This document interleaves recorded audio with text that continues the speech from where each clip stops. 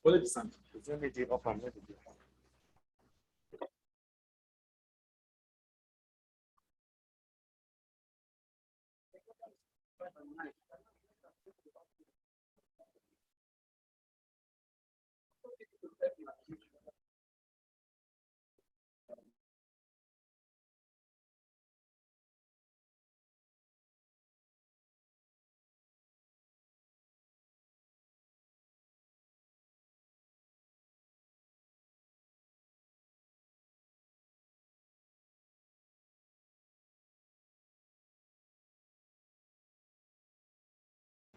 Ma tu-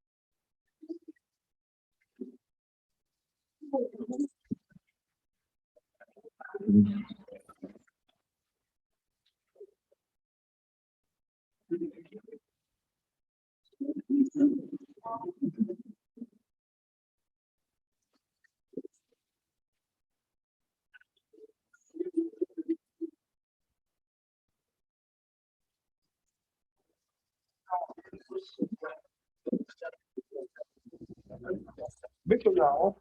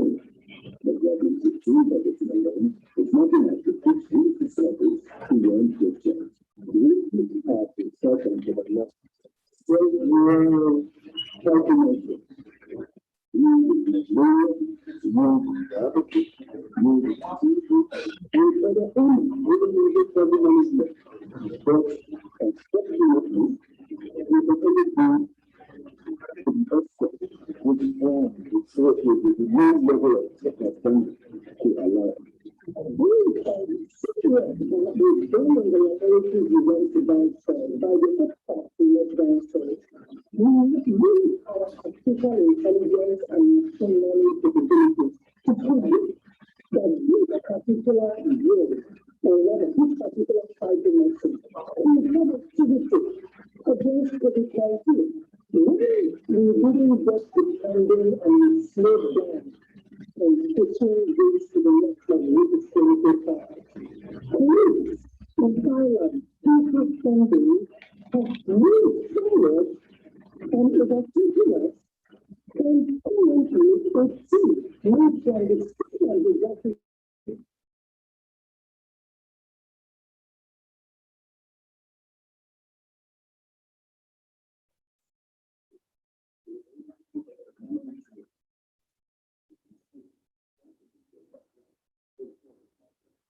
Even the work of a premium school was already produced to monitor the condition, which we are already sending to her.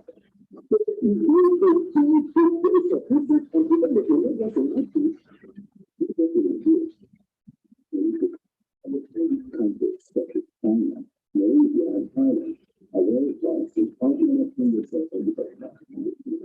So Nigeria has a potential to the mission and in countries.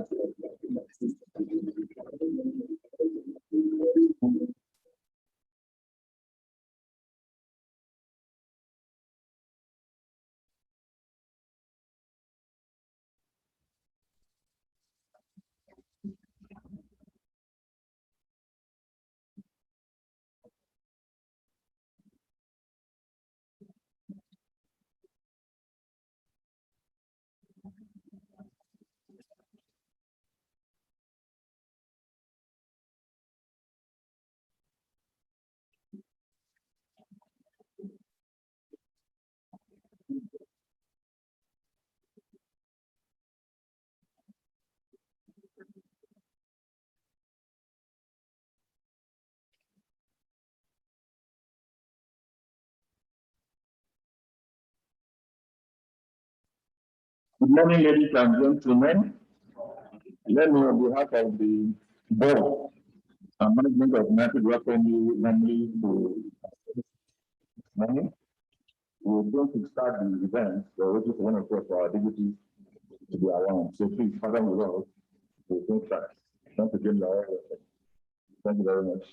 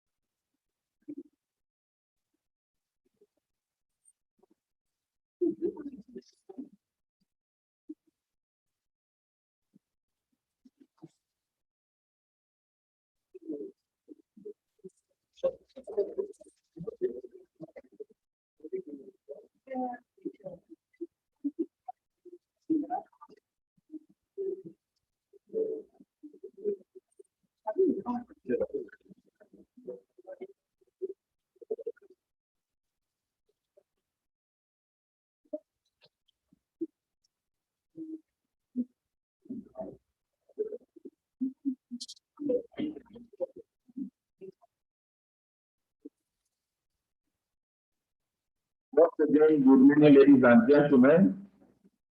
I'm back in your face once again. Instead of not keeping you too long, we'll quickly switch the program a little bit. We have the approval of the big amendment of matters to start the technical sessions. When the other people come, we'll change and do the opening ceremony. So, to welcome from Secretary of the WHO. Welcome, sir.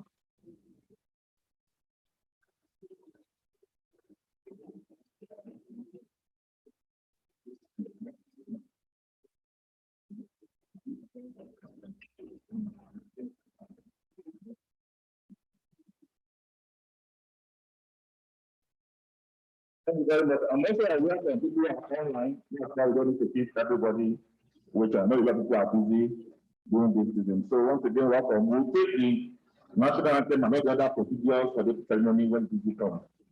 So I'm going to give any of our friends once again to like to tell you on the first speaker for today. Is a pharmacist of refuge and administrator, and is asked for the presentation that we are having for this morning. So with the class offering, please let me welcome Dr. Bakadala. So please come and take the staff lecture for today. Thank you very much. Welcome.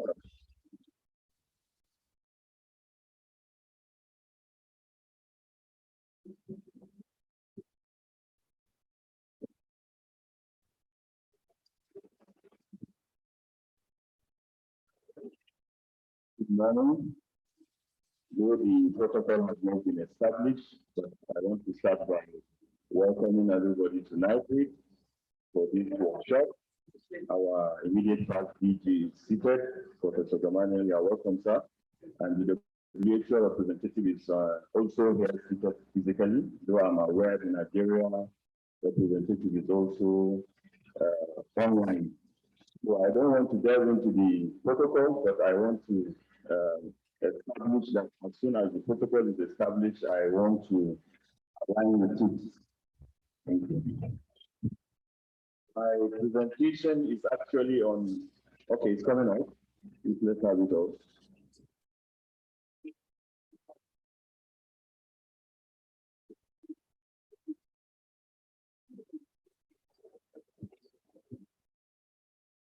Please, you have to bear with us in the sense that maybe the interactive session of the presentation might come much later, but just note what we are presenting so that at the interactive session, we can answer some of your concerns.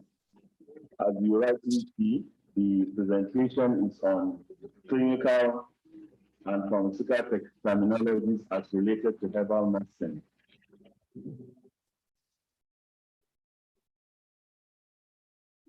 I want to follow this outline for the presentation. Essentially, we want to look at the goal and objective of the presentation. Why are we having it? And the importance of the topic. We will also look at the preamble, that is the background and the need for capacity building for TMPs and traditional medicine practitioners. We will also streamline the conversation along the concepts. That is what we mean in the course of the discussion so that we don't go outside the context of what we are presenting. I will also speak on WHO, that's World Health Organization, efforts on standardization of terminologies, because the WHO has been doing a lot on that line, and it is good to inform this gathering what WHO is doing along that. Then I will delve into the core of the conversation, the clinical terminologies in healthcare delivery, as well as the pharmaceutical terminologies in herbal medicine. Also, the importance of collaboration, because the whole essence of this engagement is to ensure that the traditional medicine practitioners, as they are health providers at the primary healthcare level, get their activities integrated into the mainstream healthcare delivery. Then I will conclude. Okay. The goal, as I said, these slides will be presented to you. The most important aspect of this presentation is to show us why it is important to understand the need for standardization of our practices. That is, traditional medicine practitioners undertake healthcare delivery. They actually are the custodians of indigenous knowledge, and they have these products that they formulate using the traditional means.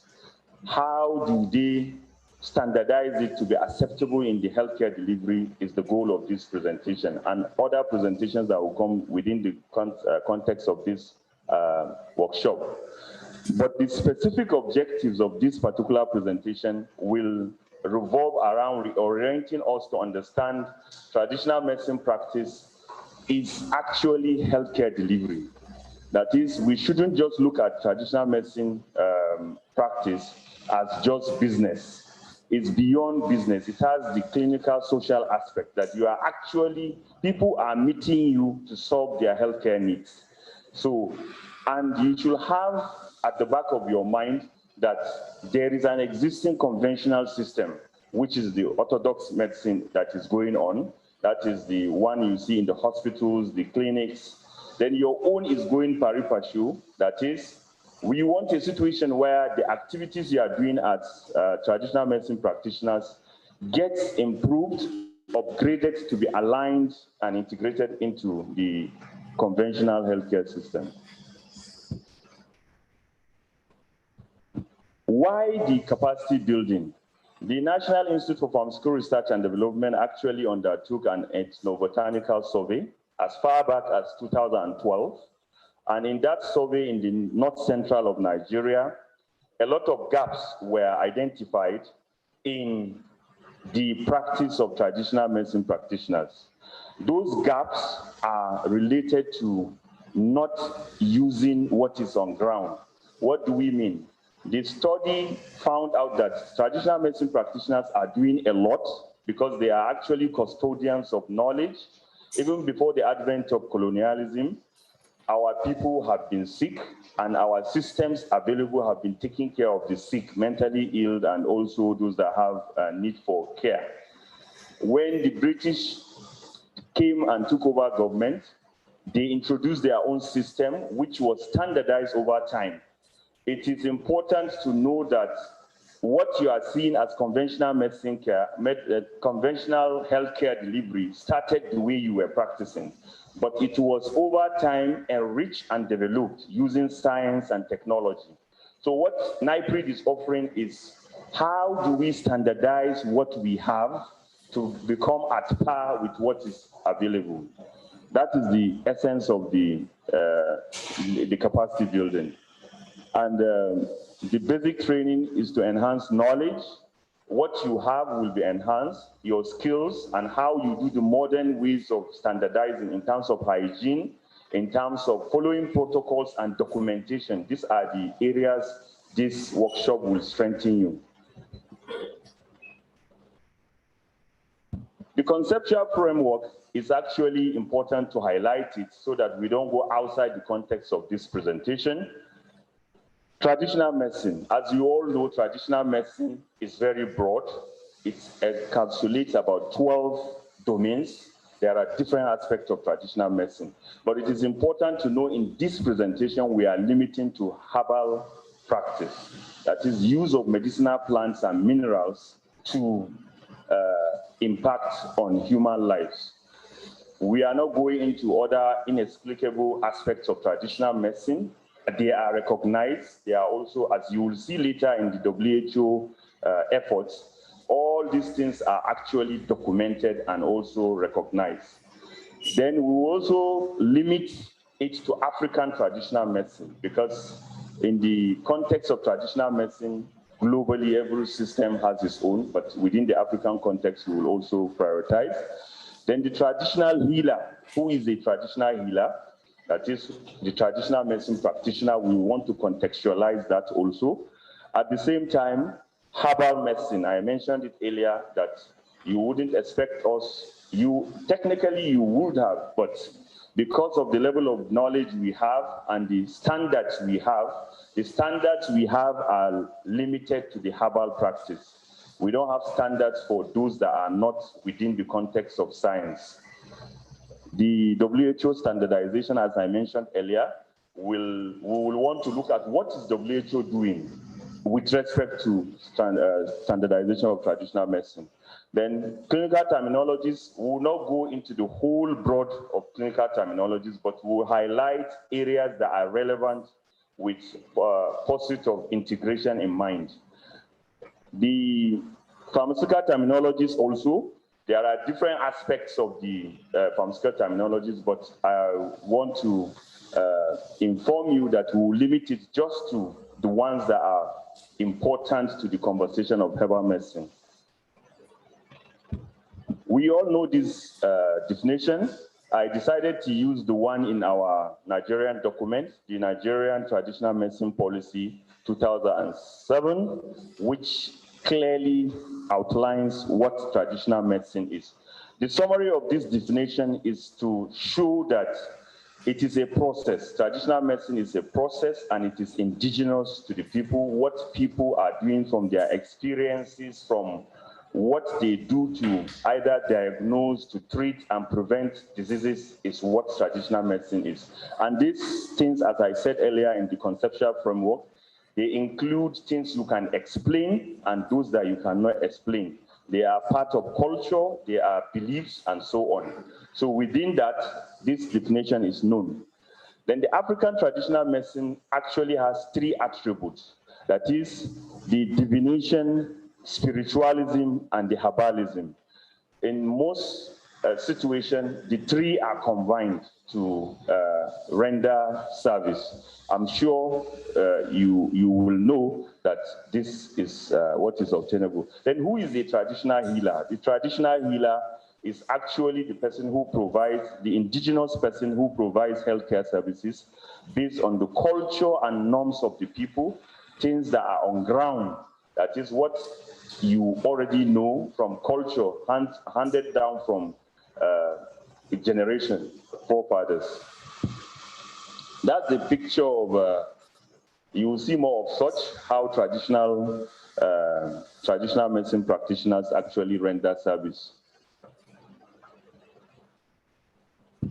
The traditional, as I said earlier, this picture depicts different presentation of a traditional healer, how they are. This categorically speaks to the primary traditional medicine practitioner.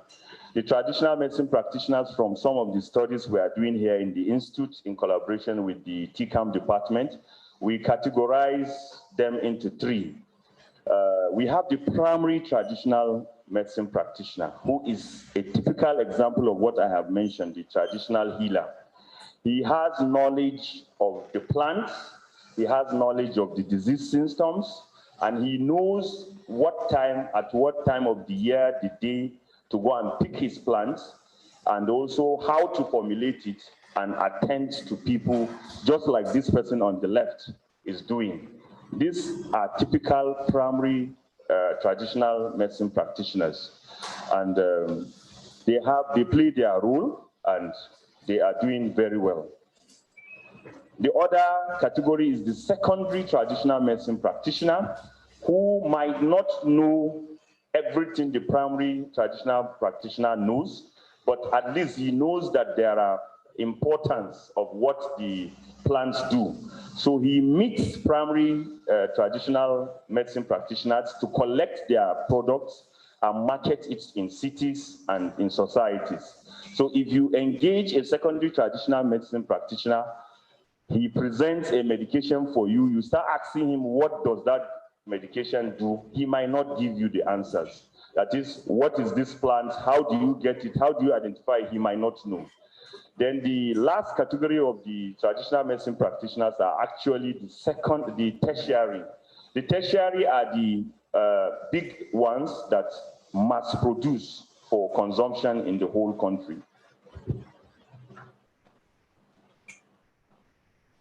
Herbal medicine, I think I have, this is just for us to know the herbal medicine is also called botanical medicines, vegetable medicines, or phytomedicines, as defined by the WHO. I want to welcome our DG who has just walked in. You're welcome, sir. The use of plants is not essentially only plants in herbal medicine. Sometimes minerals are used, and other animal parts are used in herbal medicine. It is important to know herbal medicine is the cornerstone of traditional medicine, but may include use of minerals and animal parts, as I have said. Here, it is important to highlight that WHO has done a lot towards achieving universal health coverage. The reason why WHO felt it necessary to support traditional, complementary, and alternative medicine is because of studies that have shown over 80% of population in developing countries actually access healthcare through the TMPs. So there is no way in an organization that oversees health will overlook such a very important sector of healthcare delivery. What are they doing? Categorically, there are about 3 aspects of what WHO is doing with respect to development of traditional medicine. They actually are very interested in developing standards and standardizing the norms and technical documents for quality of traditional medicines. At this point, it is good to highlight that WHO has strengthened institutions in Asia to develop policy documents for Ayurveda and other forms of traditional medicine, not only herbal medicine. There is also the strengthening of leadership and research and standardization, monitoring and assessment of what is being done. That is to say, WHO is interested in aspects of what is happening in the whole aspect of herbal medicine. My time is going, but I think it is important to just go into the 3 slides that are very key to the terminologies, so that I will use the last 5 minutes for that. You can't have healthcare without knowing what is going on in terms of assessment and diagnosis. I decided to highlight this because it is very important. The most important aspect in handling healthcare is diagnosis. That is, traditionally patients come, and when they come with their complaints of what is worrying them, what is happening to them. A key important thing that traditional medicine practitioners need to know that how are you diagnosing diseases? In the conventional medicine, these are some of the processes which you need to know, because in knowing what is being done based on advancement and based on improvement, you can learn to improve yours. History taking is very important. Physical examination to see what is happening. Developing a working diagnosis, at least from experience, you know from what he is saying that this is what is likely wrong with him. Then obtaining supportive and differential laboratory. This is another aspect that traditional medicine practitioners need to understand, that it's not everything a patient sees that necessarily will speak to accurate diagnosis. There is need for an objective investigation. Then developing a final diagnosis, initiating treatment, and ongoing evaluation and effectiveness. This is what happens. Another form is the subjective objective assessment plan, which is done in our hospitals. There could be findings, assessment, recommendation, and monitoring.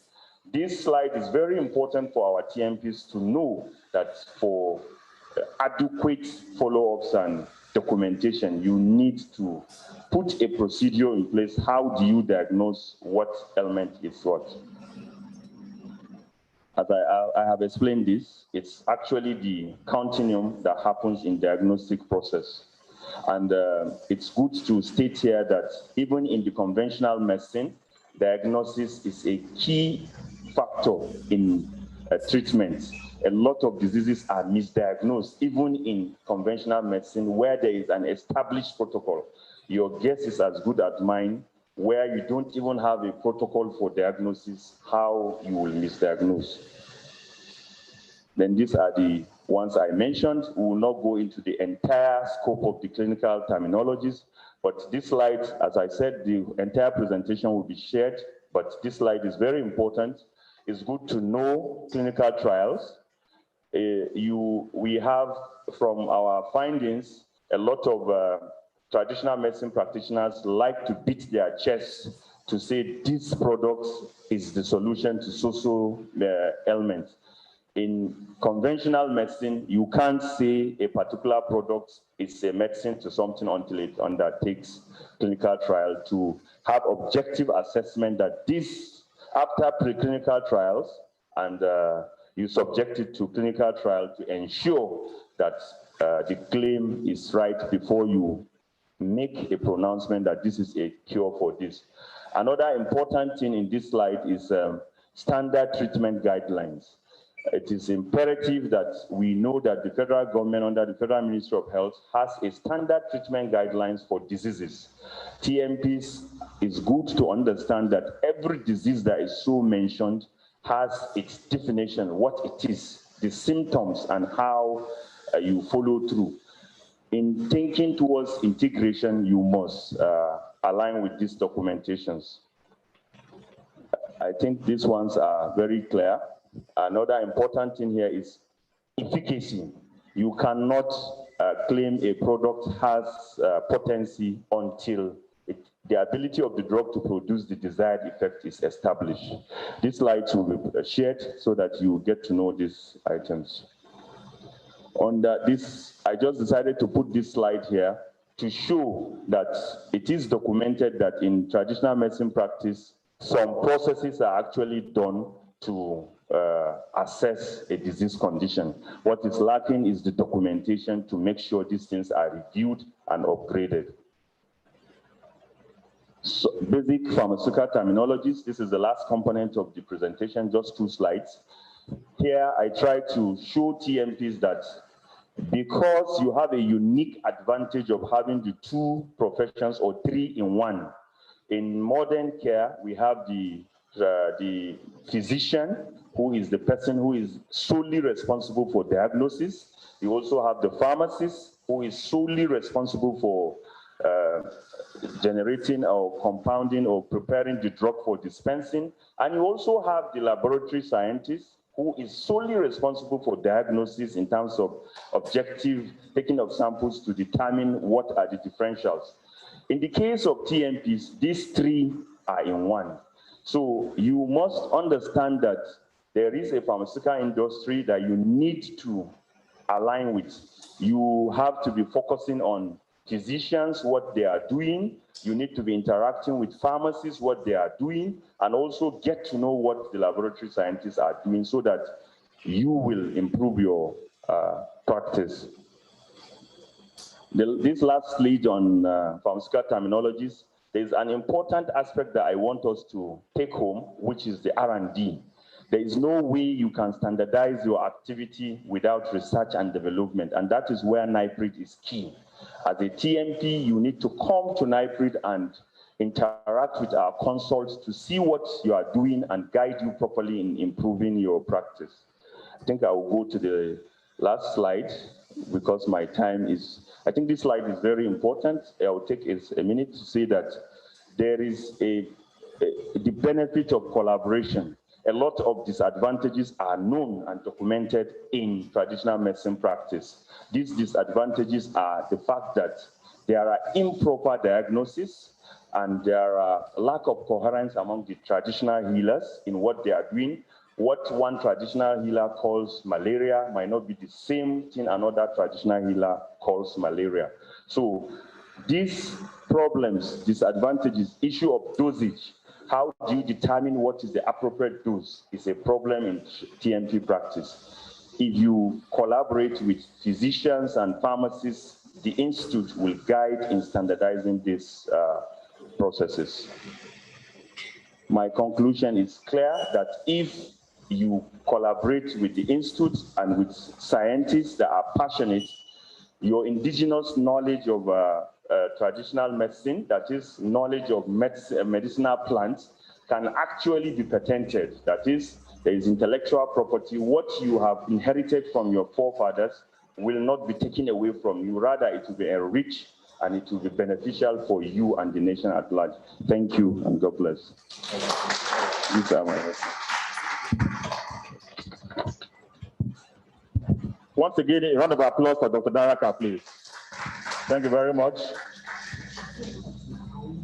We will change gear again because we are driving the car this morning.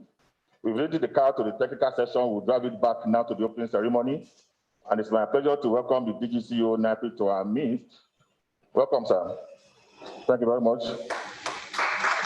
Thank you very much for that. So we will go into the opening ceremony, and it's my pleasure to call some people up to the stage so that we can kickstart the event. And it's my pleasure to call on the DGCO of NIPRI, Dr. Obi Adigwe, to please take his position on the high seat.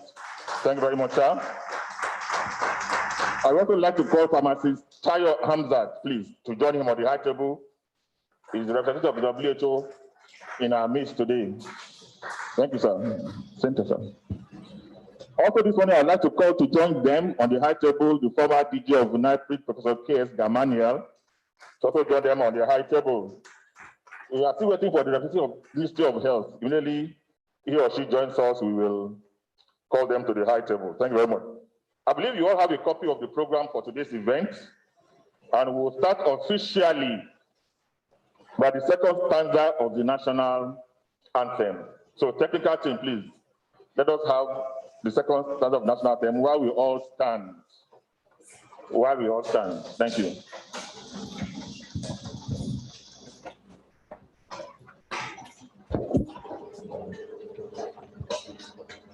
Thank you. So I've been directed to call the representative of the DG of NAFDAC, so please join them on the high table, Dr. Ramat Momodu.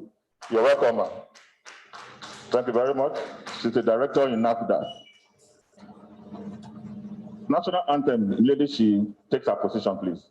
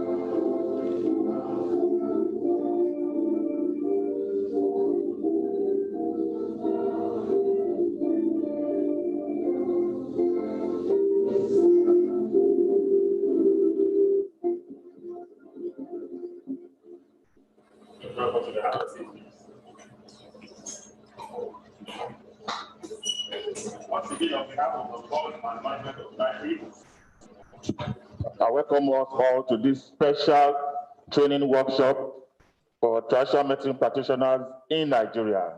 Seated in this hall this morning are practitioners from all over the country. So on behalf of the DG, we welcome all of you.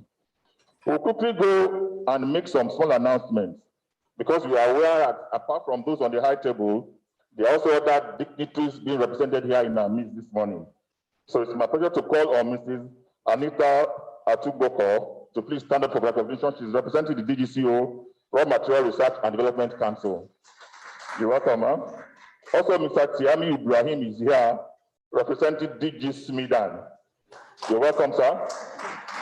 We have Engineer Emmanuel Owako representing Federal Minister of Industries, Trade and Investment.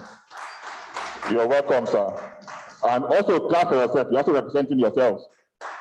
Thank you.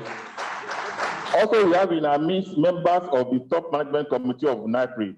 So if you're an HOD or representative, kindly stand up for recognition, please.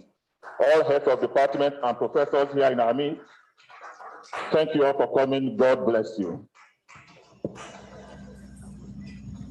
I'll quickly go on to the next item on the agenda, which is the welcome remarks by the Director General, Chief Executive Officer of NIPRI, Dr. Obi Adigwe.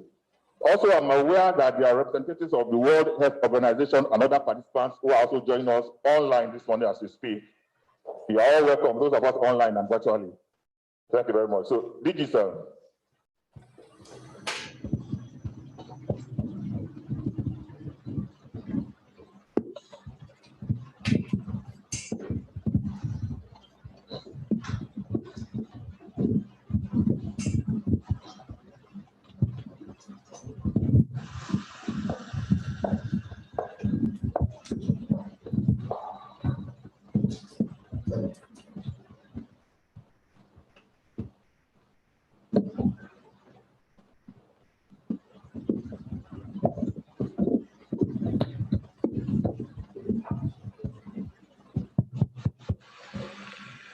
I've never used this type of podium before.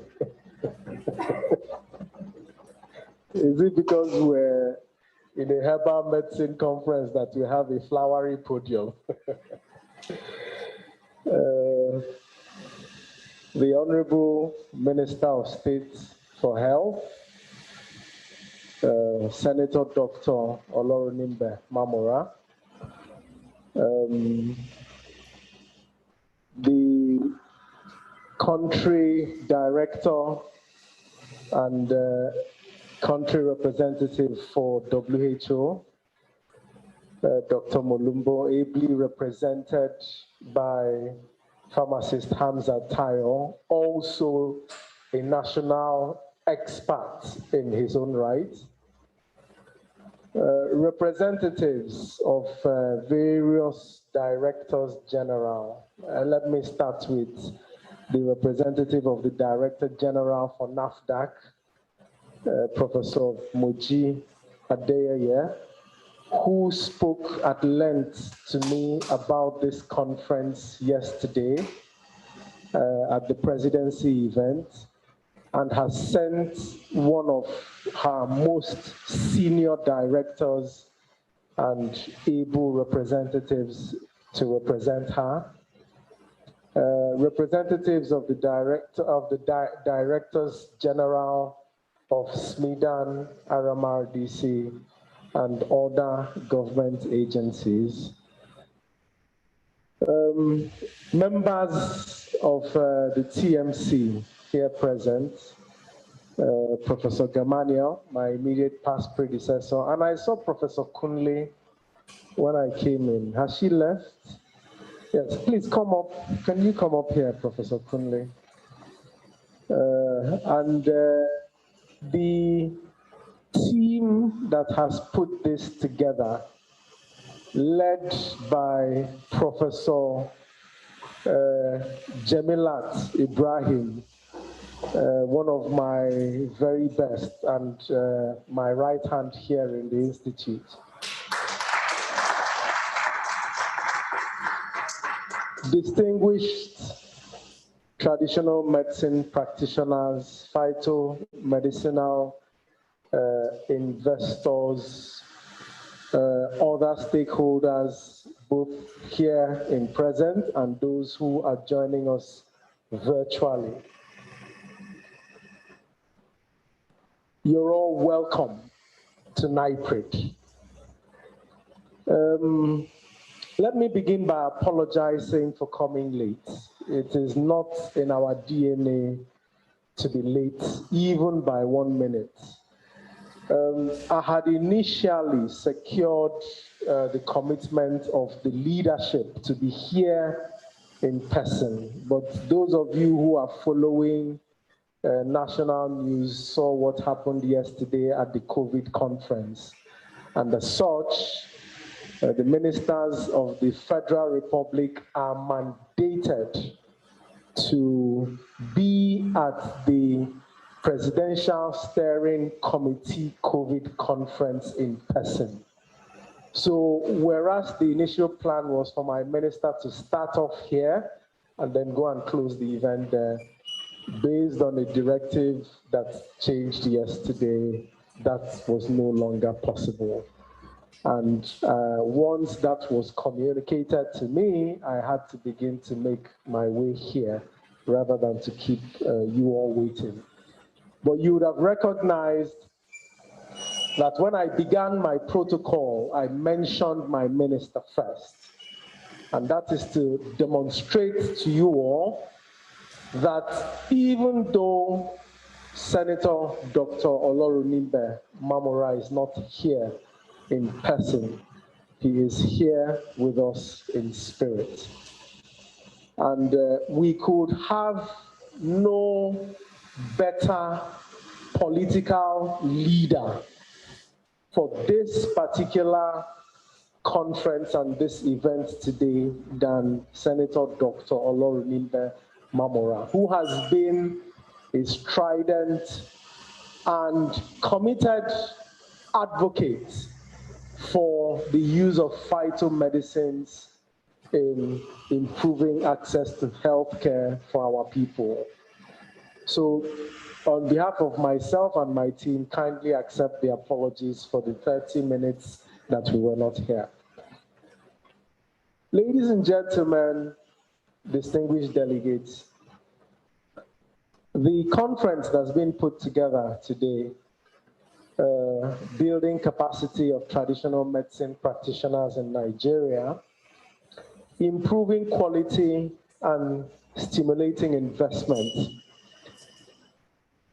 is arguably one of the most important workshops or conferences that you will attend in this decade. And I will tell you why.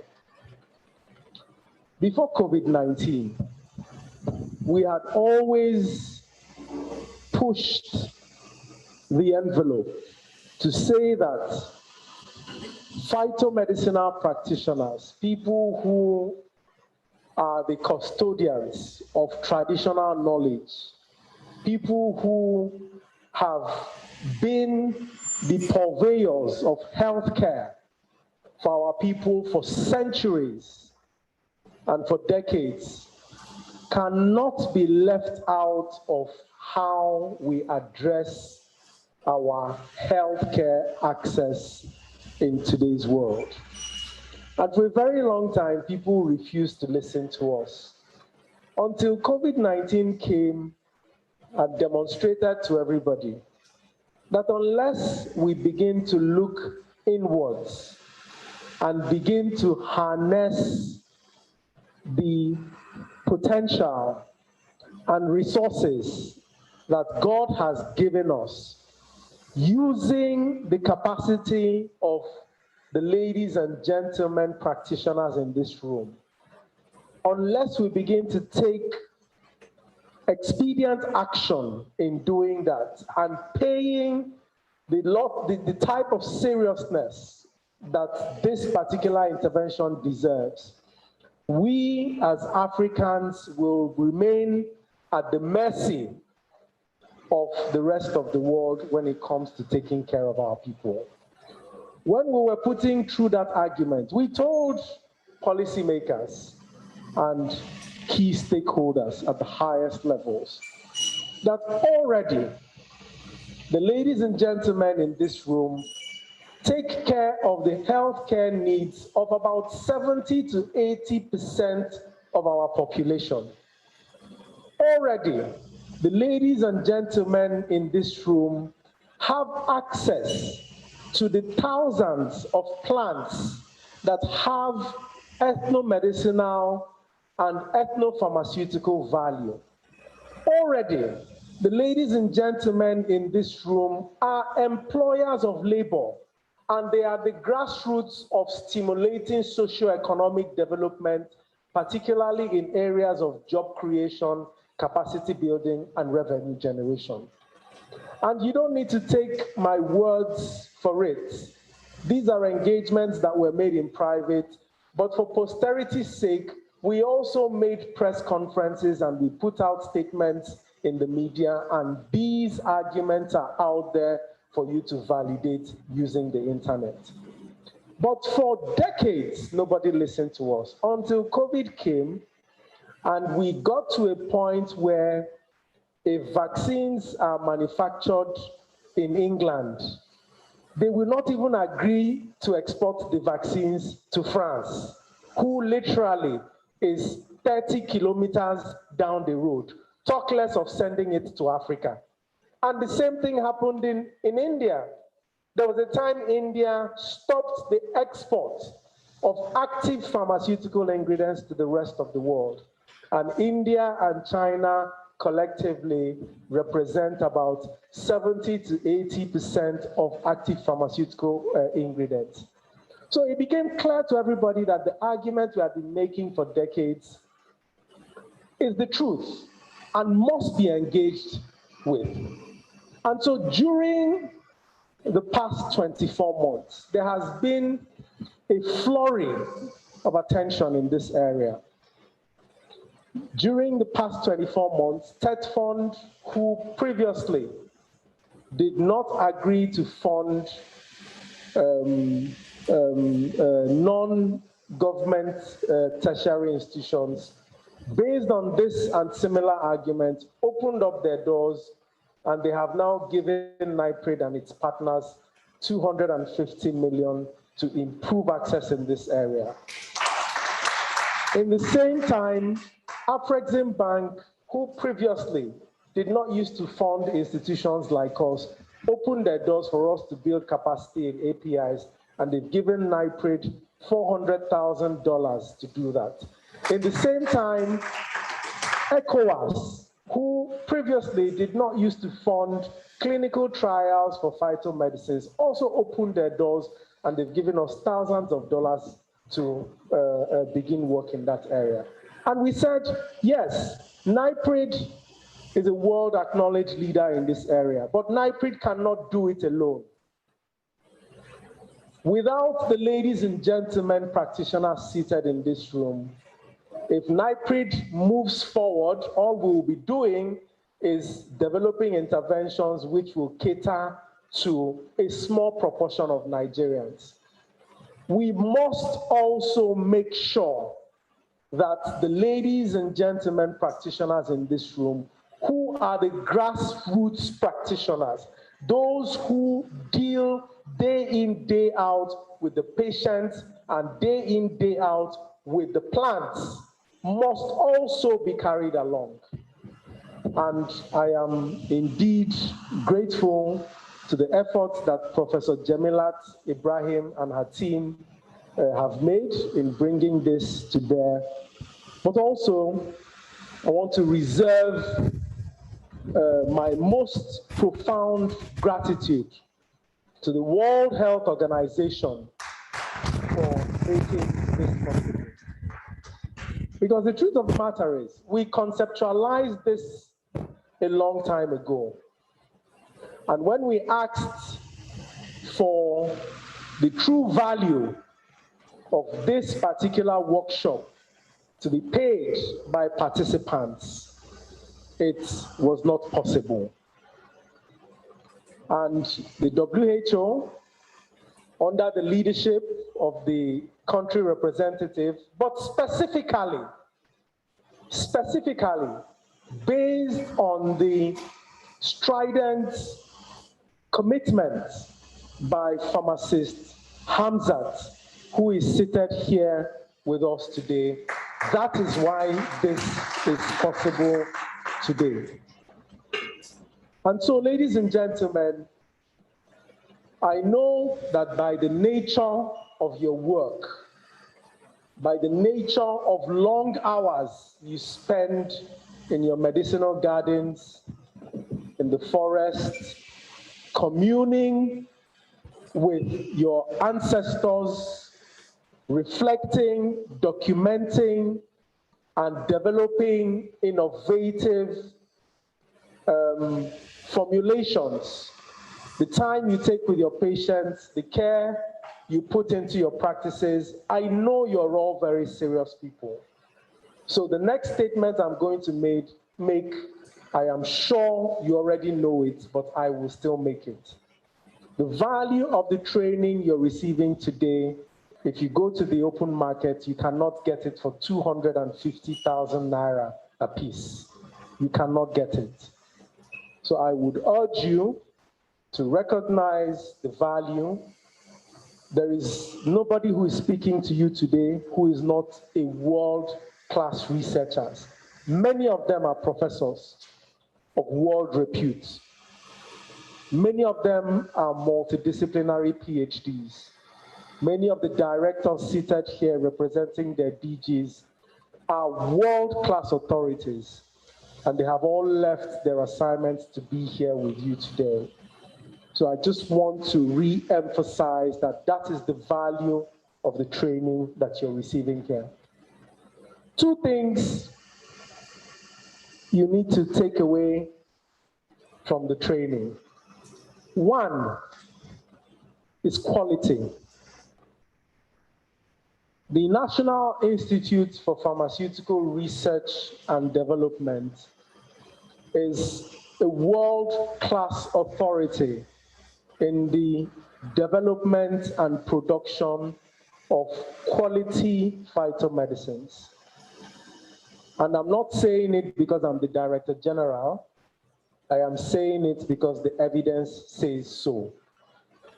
We're the first in this part of the world to gain both the ISO 9001 and the ISO 17025 certifications.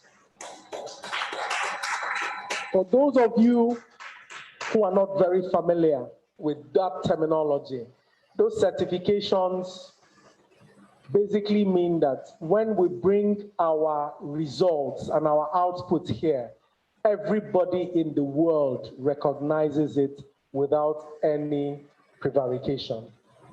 As I speak to you in Nigeria, I think it's only 2 government institutions that have those 2 certifications. NIPRID, who got it first, and our junior sister, NAFDAC, who got it after us. Secondly, NIPRID has been acknowledged center of excellence by world-class bodies, such as the bodies affiliated with the WHO, African Union, and ECOWAS. And when bodies affiliated to those multilateral bodies call you a center of excellence, you must have done and they would have validated processes to ensure that you can wear that badge. Thirdly, is that NIPRID was the first institute to take a phytomedicine from drug development all the way to phase 2 clinical trials in the area of sickle cell anemia. That particular product was registered by the FDA in America, and there is evidence that it is in use in over 40 countries across the world. And just like the presenter mentioned earlier on, the practitioner who brought that formula to NIPRID still has a representation in the intellectual property of that particular formulation. So even during COVID, NIPRID was the first to undertake a categorical analysis on the COVID organics preparation. And our results on that particular formulation was announced both by the Minister of Health and the Secretary to the Government of the Federation. That result went viral in both English and French, and you don't need to take my word for it. You can go online and validate what I have said. Professor Ibrahim, is she in the room? Okay, yes. How many publications have we gotten out of that so far? I think 2 or 3. 2 publications from that. So the evidence is there online. And so we are not just big talkers in NIPRID, we are also big doers. And in the spirit of my administration, we are here to share knowledge, because if only NIPRID has the capacity, we can go only so far. But if we share knowledge with the 100 of you who are here in person and who are joining us virtually, it means that we have 100 mini NIPRIDs across the country doing the same thing. And so that is what I have to say about quality. Take the presentation seriously. Professor Ibrahim, I hope we have booklets for them to go away with. They're taking away all the presentations. Very good. The lead has authorized that all the presentations be shared with you. So if they're moving too fast, don't worry. You can go home and go over the presentations again. We have a very, very robust and interactive consultancy unit who is ready to engage further with you regarding any specifics that may come out from this particular workshop. So that is what you need to take away in terms of quality. The second thematic area I want you to pay attention to is investment. Currently, I'm not sure that any of you here has more than 100 patients or clients. If you have more than, if you're a phytomedicinal practitioner or a traditional medicine practitioner here in the room, and you have more than 100 patients, please put up your hand. Okay. Oh, very good. If you have more than 1,000, please put up your hand. Okay. If you have more than 5,000, please put up your hand. Aha. Okay. So one person has more than 5,000. Part of the processes that will be put here today, particularly the process on NAFDAC registration, the processes surrounding formulation innovation, are processes that will enable you move from having 5,000 patients to having 5 million patients. Because what it means is that whilst you are currently limited to maybe your geographical area, and when I say your geographical area, I'm talking about maybe your state or your country. The processes which will be detailed to you during this conference will enable you to go international. I mentioned to you that our product, there is evidence that is being used in over 40 countries. Since I became DG, at least people from 10 different countries have called me to say, send me Niclovix. So that is what the processes will do for you. And when you have this particular increase in market, what it means is that you can now go from a sole proprietorship to a limited liability company, or from a limited liability company to a public quoted company. There are at least 3 or 4 pharmaceutical companies I know who have phytomedicinal products in their profiles and are listed in the stock exchange. So these are the building blocks for you to begin to look at getting increased investment in your practice. So, and I think the organizers have done very well. As you can see, the title of the conference is, why are you calling it TMP training workshop? This is not a work. Do you feel like you're in a workshop? It's a conference. Professor Ibrahim, let us brand. I've been to conferences in UK that are not as elegant and as sophisticated as this. So the theme of the conference, herbal medicines production in Nigeria, improving quality and stimulating investment. I cannot think of any better phrased theme for this conference. And so, ladies and gentlemen, without further ado, everybody here, my people, not everybody, my staff here know that I have a very limited word count, daily word count. I think it's 1,800. And I've already exceeded my daily word count by about 15. So I hope that if you do not take any message away from this conference today, take away the message that I must ensure that my 250,000 naira is utilized for me to better understand how to improve the quality of my product and consequently build a framework for improved investment. Ladies and gentlemen, I thank you very much for your attention.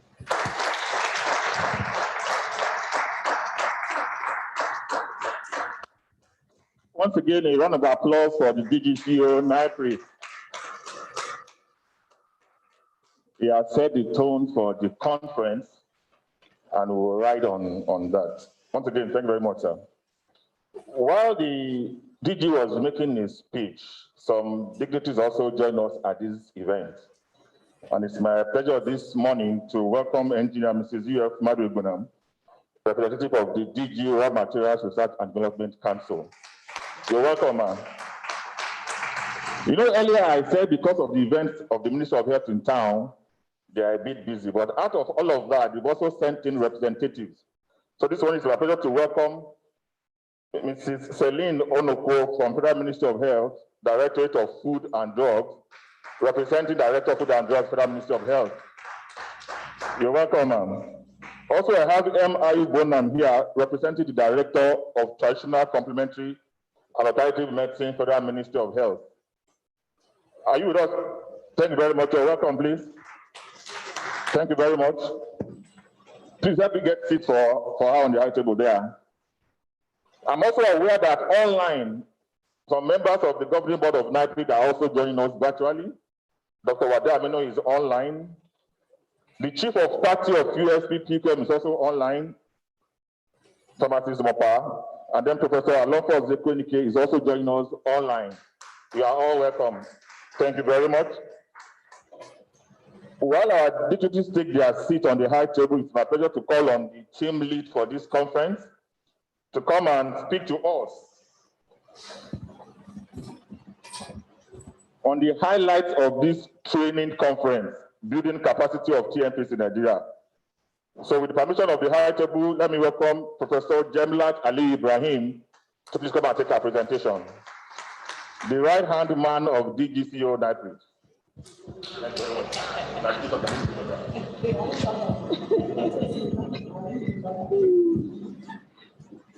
Good morning, the DG NIPRID. Good morning, the representative of DG NAFDAC, representative of DG Media, Trade and Investment, Director of Food and Drug, representative of DG Raw Materials and Development Council, representative of all of us here, and the former DG, Professor Kes Gamania, TMC members. I'm leaving someone as the last person, but it's the most important as far as I'm concerned because he made this easy and possible for me. That is WHO, Mr. Tayo of WHO. Good morning, everyone. Well, my presentation was just supposed to be a highlight of the training. But if you ask me, I would have said, let's step it down because my DG has done justice to the highlight of our training. He has mentioned everything I need to say. But because I've made this slide and I want you to see my face, I'll just spend a few minutes to just say exactly what the training is all about.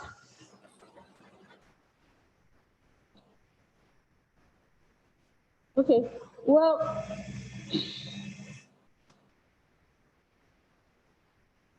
sorry, please give us a few minutes. My presentation will soon be up.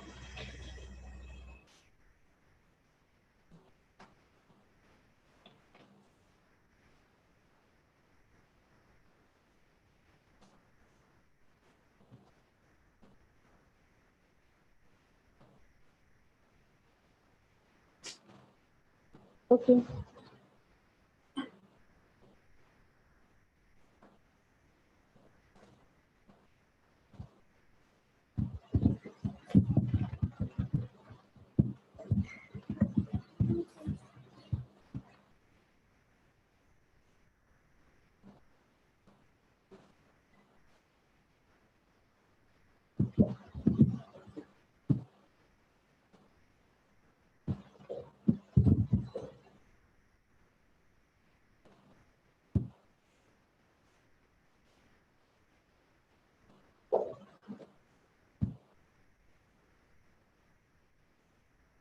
Okay, thank you very much for that. Yes, it's just the highlight of the training.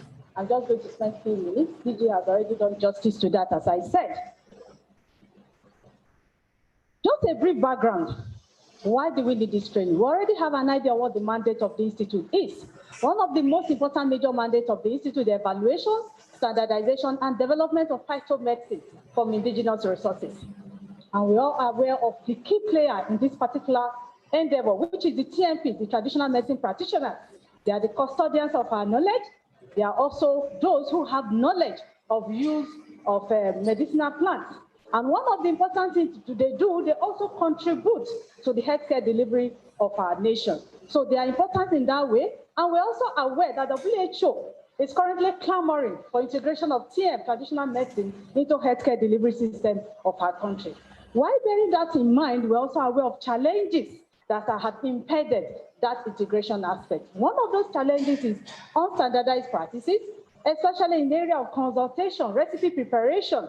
And we also have issue of poor documentation of the activities and procedures, especially your cultivation practices, your procedures, how do you do it? Is it reproducible? We also know that there's a challenges there.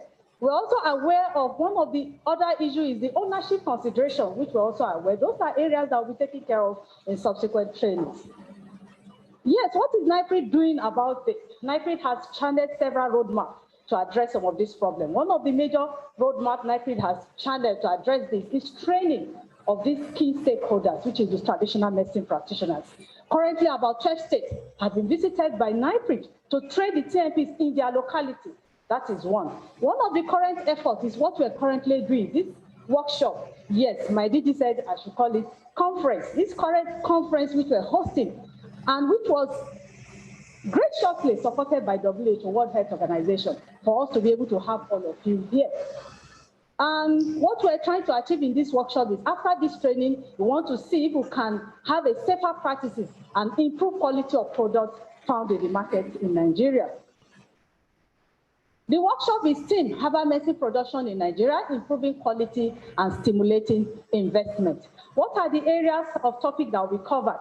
We're going to be looking at conservation and ecological practices in cultivation of herbs, quality assurance in herbal medicine and phytotherapy, standard in harvesting, storage, and production of phytomedicine, stress-free strategies for registration of herbal medicine, the role of NIPRID, investment opportunities and funding strategies, record keeping and documentation, clinical and pharmaceutical terminologies as related to herbal medicine, which has already been taken. Most of us here have listened to this particular lecture. And finally, packaging in herbal medicine. Yes, just a brief to look at what we have done.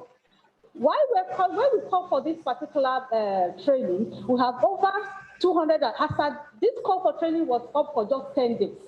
10 days. Within 10 days, we have 275 applicants applying for this particular training. And out of this 200, you can see the chart cutting across all the geopolitical zones of Nigeria. So that is for us to say that how important this particular training is.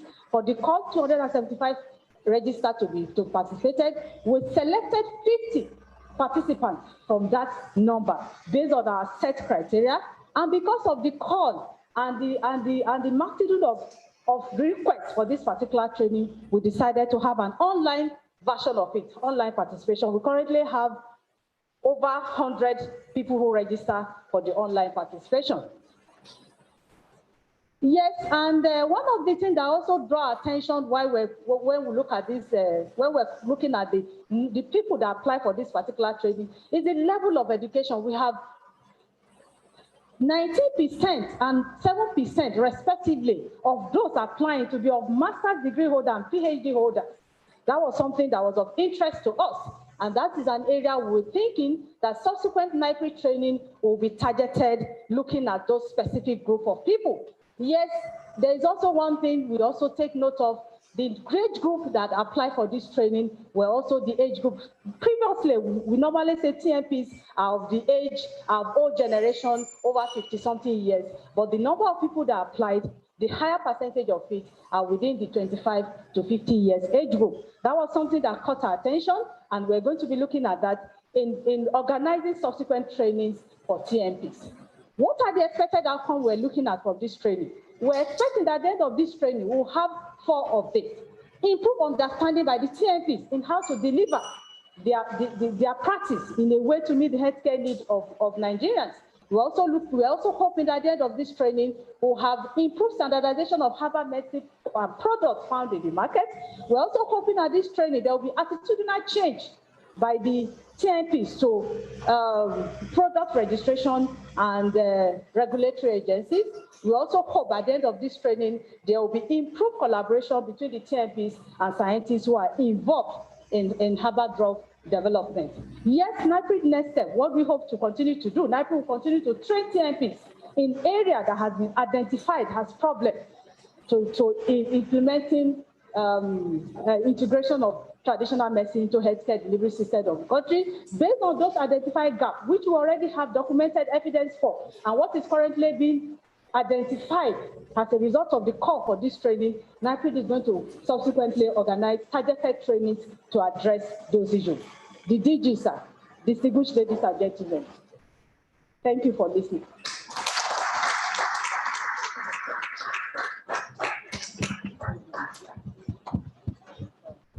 Once again, thank you very much, Professor Jemlat Ibrahim, for the highlights for this training workshop. Can I have the lights on, please? This conference will not be complete if we don't hear one or two goodwill messages from some of the participants at this opening ceremony. So it's my pleasure this morning to welcome upstage pharmacist Hamza Tayo to please give his goodwill message on behalf of WHO.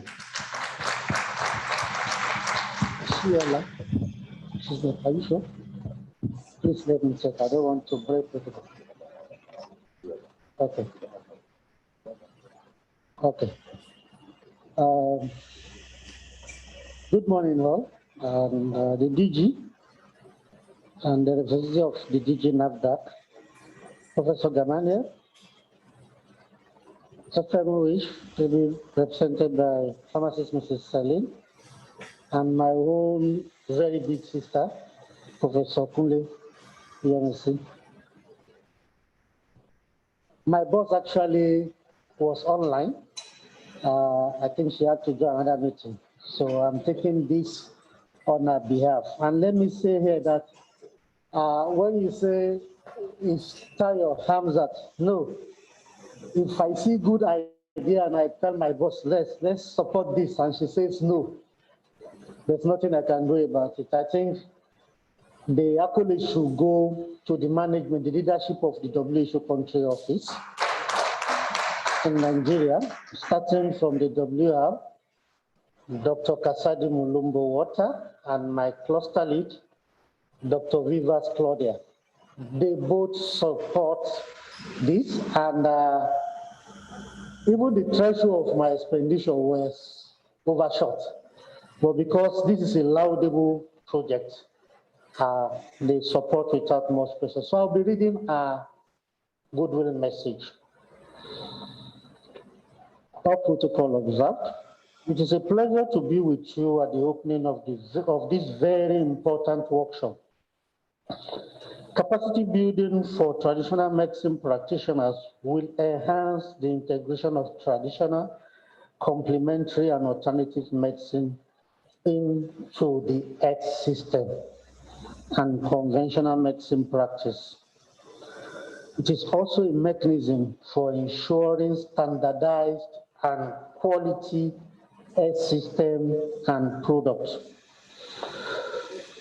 The WHO Traditional Medicine Strategy 2014 to 2023 is based on three major objectives, which are: one, to build the knowledge base for active management of traditional and complementary medicine through appropriate national policies.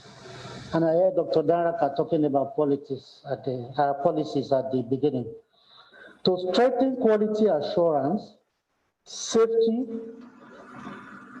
proper use, and effectiveness of traditional and complementary medicine by regulating products, practices, and practitioners. So no wonder that we have NAFDAC ably represented here. And the last is to promote universal health coverage by integrated traditional and complementary medicine services appropriately into health service delivery and self-health care. Therefore, this workshop, which is targeted at building the capacity of TMPs in urban medicines, is a right step in the right direction.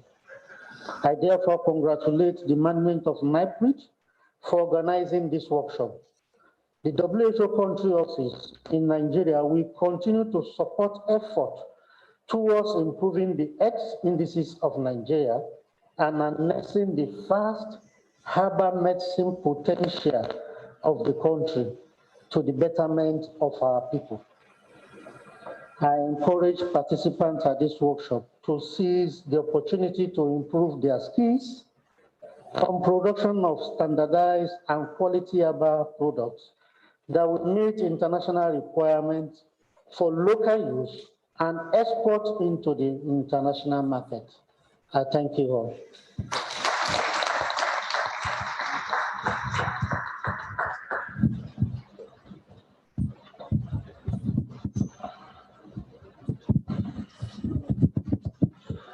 Once again, thank you very much, Pharmacist Taya Hamzat, on behalf of the World Health Organization.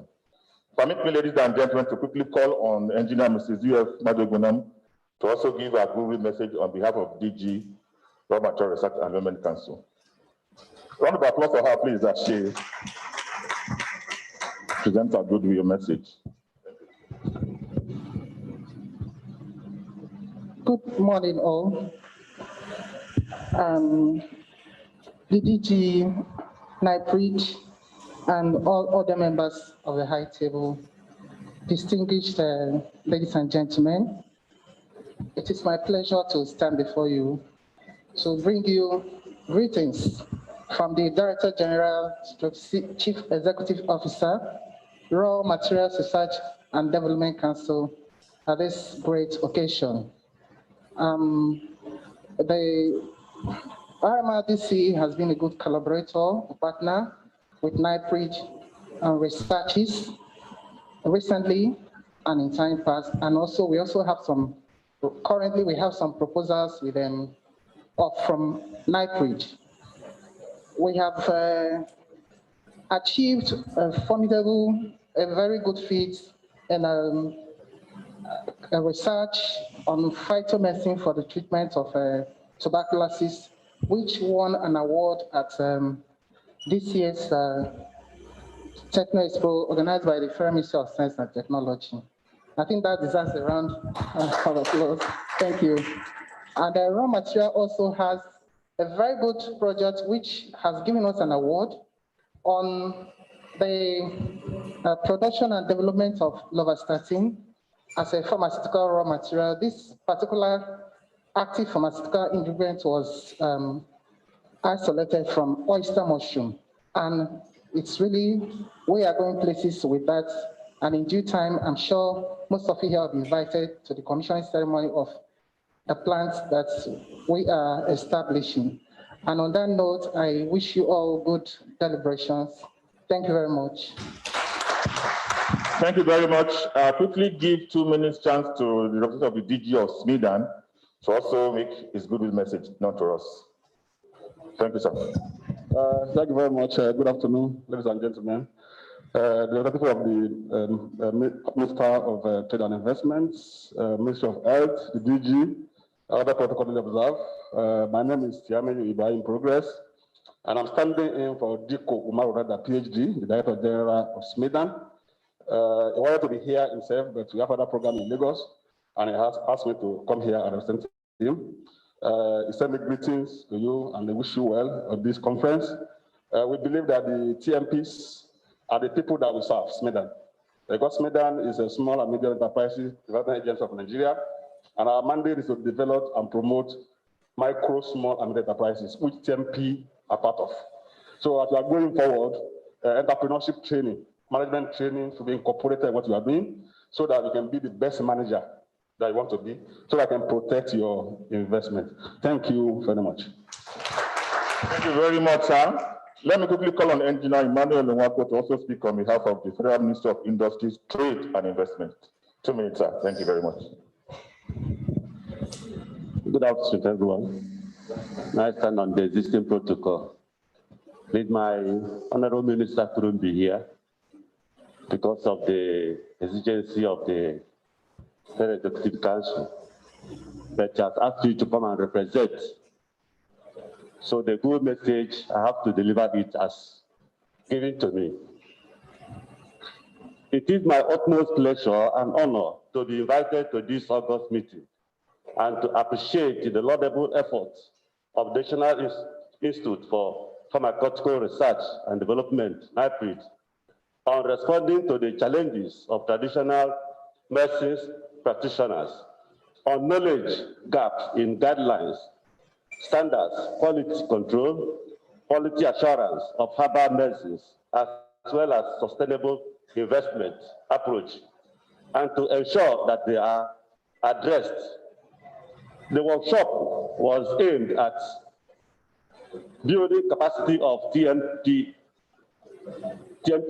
in Nigeria towards efficient and local production of high-quality herbal products and integrate herbal production into mainstream healthcare delivery system.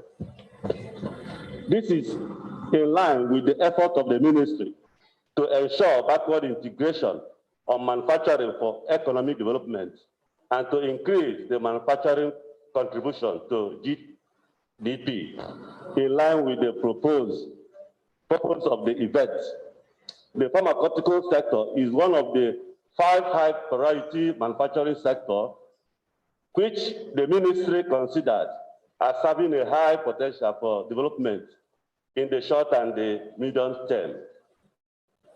The ministry has done a lot to the pharmaceutical sector in ensuring that medicines are locally manufactured, affordable, sufficient, and of good quality through granting waivers, incentives, and concessions on duties of raw materials, intermediate and finished products. The ministry has also ensured that the tariff on 003, 004 HS code under the fiscal policy are sustained. The executive order 003, which the ministry included pharmaceutical products as one of the 9 sectors of the local patronage. The local production of pharmaceutical grade ethanol, etc. This has reduced cost of production, encouraged the local manufacturers, and promoted quality and sufficient medicines in the country. It has become necessary that now all production machineries and spare parts are zero duty, and the TMPs can now take advantage and benefit from the waiver. This is aimed at supporting the local industries to grow and expand and ensure standards, competitiveness, employment creation, medicines and security, and the sustainable livelihood. The ministry is aware of the challenges, deficiencies, and incapabilities affecting the traditional medicines practitioners. Furthermore, the ministry is ready to work with all the relevant stakeholders to ensure a holistic and robust industrial policy that will address their issues concerning manufacturing of herbal medicines and the entire pharmaceutical sector in the country. Distinguished ladies and gentlemen, I would like to appreciate the collaborative effort of the Director General of NIPRID with the ministry, and also to reiterate the commitment of the ministry to support the diversification of the economy through formulation and implementation of policies, projects, and programs that will create favorable environment for investors to flourish. Thank you, and God bless you. Thank you very much for that well-prepared and delivered speech. Now I move back to the high table and our own, so I'll quickly call on the representative of the Director of Food and Drugs to please make her goodwill message present to us here. Thank you very much. Okay.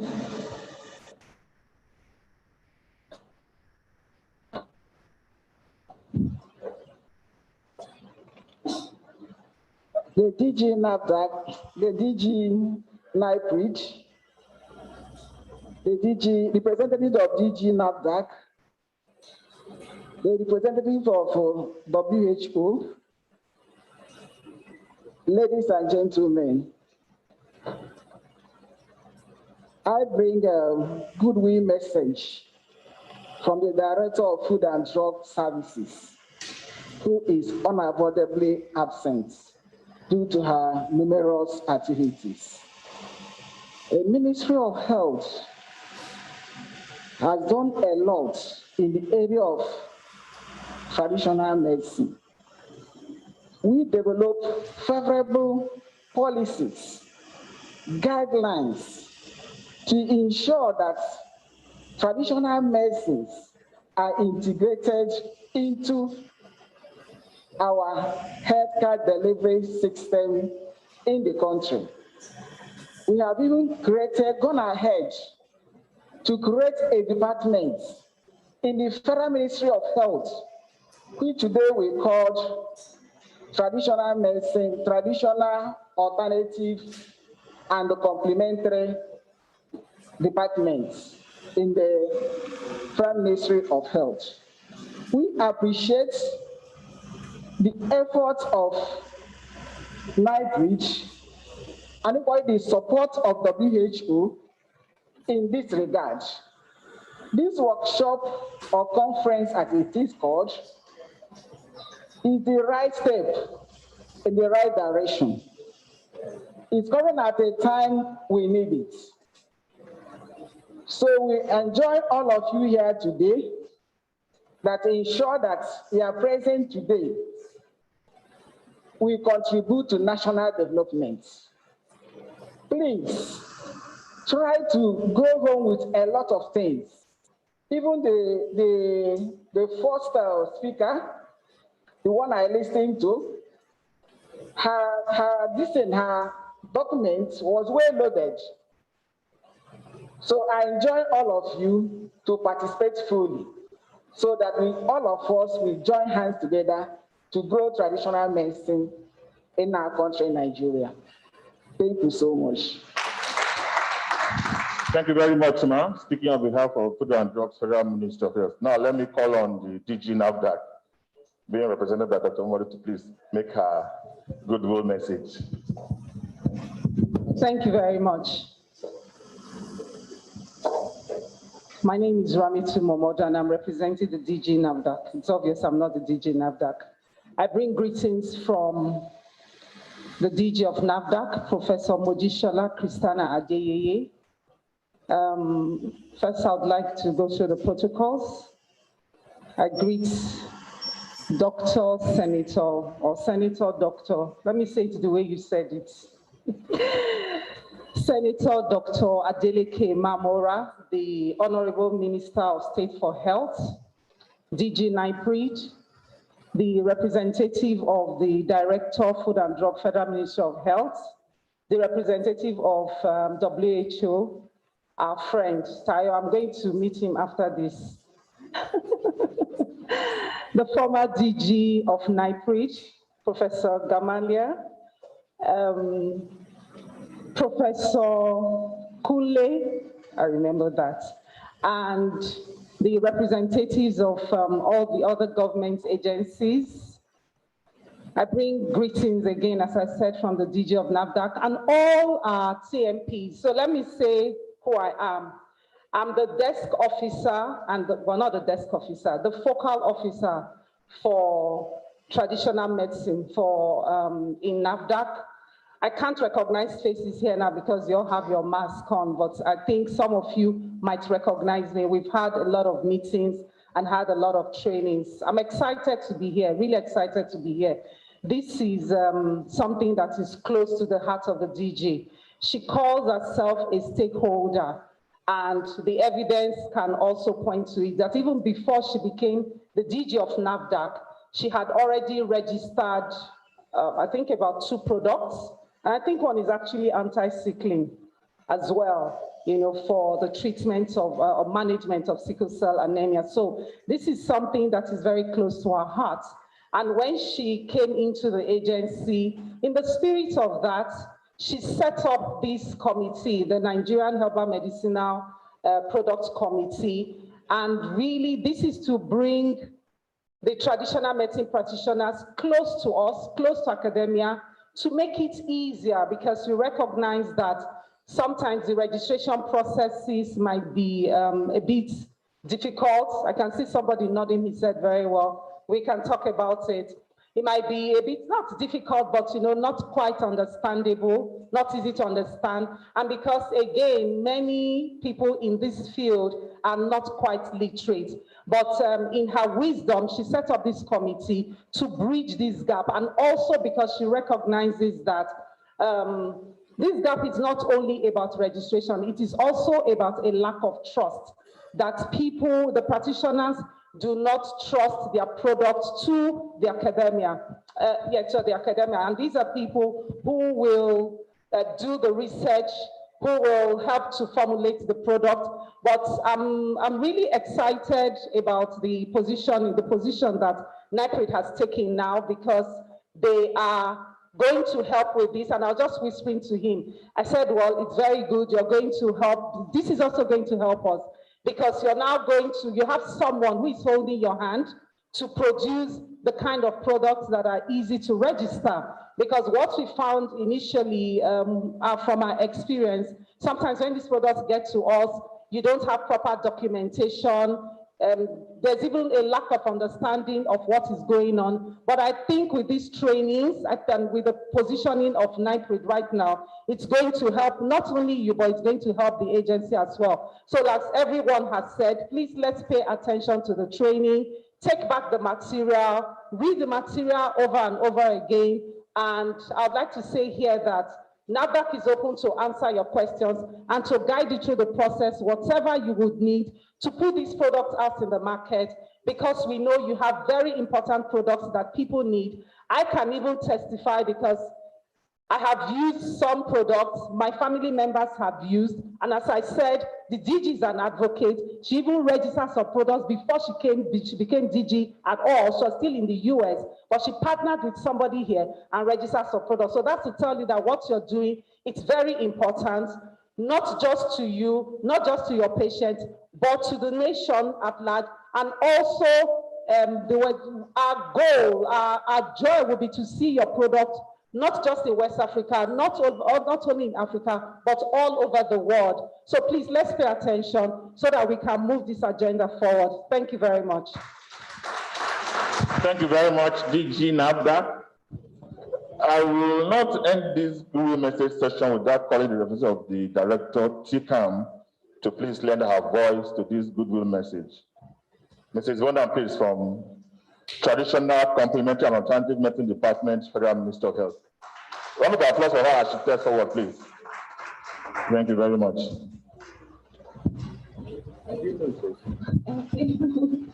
Good morning, everyone. Good morning, the Honorable Minister of State for Health, the DG NIPRID, the representative of WHO, the former DG of NIPRID, all other protocols duly observed.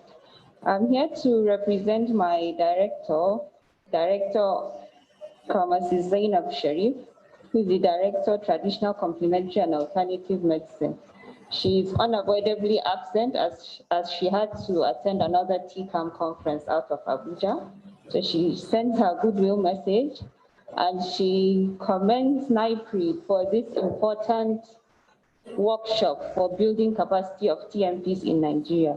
As you know, TCAM department has also been doing such, and we have been collaborating with all the stakeholders, NIPRID, NAFDAC, WHO, and all. So she sends her goodwill messages and she wishes you well and hope we have a very important and fruitful workshop. Thank you. Thank you very much. So we'll round up soon, but let me call on Professor Mrs. Kunle to please come and give the vote of thanks for this opening ceremony. A round of applause for her as she steps forward, please. Thank you very much, ma'am. Thank you. My job is very easy. I can just stand here and say thank you, and that will be all. But I won't be doing justice to the beautiful faces that I can see on this side of the high table and on this other side of the high table. So just permit me a few minutes to recognize a few people and thank them for being here.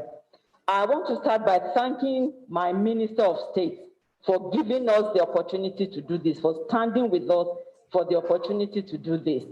I would also like to thank the representative of the Honorable Minister, Federal Minister of Industry, Trade and Development. Yes, it's an important thing because we want trading to come out of what we are doing, not just within the country, as the representative of DG NAFDAC has said, but all over the world. And so for them being here and supporting us, we thank them for that. I would like to appreciate the Directors General here, ably represented by, let me say, beautiful ladies, because most of them are taking a calculation. Most of them are represented by ladies. And why do I say that? DG NAFDAC is represented by Dr. Momodu, who is the lady there. DG Raw Materials is represented by Engineer Madjeguna, who is the lady, and another lady too. Raw Materials think that this is a very good thing because we are going to be dealing with raw materials, medicinal plants. So there are two of them from Raw Materials who are here. The other lady is Mrs. Anita Atuboko. Please, is she here for recognition? Oh, thank you very much, from Raw Materials. It's a lady too. And then we also have another lady representing the Food and Drugs, Director of Food and Drugs, Mrs. Celine Onunkwo, who is the head Drug and Vaccine Development Services. I emphasize that. Head Drug and Vaccine. Yes, vaccine is very important for us now in this country. Food and Drugs representative, we thank you for coming. I would like to also thank the young lady that just spoke last, representing TCAM, Traditional Complementary and Alternative Medicine. Yes, we've had a lot of relationships with them.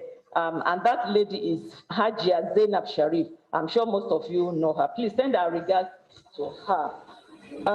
Representative of the DG Smedan, Mr. Tiami Ibrahim, we thank you for being here. I think that's all. Then, I shouldn't stop here. I'm going to thank my Director General, Dr. Obi, who is sitting there. He's a very amiable person. He's very, very friendly. Please give him a round of applause. He's giving us all the support. He's giving my department all the support for this program. He's so trusted in his right-hand woman. It's a woman too, Professor Ibrahim, Jamilat Ibrahim, and she's really a strong lady. You can see that she got me to be here very early to come and even do the vote of thanks and even do a lot of things behind the scenes for her. She's the only madam who can get me to do that. Thank you very much for Dr. Ibrahim. I want to thank all the people that are assistants behind the scene. Yes, you are seeing Dr. Ibrahim, but she has supporters behind the scene. You know yourself. We thank you very, very much. Of course, I won't stop here. I want to thank all the leads, the WHO leads, who have, that's the World Health Organization, the leads, but ably represented here. The face we can see here is pharmacist Hamzat Omotayo. He actually turned around this project. He made it better for us, and for that, we are very, very grateful. Participants, if you do not come here, we'll be talking to an empty hall. So we also thank you for coming. Yes, it was difficult getting all of you here. But please, all those that applied to, it's not that you are not good enough, but we just need to take representatives. Please carry these messages home. Whatever you have learned here is not for you alone. Take them to your various destinations and spread the word that we want traditional medicine practice to be incorporated in our healthcare delivery system. And we have to start by educating everybody, standardizing good agricultural practice, harvesting and all that, which is one of the things, some of the things we are going to get here today. Please spread the message. Thank you very much. I'm Professor Yemi Stefanle, and I thank you for coming to night. Thank you very much. That was a professorial vote of thanks. Very detailed. We'll quickly take some good photographs now because I hear tea break is ready. I'm sorry we have taken your time this long. So I'll quickly call on the high table. So please stand up for the group photograph while all the DG reps will please join them. Raw materials, trade and investment, SMIDAN, TCAM, please join them on the high table for a group photograph. After which I want all of us to please try and join so I can capture the full number of participants at this event. So the high table, please step forward, please. Thank you, yes. So immediately after that, all our participants will join so that we have a full capture of the people present at this event. Thank you for your time. Photographer, please coordinate us.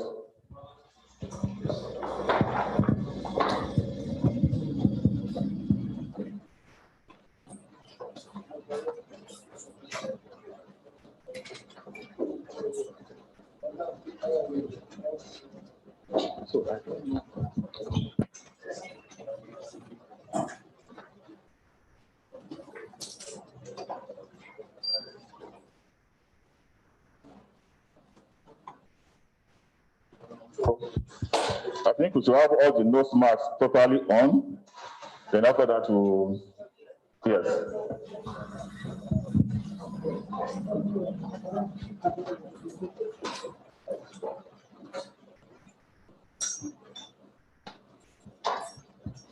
Thank you very much. Photographer, please, quickly.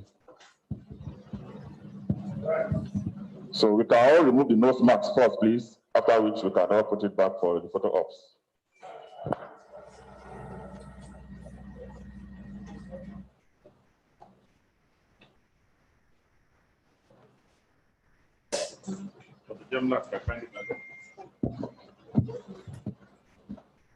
Hold on, photographer, please, let Dr. Jamla, yes, thank you. Quickly. So immediately after that, all the participants will please join.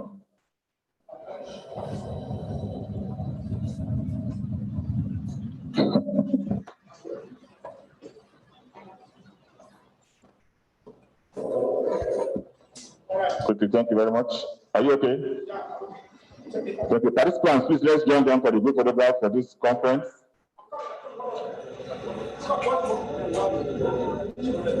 Thank you very much. Let's all join them, please, there for the group photograph. Madam, let's join, please. It's for every participant here, please. Let's all be there. All participants, please come. HOD Farm Tech.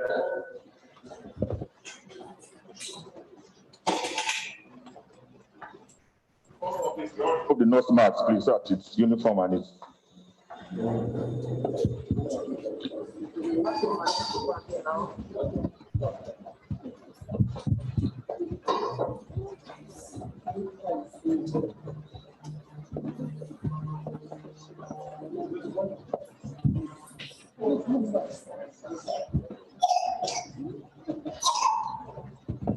If you have to climb the chair, do that quickly, please.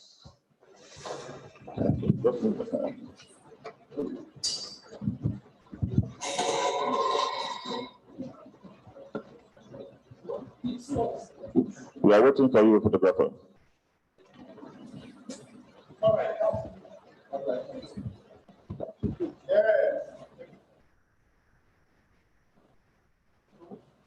Hold on.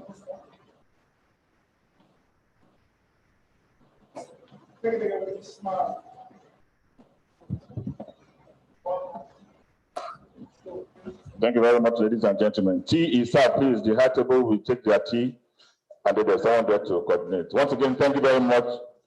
We'll quickly reconvene after tea break for the technical sessions to start. Thank you. Thank you very much, sir. Thank you, we appreciate it.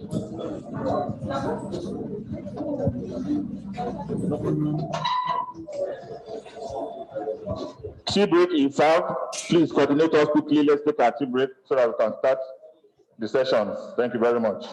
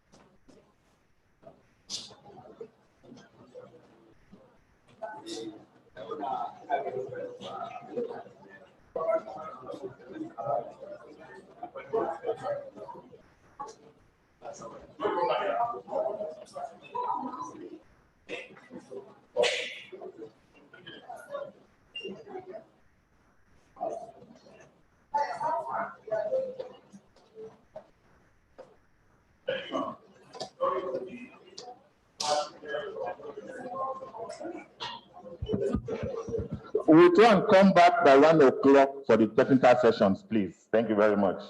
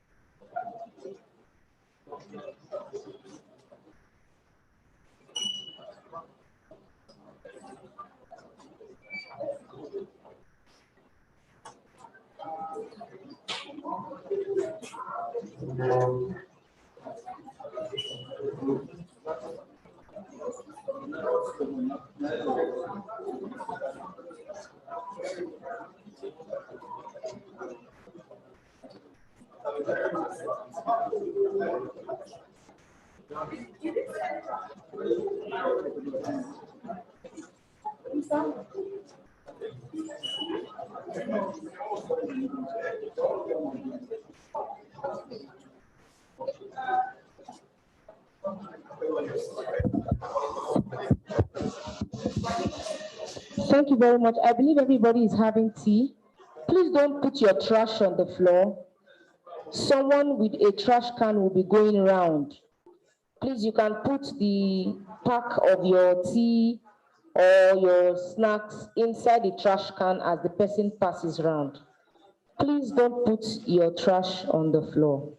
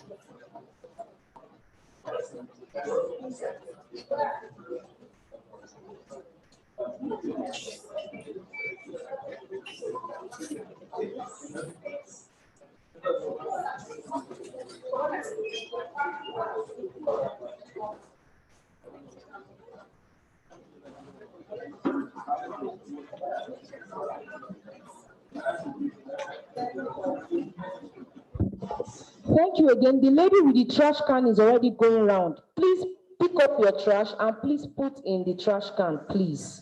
Please. Thank you very much.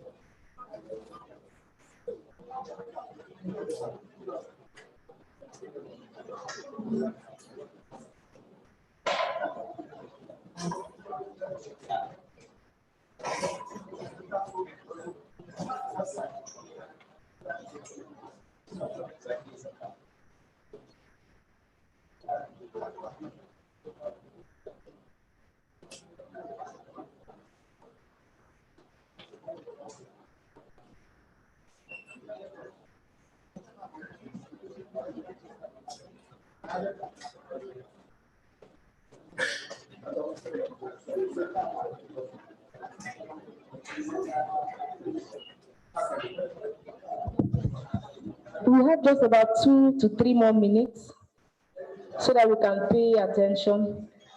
Please, we can do well to clean up, empty our things into the trash can, and prepare our minds to learn.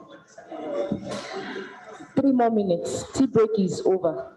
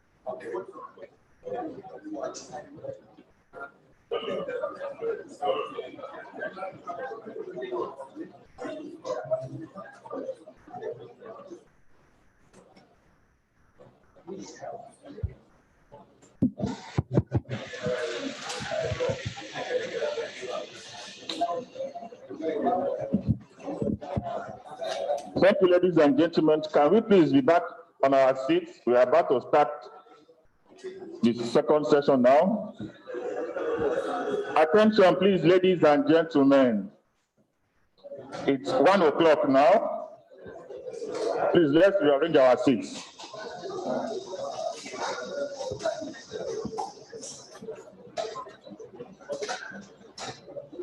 It's my pleasure to call on the chair for this session. She will coordinate the activities henceforth for this technical session. And brief housekeeping announcement. There are toilets for male and female by my right hand side in case you need to use the convenience. By my right hand side, please. So let me welcome Professor Yemisi Kunle, please, to the high table to come and take charge of the technical session. Round of applause for her, please, as she steps forward. Thank you very much. All our presenters and speakers should please be in the hall now. Dr. Grace Ugwabe, Mr. John Atogwe, the right-hand man. I won't say more than that. Arnold, please, are you ready for us? Thank you very much. Thank you very much. Thank you, ma'am. Please, let's settle down. I hope you all had a nice tea break. Please settle down. If you go into your bag, you will see that the timetable, the schedule is there. The training schedule is in your bag. Please check your bag for the training schedule. We've just finished the opening ceremony, and before then, we've taken one lecture. That's by Dr. Abubakar Danraka. So we'll just move next to the next lecture by Dr. Grace Ugwabe.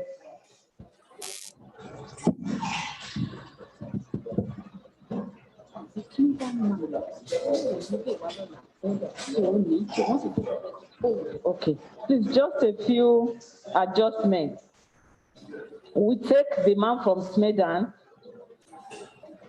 now, so that he will not be able to be here tomorrow. So we take him now, investment opportunities and funding strategies. That should have been tomorrow, 12:10 to 12:30.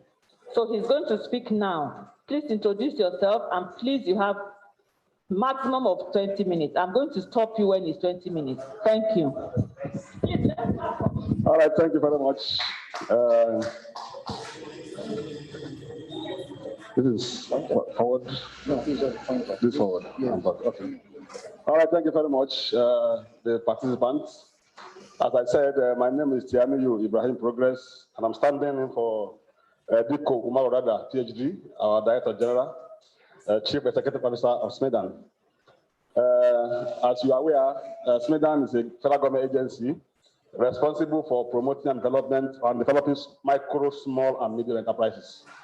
So if you have a turnover between 1 naira up to 1 billion, you are under our coverage. That is nano to medium enterprises. We have 4 categories: nano enterprises, micro enterprises, small enterprises, and medium enterprises in Nigeria. So if you are talking about nano enterprises, we are talking about enterprises that employ between 1 and 2 people, just 1 and 2, and have a turnover between 1 and 3 million. It's a nano entrepreneur. Nano enterprises as far as Nigeria is concerned. Okay? So we have micro entrepreneur or enterprises.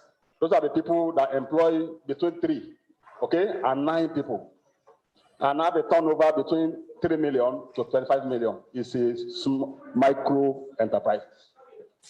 Then we have small enterprises which employ between 10 and 49 people. Are you listening?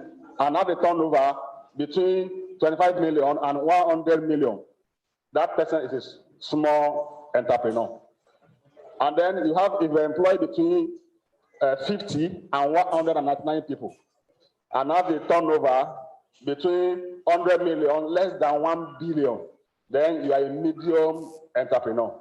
So anyone outside medium, after 1 billion, is a large enterprise, which is above the coverage of Smedan. All right? Just like I said, when I started, this is not organized. So just like I said, okay, when I started, we already know we have a lot of investment opportunities in Nigeria. And because there was need, when there is empathy, you turn that gap to be an opportunity. And that is why some of us TMPs find ourselves in the urban and traditional medicine, because there is a need for us to combine orthodox with traditional method. All right, there's empathy, there's a need. Because any business that you do and start with a need, gap, then you have created opportunity for yourself. Because as an entrepreneur, you are what? You are a problem solver. When you see problem, you try to solve it, then you have provided opportunity for yourself. All right, so that one we already know. There are a lot of opportunity in Nigeria, both in our arable land, population, and the rest. And that is why we find ourselves in that position. Okay, so but we already know that there are investment opportunity in Nigeria in this sector of traditional medicine. So what we came to do is to tell you the process. What should you do so that your investment will remain? So that any opportunity that you see will remain. But before I forget, don't forget, the best thing in the world today in 21st century is collaboration, not competition. The area of competition has gone. Even if you look at the value chain of this urban medicine, there are a lot of players, actors along the line. There are people that do the herbs themselves, planting of herbs. Just like the way we plant corn, we plant cashew, we plant all those things. There are some people that will be involved in processing, either drying, converting them. There are some people that will be involved in laboratories, laboratory to set up. These are different businesses that you can do within this value chain. There are people that will be involved in what? Marketing. All right? So it's not compulsory that everybody should involve from production to the last value chain. Okay, the stress will be too much. You can look at your market share and pick the area that you know you have seen the gap, you have seen the problem, because you are an entrepreneur. All right? You can see what I said. These are the roots of opportunities. The problem that you can solve, problem first. There must be a gap. Because if there is no gap, what are you producing? What are you producing for? There must be need. People must need your products. Okay? So based on your research, which area of this sector you want to fill? Are you the one that will in charge of, even people that provide other support services, like training, area of a pharmaceutical something, in training, they're also doing same work. Okay, what are the laws? Is your business in line with the law of Nigeria? Yes. Based on the national policy, they said they are trying to integrate traditional medicine into the policy. So which means law is being backed by law. All right? You have to look at collaboration, not competition. Competition type of price, in terms of product, in terms of how you manage your location. You know, as an entrepreneur, as you are combining your resources, there are 5 resources that you need for your business to be successful. 5 resources. The first one is what? Man resources, human being. Because only you cannot do everything. Even if you start now as a sole proprietorship, the day is coming that your business is growing, you need more people, have you? You allow those people to buy into your business, to understand the vision. If not, they will kill that business. Because the major problem that you have identified is Medan, that key businesses in Nigeria is human resources. People that you employ to work for you. So you need to let them buy into the business. Second resources is what? Equipment, machinery, all right? Machinery is another thing, because even if you are producing manually now, as people are getting your product and it's good, refer us. You need more customers, Abi? As you need more customers, your manual operation cannot sustain your customer. So you need machine, Abi, to produce more of these drugs for your clients or your customers. Okay? The next one is money, fund. You need money, it's under resources that you need. The third resources that you need for your business. And the fourth one is materials. All the material that's required. The herbs, the plants, all the additives that you put, the packaging and the rest, all the material that you need, you must know where they are, how you get them at a very competitive price. It's very important. Because if where you are getting your own is more expensive, you'll not be able to compete in the markets. Because the cost of your own is higher than the cost of other people. So your selling price is very, very difficult because your margin will be very low. All right? Technology. Every business now is surrounded by technology. Without technology, there's no business. There are many businesses today that have died because they cannot survive with advanced technology. Knowledge is very important. Both technical knowledge and entrepreneurship knowledge. That I said when I was giving the opening remark. In Sweden, we believe if you have a technical skill on how to manage, how to combine all these ingredients together to make a drug, if you don't have entrepreneurship knowledge, management knowledge, you only refer to as a technician. Because management entrepreneurship will help you to combine your resources together. All right? Look at this. Why do you get all these investments? It's through all these processes. That part of it is what you have said in the morning. This is investment trees. Maybe through your thoughts, you look at it that there's a gap. Because people cannot afford orthodox medicine, you are trying to come up with alternative. Through observation, talent or gifts. Some of us are gifted, naturally. For instincts, it just came that combine this together and it will heal something. That's it. It's part of opportunity. So you now have to work towards it, how you can develop it. You can't just sit down and say, I can combine together. You have to do what? Assign tasks. What are the things you must do? How do you get information? Media. Maybe while you are reading newspaper and the rest, you can get opportunities from there. These are gaps in this area. Hobbies. It can be something that you like most. Just like I said. Something that you like naturally. Okay? You can develop it into that business. Inspiration. Maybe you see other ones doing it. Like Yemkem of this world and other people that you know. They are big, big people. All right? So you can use the opportunity to do whatever you want. So all these are the sources of ideas which you can turn into opportunities and investments. Okay? It will help us also from literature, R&D journals and the rest, from research institutes, from universities and the rest, will help you to know which area can you focus on. Are we there? All right. Okay. So let's look at this. This is what kill idea or opportunity that you see, gaps that you see. If you look at this, this is a valley of debt, which is being driven between knowledge and market. For your business to be successful, there must be 4 things. The first one there is what? Passion. Interest. Because that's why you are doing it. You have interest. Maybe based on your hobby or based on gifts, okay? That God has given you. The second one is what? Knowledge. As I said before, technical skill and management skill. Technical skill is that you know how to combine the ingredients together, but you must also know how to combine resources together. How to combine land, how to use land, how to use capital, and the rest. If not, you'll not be able to make the margin. All right? The third one is what? Markets. Because there's empathy, there's a need. Definitely, there's already markets for your product. And the last one is what? Technology. All right? So if you are not careful, this chain will not be able to be broken because of fear and other challenges that are being faced, especially in Nigeria. Security. Many people say insecurity. If you go to China, there are a lot of insecurity. Go to America, a lot of insecurity. Have you seen them talking about it? They are still progressing. All right?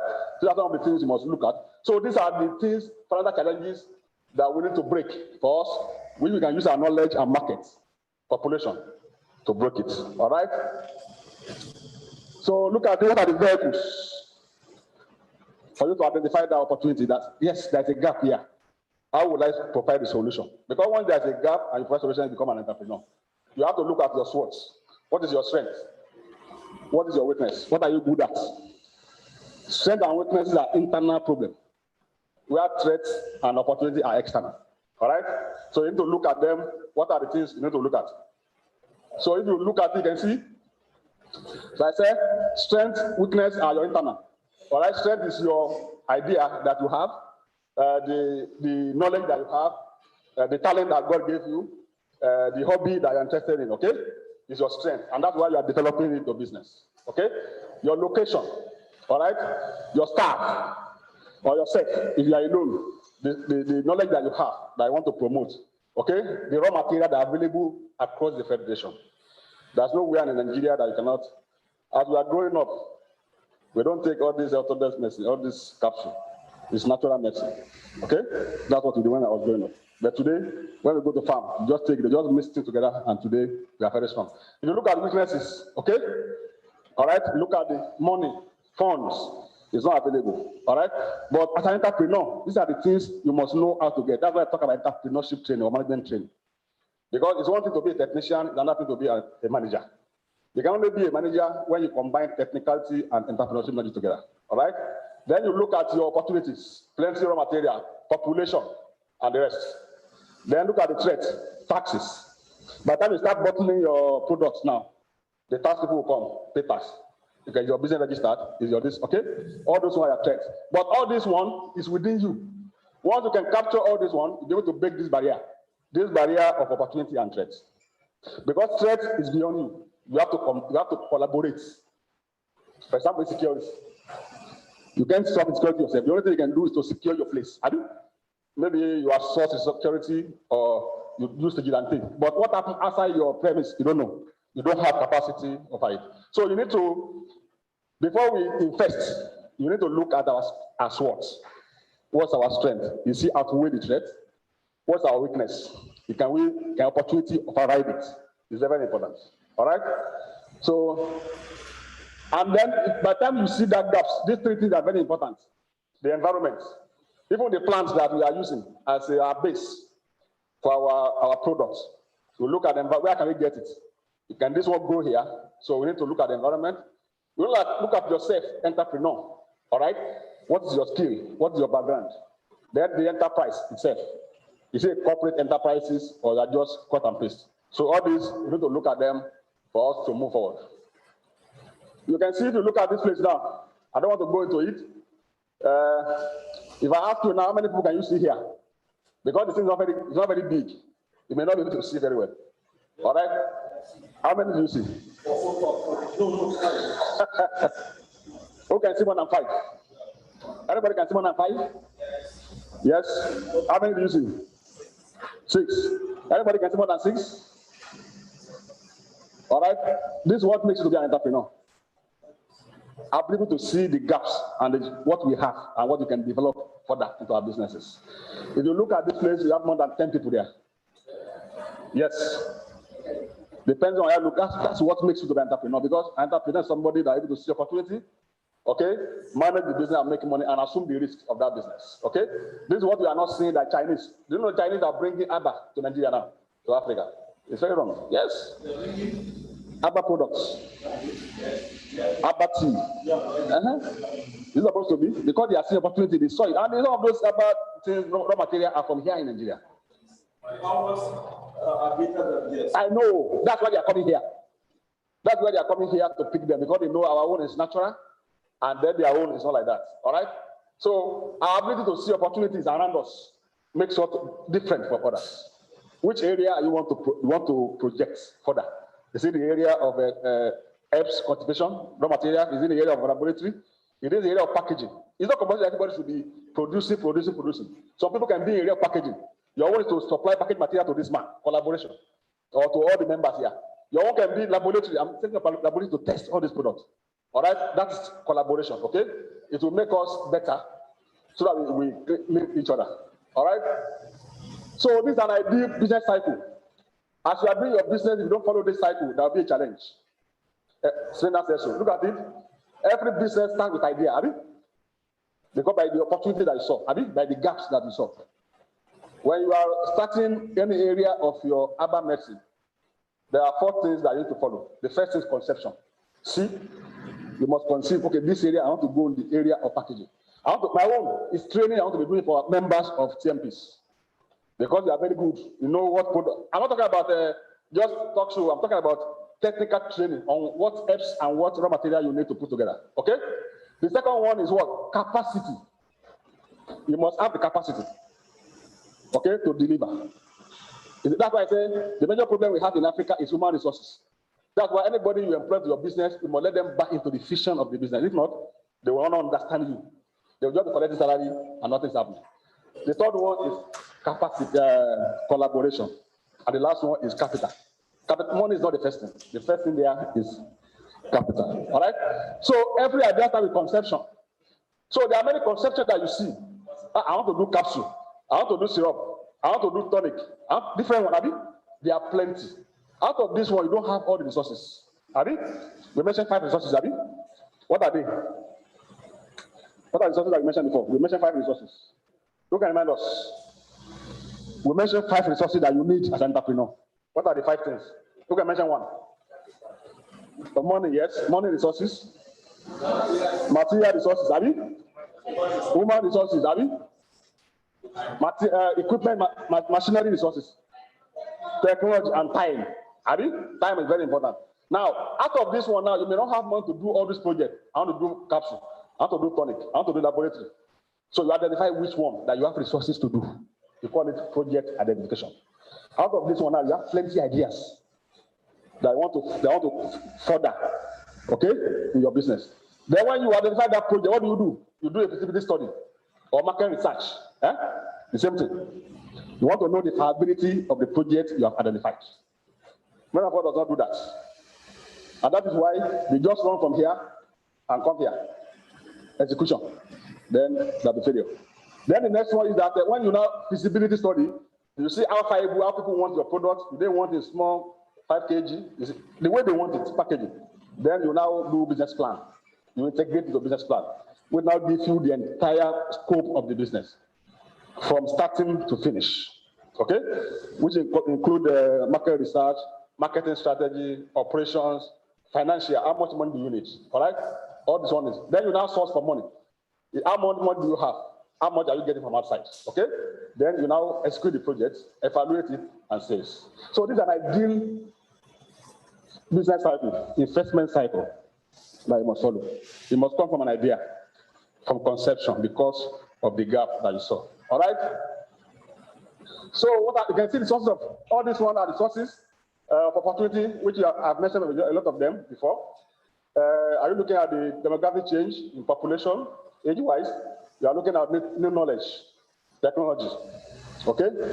You are looking at the gaps between reality and expectation, industry and market structure, success and failure, process. They need to change perception. Now people are changing now from orthodox medicine to other. You see, that is it. And that is one of the reasons why a lot of people are now running to yes. Okay. So all this one, you try to evaluate what you have, what produce opportunity, what are the capacities of size of market, is the worth of effort, is the opportunity visible? That's under your PPT study. All right? They are already telling me about my time. These are some of the things that deprive you of going further, by exploring and dipping further into your sector. All right? But then we go, look at it. Look at it. This is you. Your intention is to be a supplier of herbal medicine within Nigeria. They will know you everywhere in Africa. Very soon, they want to take care of Africa, Europe, and US. Okay? But there are some challenges. This is the dream that you have. This is you. That's your dream. You want to further research on your business so that you be the best in this herbal medicine in Nigeria, West Africa, ECOWAS, Africa. Then you go to the world. All right? This is your dream. But there are some impediments on the road that if you are not a good entrepreneur, you will stop. You say, no, I'm not doing it again. This one is too much. You can see relatives, your family, Africa, that's it. Somebody tell you, what are you doing? Somebody did it, he died, he failed, he spent all his money. Because your goal is what? Your goal is what? You want to be the best. Abi? Direct producer. That's your goal. That's why you are going. You can see what you build on the road. Relatives. Friends. You can see friends. Look at this axe, very big. Look at fear. Look at guilt. Look at society. Before you now take your goal of being the best in this TMC, traditional medicine. Okay? So we should look at this very well. You have to pass them, no matter what. You can see now you only have paper and your dream. Everything carry axe, cutlass. Have it? That we'll see how you pass. And that will make you to be an entrepreneur. For you to skate through them, makes you to be an entrepreneur. Are we there? So, and then you know some of the categories that you have. Like those people that you entrepreneur have, I can do spirits. It is I can do spirits that makes this person to pass. Perseverance, discipline, honesty, visionary. These are the categories of entrepreneur that who you are. All right? Because if you don't have that one, this guy will stop you from passing and being the entrepreneur that you want to be. All right? So these are some skills that you need. You need technical skill, creative skill, innovative skill. Innovative is your packaging. Some products, once you see their packaging, you feel like as if you should buy them and eating them now, because packaging enhances sales. So all these skills, you need them for you to do further. All right. So we also brought some this thing that you can see.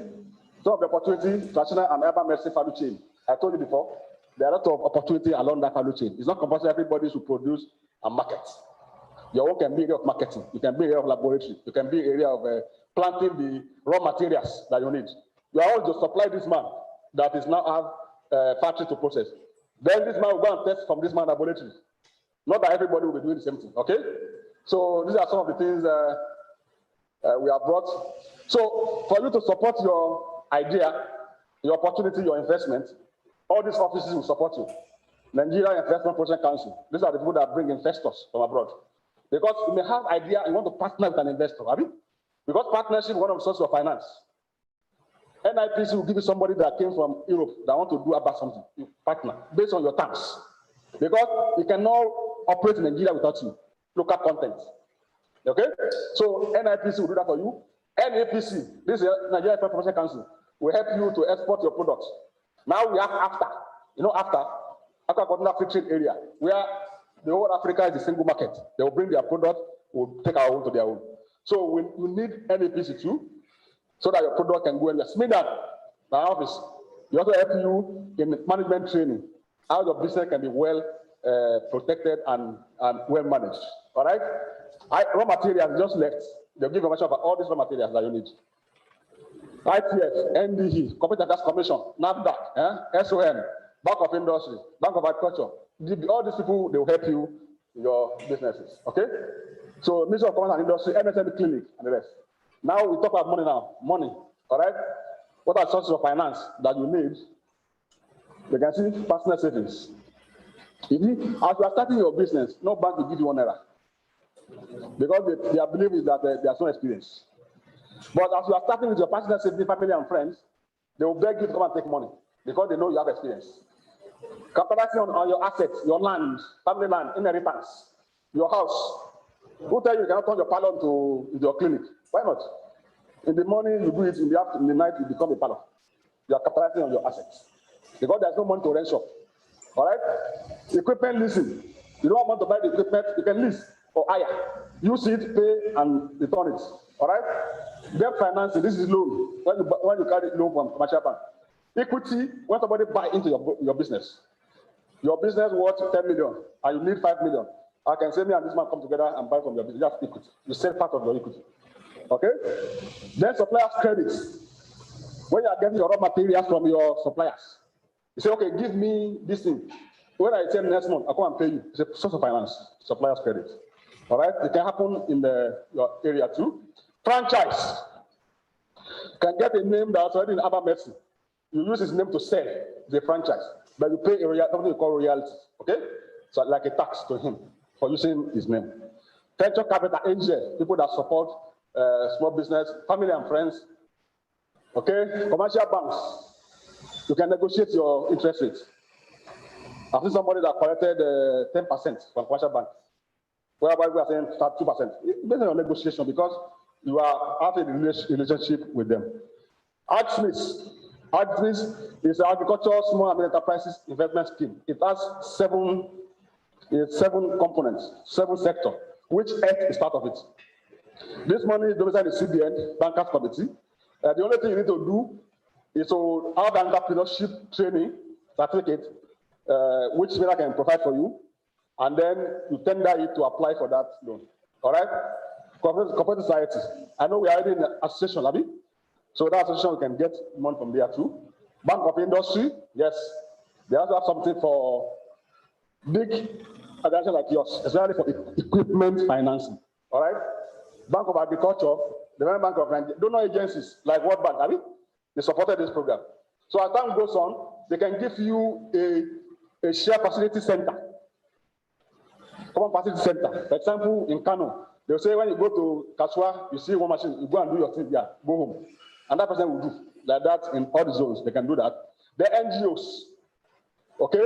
They can find an NGO and local NGO like Dangote Foundation, MTN Foundation. They can give you share facility, okay, as a traditional medicine. Okay, these are the path to success, knowledge, skill. I've mentioned all this before, resources. These are the things that you need for your business to be successful. We have mentioned them. In conclusion, the time is now for you to make active, positive use of your instincts, insights, and perception to manipulate and manage them to prepare you to being an entrepreneur, okay? Because we want your business to continue to grow. When after come, we don't want Ghana to come and bring the Abba medicine in Nigeria. We don't have anything to take. When the alone come, we don't want that.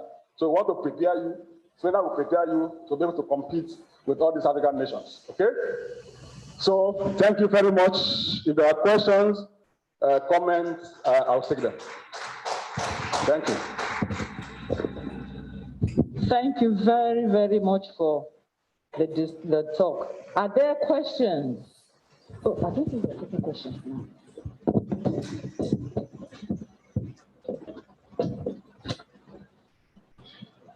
Please note your questions. Oh, but because he's going, please, if you have questions for him, let's take a few questions from him. 2, please, 1, this person and this person. Fastest fingers first. Good afternoon, everyone. I'm Tunde Olabi. Thank you very much. I'm Tunde Olabi from Edo State. Thank you very much for the wonderful presentation. My question is very short. How you talk about entrepreneurship training that SMEDA can offer that. Please give us a link or enlightenment on how to do that. All right, so what you can do, the association, Traditional Medicine Practitioner can write to SMEDA and introduce your association, and I want entrepreneurship training to be delivered to you.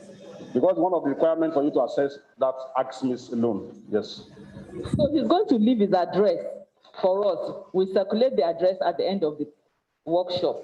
Please, this person, then I'll take just this lady.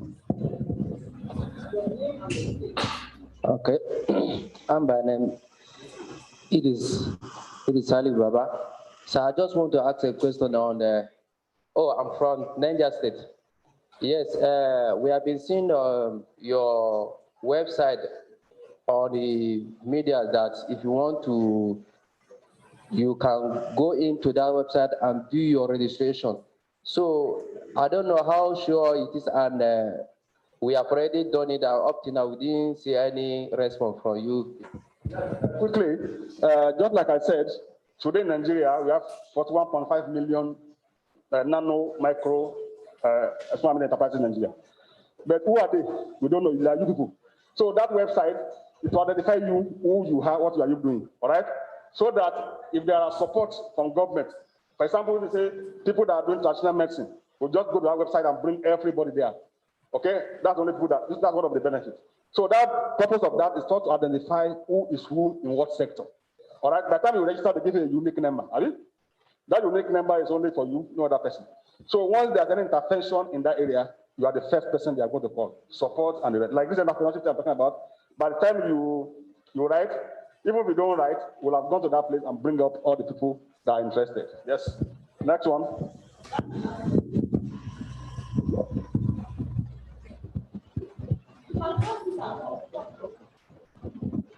All right, my name is Dr. Okei Marut from Bayelsa State.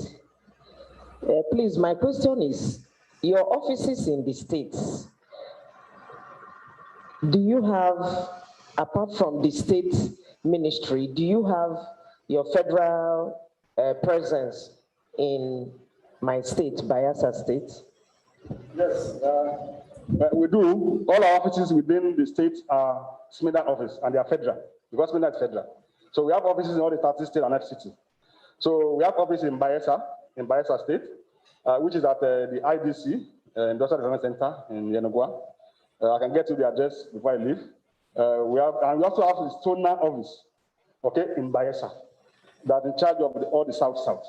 It's also in Bayelsa in Yenogua. Yes, thank you very much. Thank you very much. Please give him another round of applause. Please remember to leave your address with us so that we can circulate it at the end. Team Lead, you have a message for us? Okay, thank you. We move on straight to the next lecture. That's Dr. Grace Ubabe, Conservation and Ecological Practices in Cultivation of Herbs. Please, going forward, you people should listen well, because I'm going to call on anyone to come and tell me what you have benefited from the lecture. We are in a classroom now, we are in training. So please listen very well, because they're not going to give us what you have benefited. Dr. Grace Ubabe, please thank her for us. Clap for her.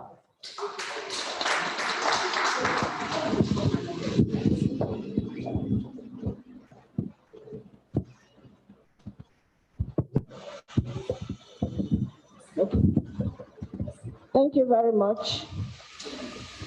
I'm Dr. Grace Ubabe. I'll be taking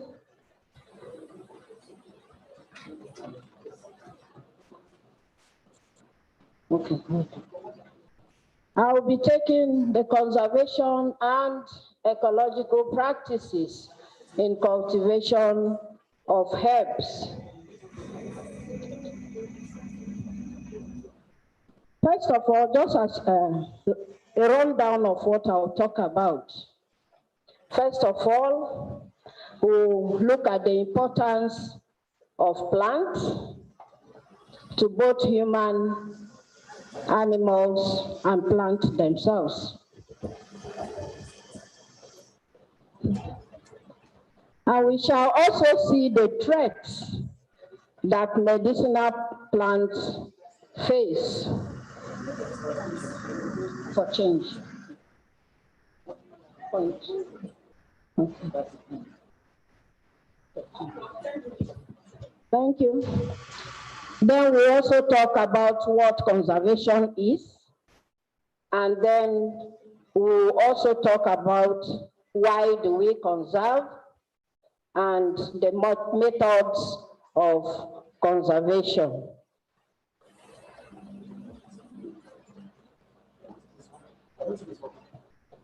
Now, what are the importance of plants?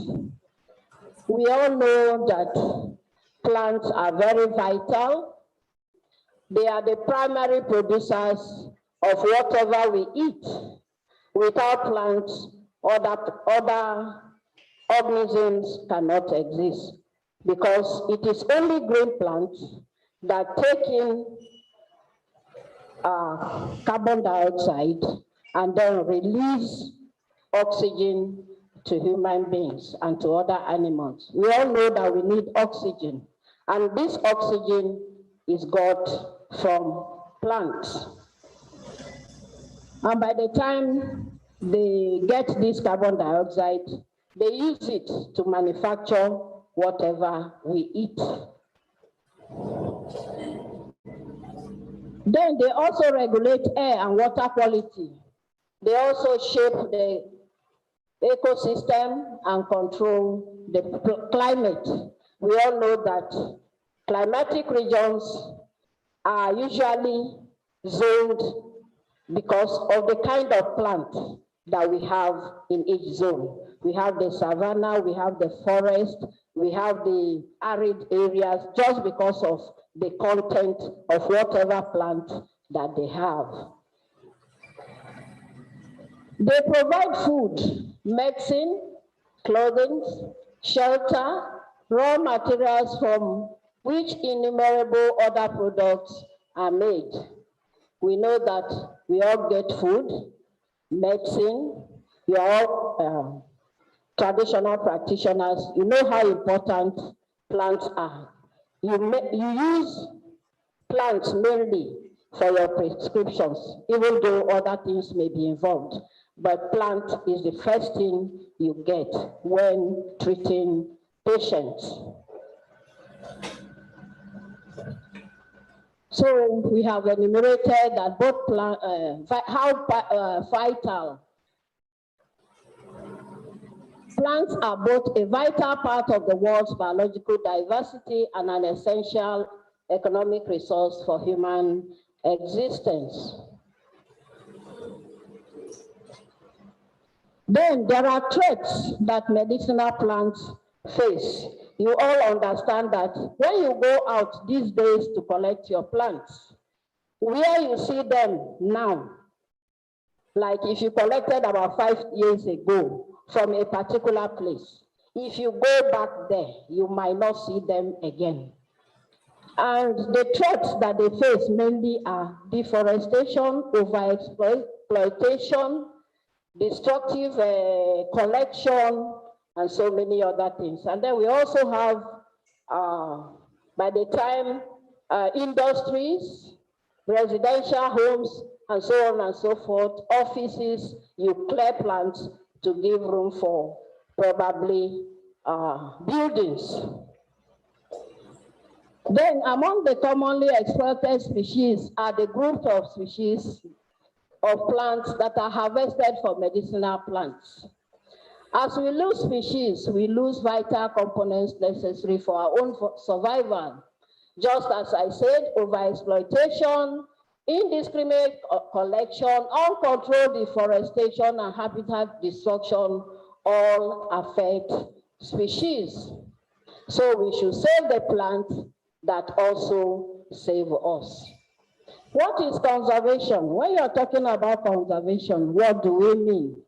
We mean that we have to protect, preserve, and carefully manage, management of natural resources and the environment. We all understand that if you don't manage the environment well, with time, we'll discover that we may not get the plants that we use for treatment. We also know that conservation may also be careful utilization of natural resources in order to prevent depletion.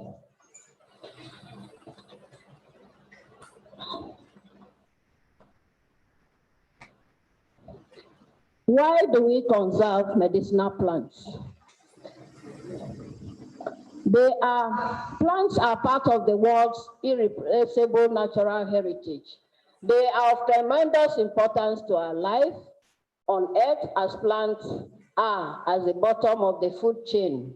If we all understand, you know, anybody that went through the secondary school, you know, you have heard of the food chain. You discover that at the bottom of the food chain, we have plants. It is plants, just as I said before, it is plants that manufacture the food before. When they manufacture food, probably the cattle goes to eat the grass, and we all consume meat, and so on and so forth continues until it gets to the peak. We know then plants are also responsible, just like I said before too, they are primary producers. They capture the energy of the sun and transform it into energy that can be assimilated by other living things. Plants are also responsible for the oxygen in the air we breathe and for recycling the carbon dioxide we produce. Plants also provide medicine. Many aspects of human activity are dependent on plants. They provide food, fuel, clothing, shelter, and to millions of people all over the world.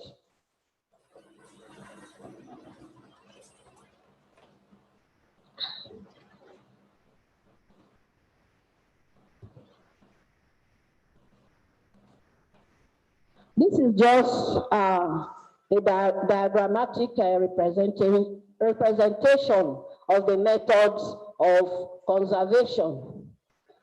The first one is,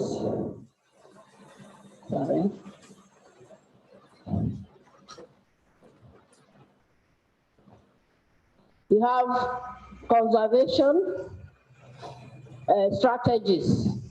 You have in situ. When you say in situ, you mean, you know, cultivating the plants where they naturally occur.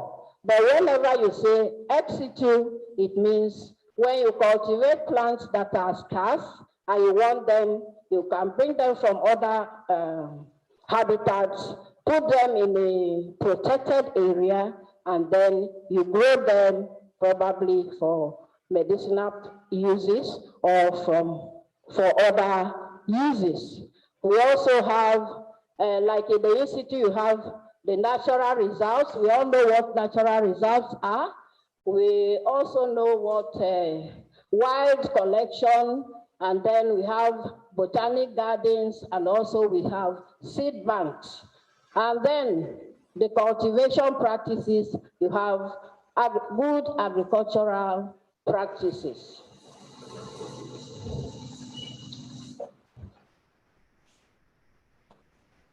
Just as I said before, when you talk of in situ, it's a protected area in their natural surrounding, while ex situ is protected area outside their habitat.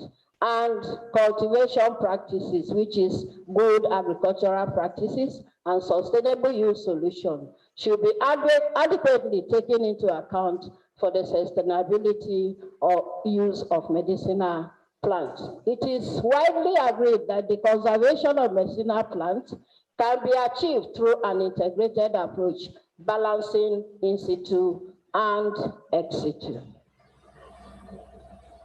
Just like I say, natural reserves, we have a lot of natural resources in the country, some of them functional, some non-functional, because of a kind of encroachment that, are common to the environment.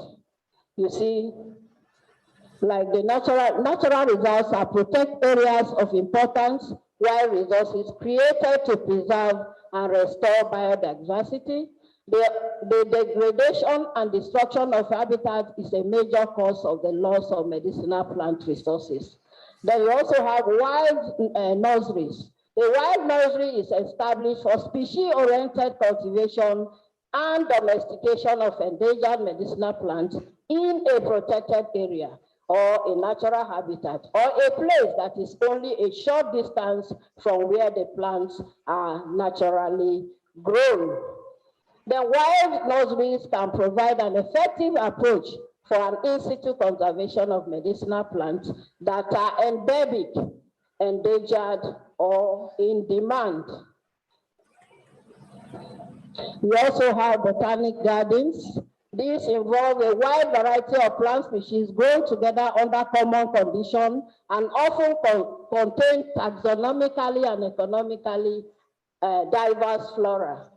Botanic gardens play an important role in ex situ conservation, and they can maintain the ecosystem by enhancing the survival of rare and endangered plant species. Botanic gardens can play a further role in medicinal plant conservation through the development of propagation and cultivation protocols, as well as understanding programs of domestication and variety breeding. We also have, I also talk about the cultivation of medicinal plants. The best way, we all understand that, just as I said before, if you go back to where you made a collection 5 years ago, by the time you go back now, you may not find them. So we need to cultivate these plants, maybe in our backyard, in farms, in reserve areas, and so on, in order to get the plant whenever you need them. So cultivation is a vital issue.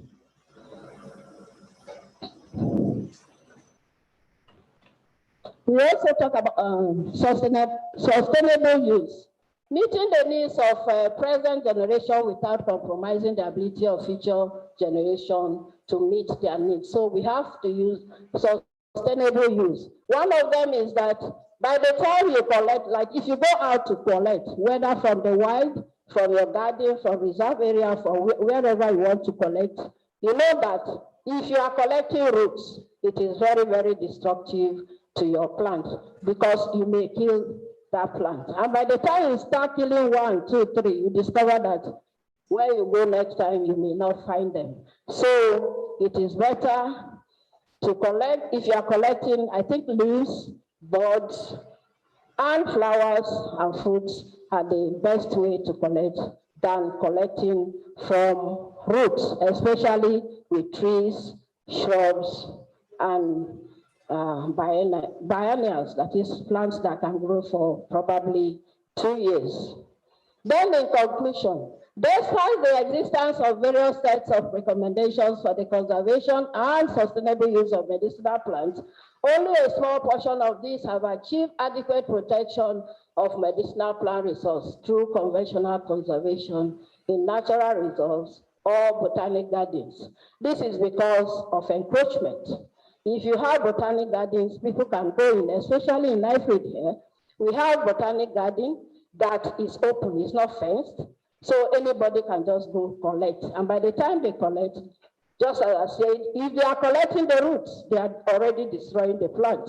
If they are cutting down even branches indiscriminately, they are also already collecting, killing the plant. If they collect the barks, if you start debacking around the plant, you discover that with time, if you are not careful, they will also die. So we should also,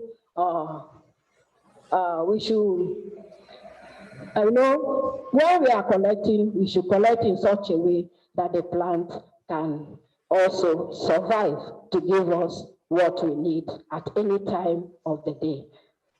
Thank you. Thank you very, very much, Dr. Grace Ubabe.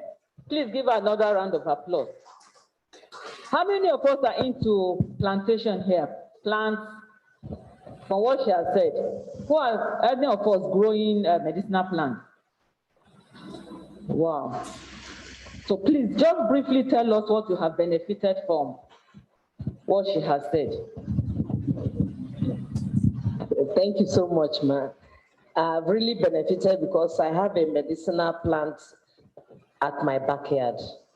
So from the training today, I have learned the best way to cultivate it and also how to nurture it, to protect it, and to get the best out of it. Because the most important thing I gained from this training today is that she has mentioned that the plant is the right source of food, of clothing, and also of life on earth. So as a traditional medicine practitioner, if I grow it in the right place, I will be able to get the best phytonutrient out of it. Thank you very much. Please, man there, that's the second person and last person.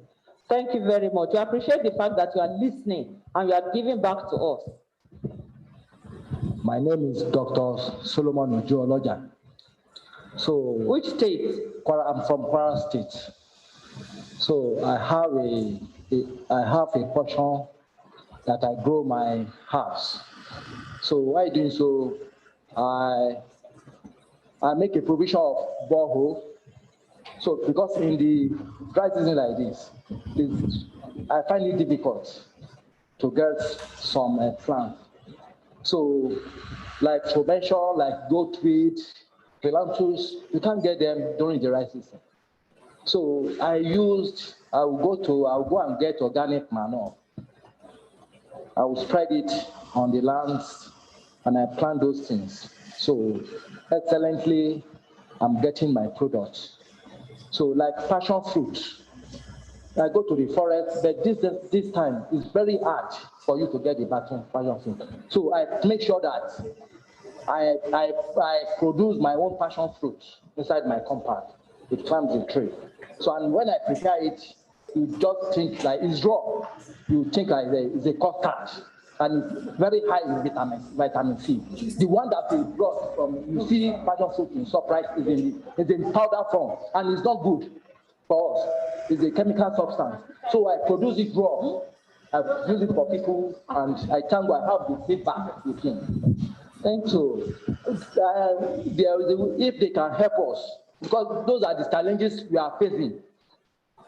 Those are the challenges, because now those are the challenges we are facing. How the government can give us, give us money so that we go. Like me, I have so many things to give back to my country because we are losing great people. I have knowledge, great knowledge. At the end of this conference, we'll talk about such things. So thank you very much for the information you have given to us. We're now going to go to the next lecture, which is the practical of what Dr. Gwabe has said. That is the NIPRID experience. What we have done about conservation and cultivation in NIPRID. That will be taken by Mr. John Atogwe. Mr. John, you have attention. Please clap for him. A very good afternoon to everyone. As introduced, my name is Atogwe John, in charge of medicinal plant garden. Today, I will be sharing my experiences on conservation of and the cultivation of medicinal plants.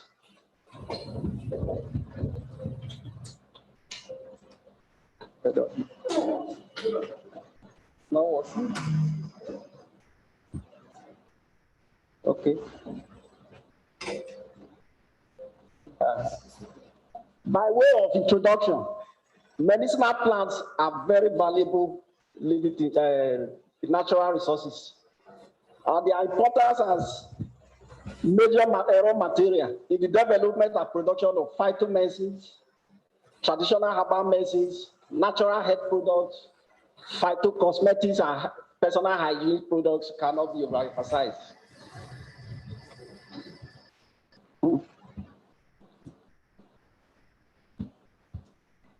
More than 50% of orthodox medicine or drugs are developed from medicinal plants. More so, medicinal herbs provide a significant source of income for rural people in the developing countries, especially through the sales of harvested plant materials from the wild. Despite this great importance, most people still depend on collection from the wild. Just as we just saw now, only 2 people are cultivating plants. Our relationship with plants is a symbiotic relationship, not parasitic. I had one moringa olifera in my garden, where you have a mistletoe growing on it. All of a sudden, the mistletoe depleted the whole food reserve in the plant, and it died. And then the mistletoe died also. So you see, if we don't treat plants with care, we will all do also. Just as I said, if we continue collecting from the wild without cultivating, we lose a lot of plants. A lot of them are already endangered. If you notice, iron wood, which is Prosopis africana, and shea butter tree, Butyllaria paragrosa. These are plants that are being used for production of charcoal. If you notice now, you can hardly find any of them here. They have all cut them down, and they are now endangered species. From records, at least 4 out of every 5 of these medicinal plants are obtained from the wild, either in form of root, stem back, rhizome, leaf, flowers, fruit, or seeds. In Nigeria, increasing demand of medicinal plant products, which are mostly collected from the wild, habitat destruction arising from high rate of deforestation, overgrazing, persistent bush burning, drought, flood, shifting cultivation, overexploitation, among others, are threatening the rich biodiversity of the country.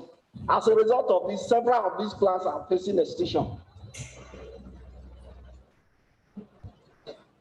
Even when you collect from the wild, a lot of people employ destructive methods. You cut around the plant in a reed-like manner. In fact, it's only very few plants that can survive that. Something like Kaya arborensis or Kaya senegalensis. If you cut them around, they may be able to regenerate. But most plants, once you debug them around, they will die. Removal of major roots. If you are collecting roots, most times you need the roots for your medicinal preparation. Collect just few, either 1 or 2 lateral roots. Don't touch the taproot. Once you do that, you are killing the plant. And then when there are plants that you need to uproot. Some of these annuals, like Mitracarpus violensis. If you are collecting it from the wild, don't remove everything from that area. Leave some that will produce seeds so that they will regenerate by next year.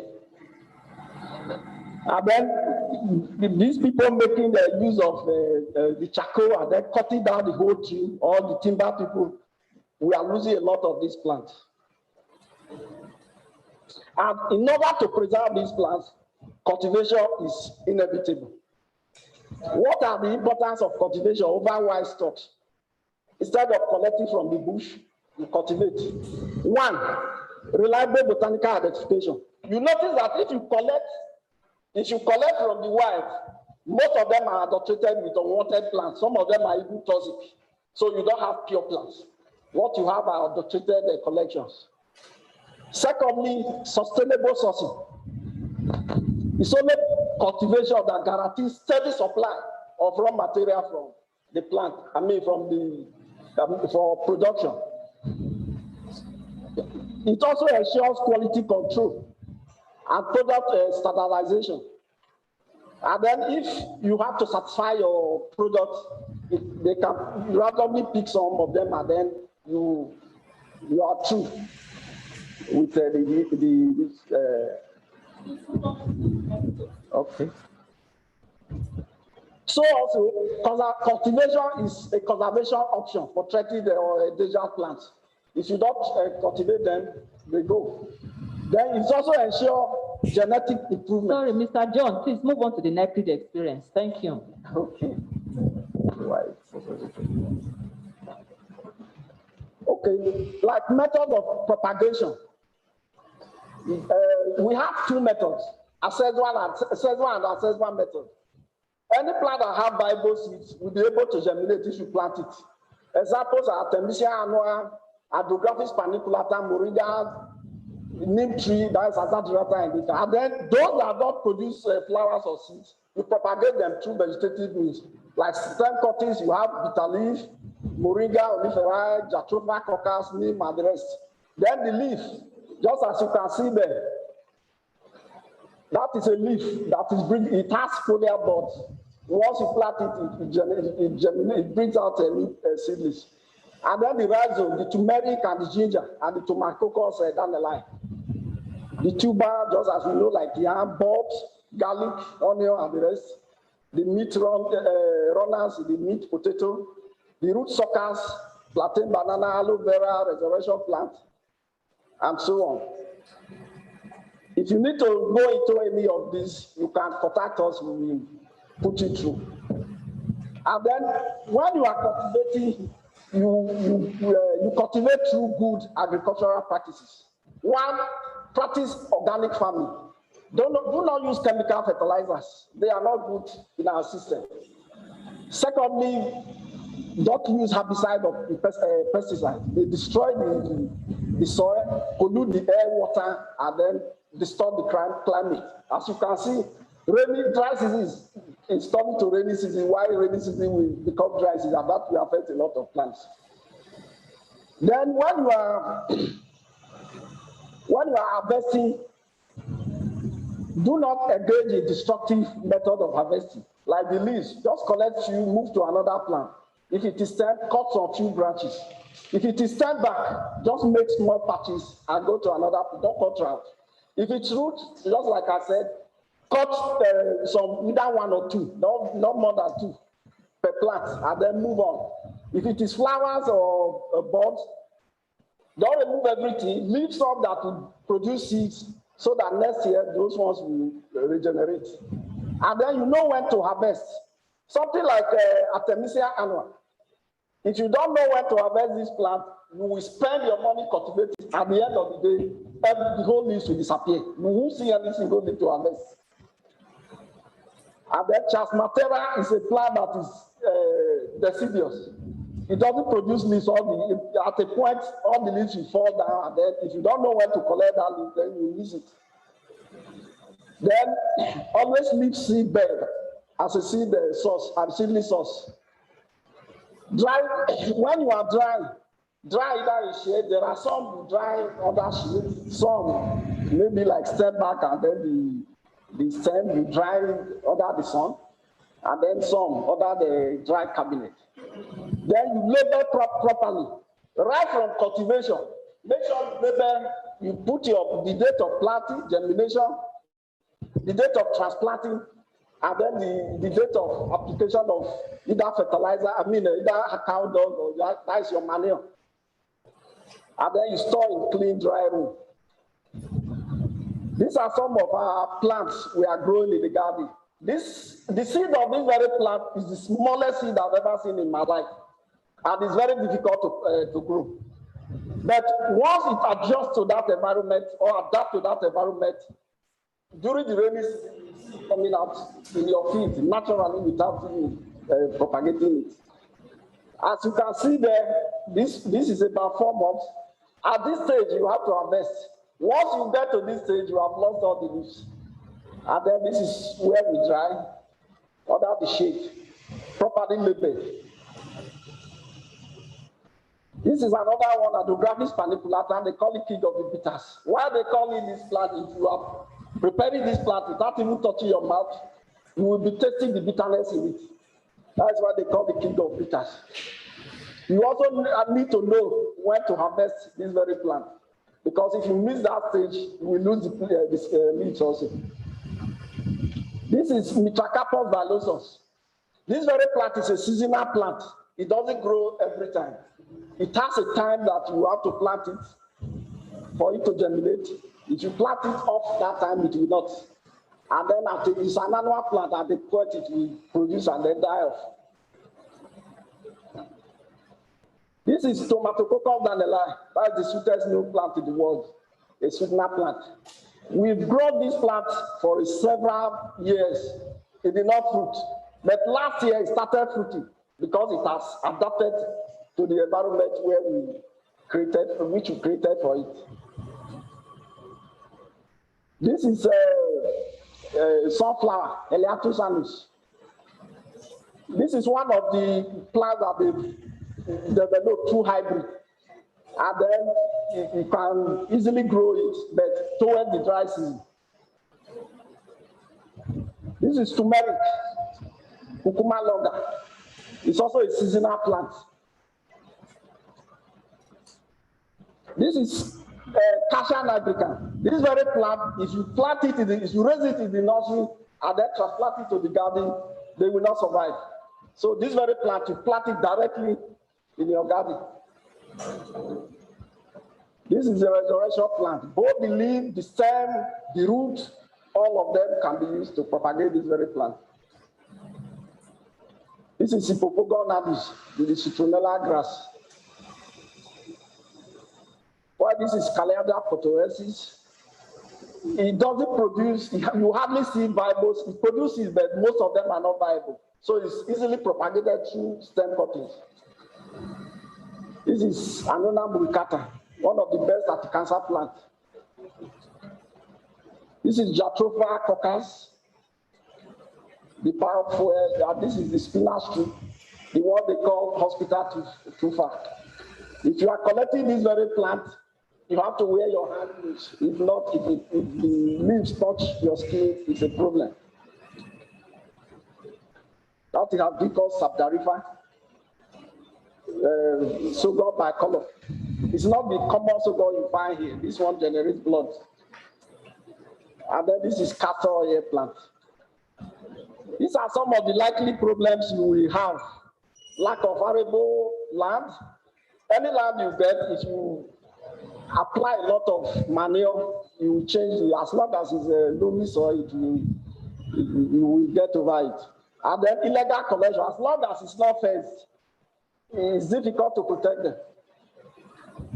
Then inadequate supply, just as he said, water is very important if you want to have a successful garden. And then lack of viable seeds. There are some plants like that, Artemisia annua. If you don't harvest it on time, the seeds will not be viable. And then grazing by cattle. If this very plant, castor oil and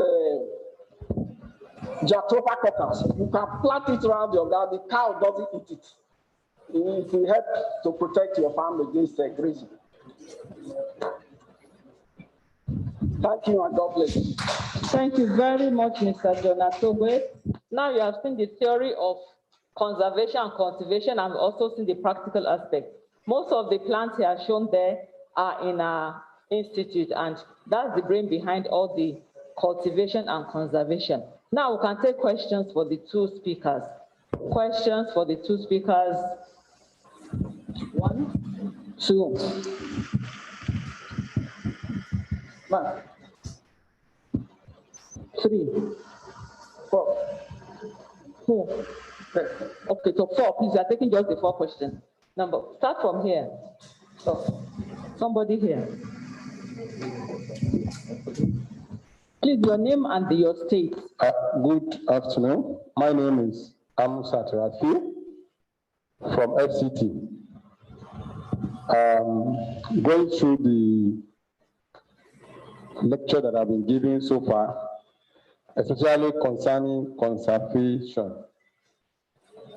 I was like expecting the presenter to say something concerning the importance of bee while talking about conserving plants, because they play a very important role as far as pollination and so on is concerned. But I did not hear anything concerning it. So maybe that will be done later, because I know. Thank you very much. It's a learning process. Can you tell us something about your, just give an answer to that? Good, very good. Thank you very much. There's no way we talk about conservation of plants in the world without talking about importance of bee. Because bee, as an insect, they are very, very important because they play a very important role in the survival, production, and growing and development of the seeds. Even though we have many ways of pollination, but bee, as a social insect, they play a very important role. So there's no way you talk about conservation without talking about the involvement of bee. I was expecting that. Yes. Talk about it. Tell us the importance of bee. The importance of bee is that when you're talking of conservation of plants, they play a very important role of, producing the viable seeds. That is by collecting the pollen from the anther of one plant to the stigma of another plant. And there are millions in the world. But in that very area, there's a way by which people today, they collect the honey in the wild and the like in a destructive way. The same way people collect leaves, roots of plants in a destructive way. So if you are affecting bee in a destructive way, indirectly you are disturbing the survival, sustainability, and continuity of the plant, be it other plants or natural food. So that is the area I'm going to. Okay, we are talking about bees in terms of pollination. Yes, sir. Yes, ma'am. No problem. Yes. Mr. John is going to. The second part. Okay. When Mr. John was giving his paper, I noticed something. Most of the plants he mentioned, they are very, very important. But I would have loved, maybe in the subsequent one, to tag each of them in a local language, especially the most 3 major languages in the country, so that when you see them with your English name, if I'm from Hausa, you mention the name in Hausa language, I will know this is the plant. Thank you very much. I think you made your point. You want the names, the 3 local names. Yes. Hausa, Igbo, and Yoruba. Thank you very much. That's the important thing for you to know, not just the botanical names, but the local names too. John, do you want to respond to this? Please let John respond briefly to this. Sorry, in my presentation, you see sunflower there. It's not just there because it's medicinal alone. It's there to attract bees. In fact, the world we have there are bees there almost every time. So we normally incorporate flowering plants to attract bees for pollination. Thank you very much. And the topic is cultivation and conservation. If you're talking of pollination, then we have various ways of pollination. And it's not only the bees that will be important. Other pollinators will also talk about them. Thank you. Next person. All right. My name is Dr. Abdul Karim from Yobe State. I heard him saying that we shouldn't use chemical fertilizers. What are the best way of using, what are the best way if we cannot use chemical fertilizers? That's the question. Okay. If you are practicing organic farming, one, you can use partially decomposed poultry manure or cow dung. Secondly, you can use some plants like Lucina. You know of Lucina? Lucina leucosifolia. You plant it along you just make some few plants there, and then you cut the leaves down, they decompose and add a lot of nutrients to the soil. And there are, like even cowpeas, your beans, if you plant beans there, they incorporate atmospheric nitrogen in the soil. So by so doing, you are enriching the soil. Because chemical fertilizers are not good in our system. If you notice, organic food, fruits from organic farming, they are more expensive than the ones from chemical farming. In fact, those who practice chemical, who apply for chemical fertilizers in their farm, they don't eat that food. They eat the organic ones. Thank you, Mr. John, for the wonderful presentation. I'm Tunde Olabi from Edo State. Please, I want to ask if we can get the opportunity of touring your botanical garden. That would help. Definitely, if you look at your program, go through your programs. There's opportunity for you to tour the institute. My name is Olajide Yusuf from FCT. I have a question and also a short contribution to the two lectures.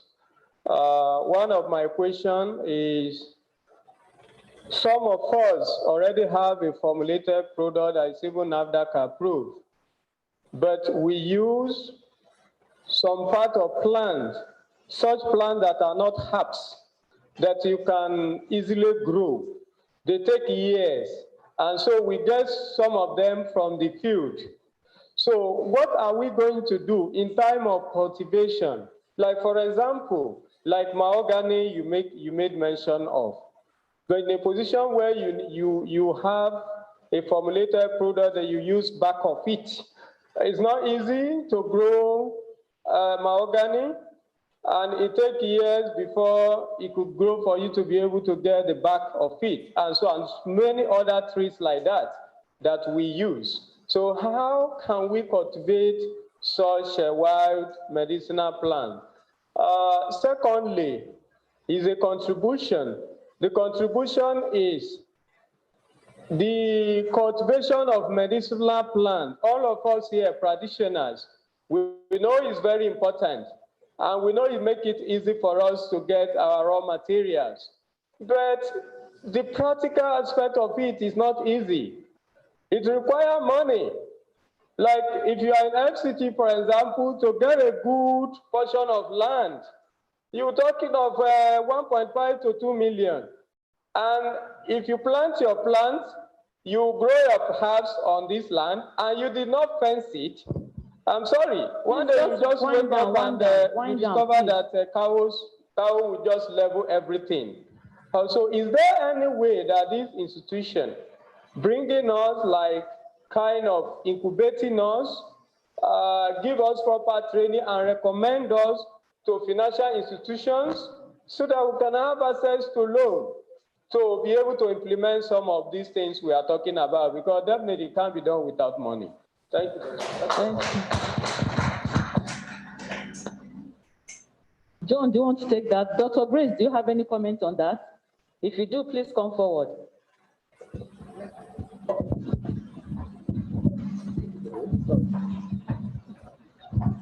If we don't plant, if we don't cultivate, a time will come, those plants, you will not see them again.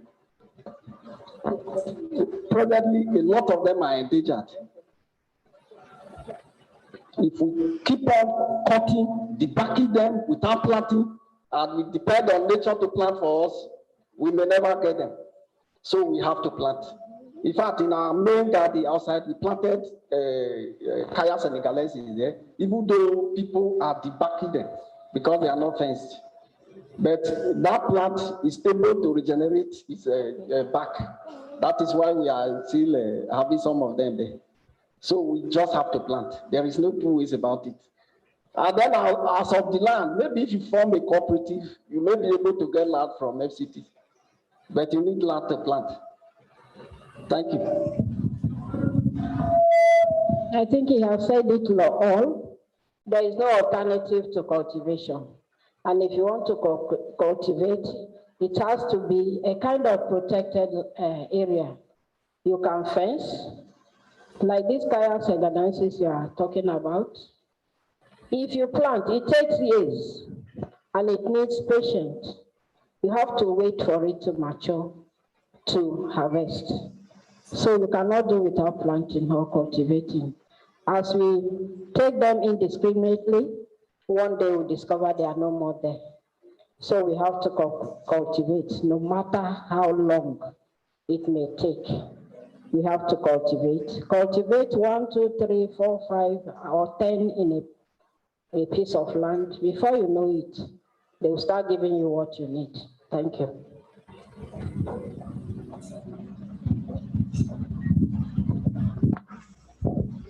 Thank you very much. Is that the last question? Last question, okay. Give it to that gentleman then.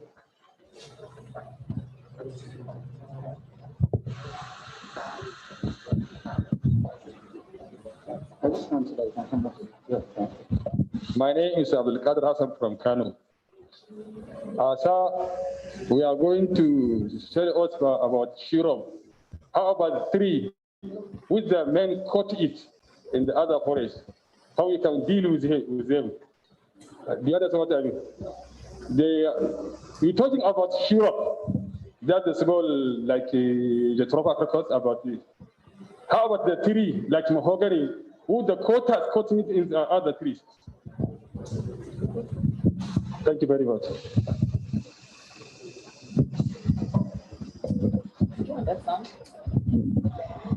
Please, can you ask your question again? He does not understand. My question is, we have many trees and other bushes. The men going to cut it, like a maje, mahogany, and other big tree. You understand me? How we deal with this? In fact, these the timber sellers. They are the biggest culprit. Yeah.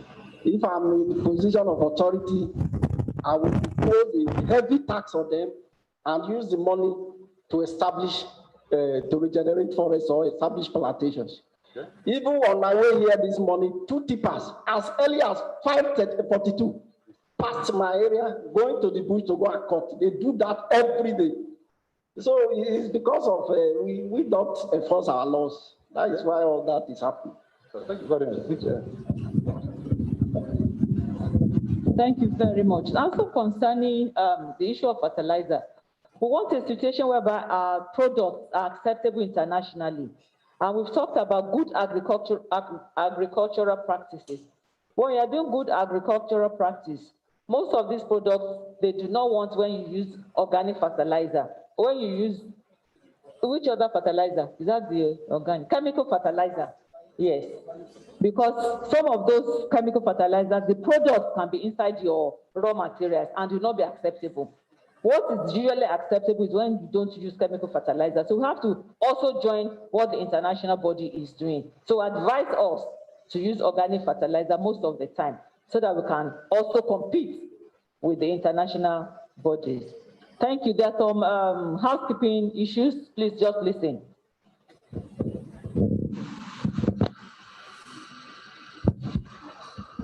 Okay, so those online on Zoom, we are going to update you soon on the questions you're asking. Just give us some minutes to answer your questions. Yes, Mr. Jagede, he needs to talk to them about their tickets, accommodation, and the rest. Is he here?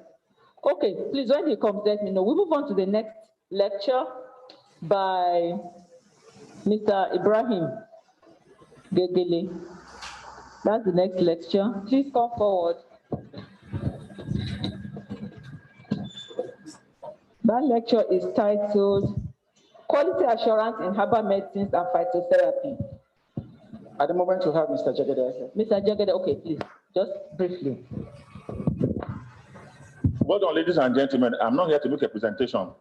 It's just to pass across housekeeping announcements.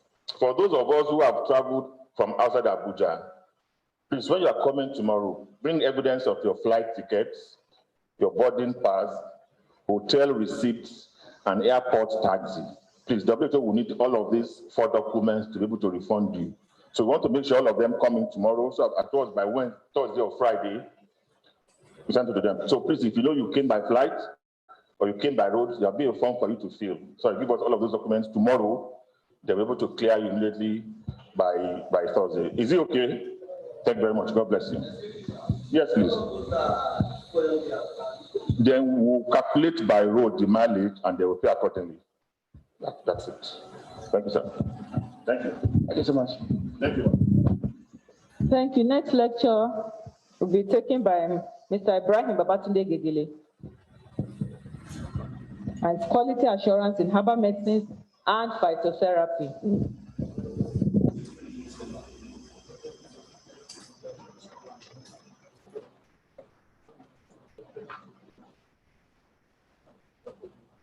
Please, let's clap for him. Good afternoon, ladies and gentlemen. I'm here this afternoon to give a presentation titled Quality Assurance of Herbal Medicines and Phytotherapy. I'll be giving this presentation on behalf of Professor Yemisi Kunle of the Department of Medicinal Plant Research and Traditional Medicine. And my name is Gegele Ibrahim Babatunde.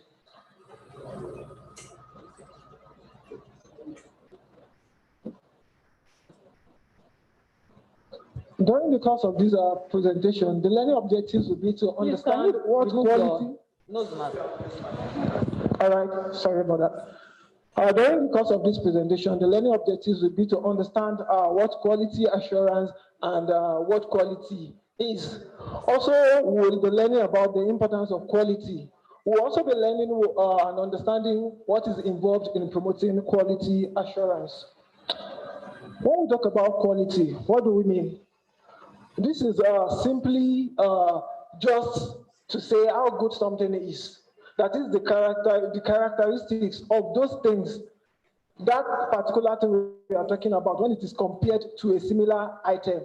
For example, you might own a car, the other person owns a car too. They are both called cars, but then there will be some things that will probably distinguish one from the other, that maybe if you ask a neutral person to choose, they will say, okay, I prefer this over that because of those characters or characteristics.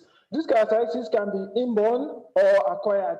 When we talk about a characteristic being inborn, we are talking about something that comes with that item that we are talking about or describing, what comes with it naturally. For example, you take human being who naturally we can walk on land, but some have acquired the characteristic of being able to swim in water. So we can understand it in that context. Quality is of importance for customer satisfaction and to retain their loyalty. If I'm rendering a service to you and you enjoy what I've rendered to you in terms of service, you will definitely come back. So I've retained your loyalty. For pharmaceutical products, that is the orthodox drugs, your paracetamol and the likes, quality is of utmost importance because they are being consumed by human beings. Generally speaking, quality is of concern to human beings in all aspects of life, from the food we eat, the clothes we wear, the house we live in, fact, the air we breathe in. Look at this picture on the right-hand side here. It's not very clear though, but look at this pair of shoes on the right-hand side and the one on the left-hand side. If I ask you now, which would you prefer? Which would you prefer? The one on the far right or this other one? Of course, everybody goes for the one on the far right because it looks well presented and we can say it's of good quality. For synthesized pharmaceuticals, there are guidelines and regulations that govern their quality control, in that they undergo a series of tests and quality control checks before they are marketed and they are consumed by human beings. Because they are being consumed, we have to be very careful what we give to people. These regulations ensure the quality is maintained. Not only that the quality is maintained, both safety, efficacy of the products are assured. For a product to be of good quality, for us to say a product is of good quality, it must be fit for use or purpose. Okay, we want to use this thing to, maybe let's say herbal medicine now, for example, we want to use it to cure maybe stomach disorder, and it's able to perform that specific function of curing the stomach disorder. That means it is fit for use or purpose. They should meet the needs and expectations of customer in the way they are designed, their function, they must be reliable, they must be durable, and even prices of utmost importance. This schematic here is just showing us what quality assurance is about, because we are talking about quality assurance. There are 4 key elements. We have the customer, the service being rendered to the customer. Then if I render a quality service, it means your relationship with me is guaranteed and the customer becomes satisfied at the end of the business dealing. What then is quality assurance? This is a way of doing things to prevent mistake. That is, we have a set series of steps or action plans to be undertaken to ensure that quality is assured. That is series of things that you have to do step A, step B, down to the very least of what has been previously set aside as guidelines for quality. So it helps us prevent mistakes and defects in manufactured products. It also helps us to avoid problems when delivering products and services. If I have done something properly, you will not come back and say, oh, what you are giving me as a product is defective, because I've been able to assure quality even before giving that product out. It gives a positive declaration on the product that gives confidence. I can confidently say that my commodity or item is of good quality if I've ensured the steps and guidelines for quality assurance. Also, it confers certainty that the expectations and requirements of this particular item that I'm giving to you or service that I'm rendering is of good quality. Then we move to our medicines used in phytotherapy. I believe we all here are TMPs, even if we have some who are not TMPs, we are familiar with what herbal medicines are. They are just agents that are used in promoting our well-being and health, and they are gotten from plant sources. So herbal medicines are products that are obtained from plant resources, and they are used in the treatment and well-being. Because human beings are taking these things, just like the synthesized or chemically synthesized medicines, like paracetamol and the likes that we all know, it is essential that our quality is controlled. Human beings take these things. We don't want to take something that will harm us. But unfortunately, due to lack of strict adherence to regulations, the quality of our medicines are being compromised. Take a look at this picture here on the left-hand side. This is a typical shop of a medicine man or a medicine woman. It will interest you to know that we actually took this picture from one of your stores, a colleague of yours. You would agree with me that some of us still engage in practices like this. You heap up herbal materials of different kinds and types, and it harms the quality of your product eventually when you do things like this. Also, it encourages adulteration, either intentional or unintentional, because adulteration can be intentional at times.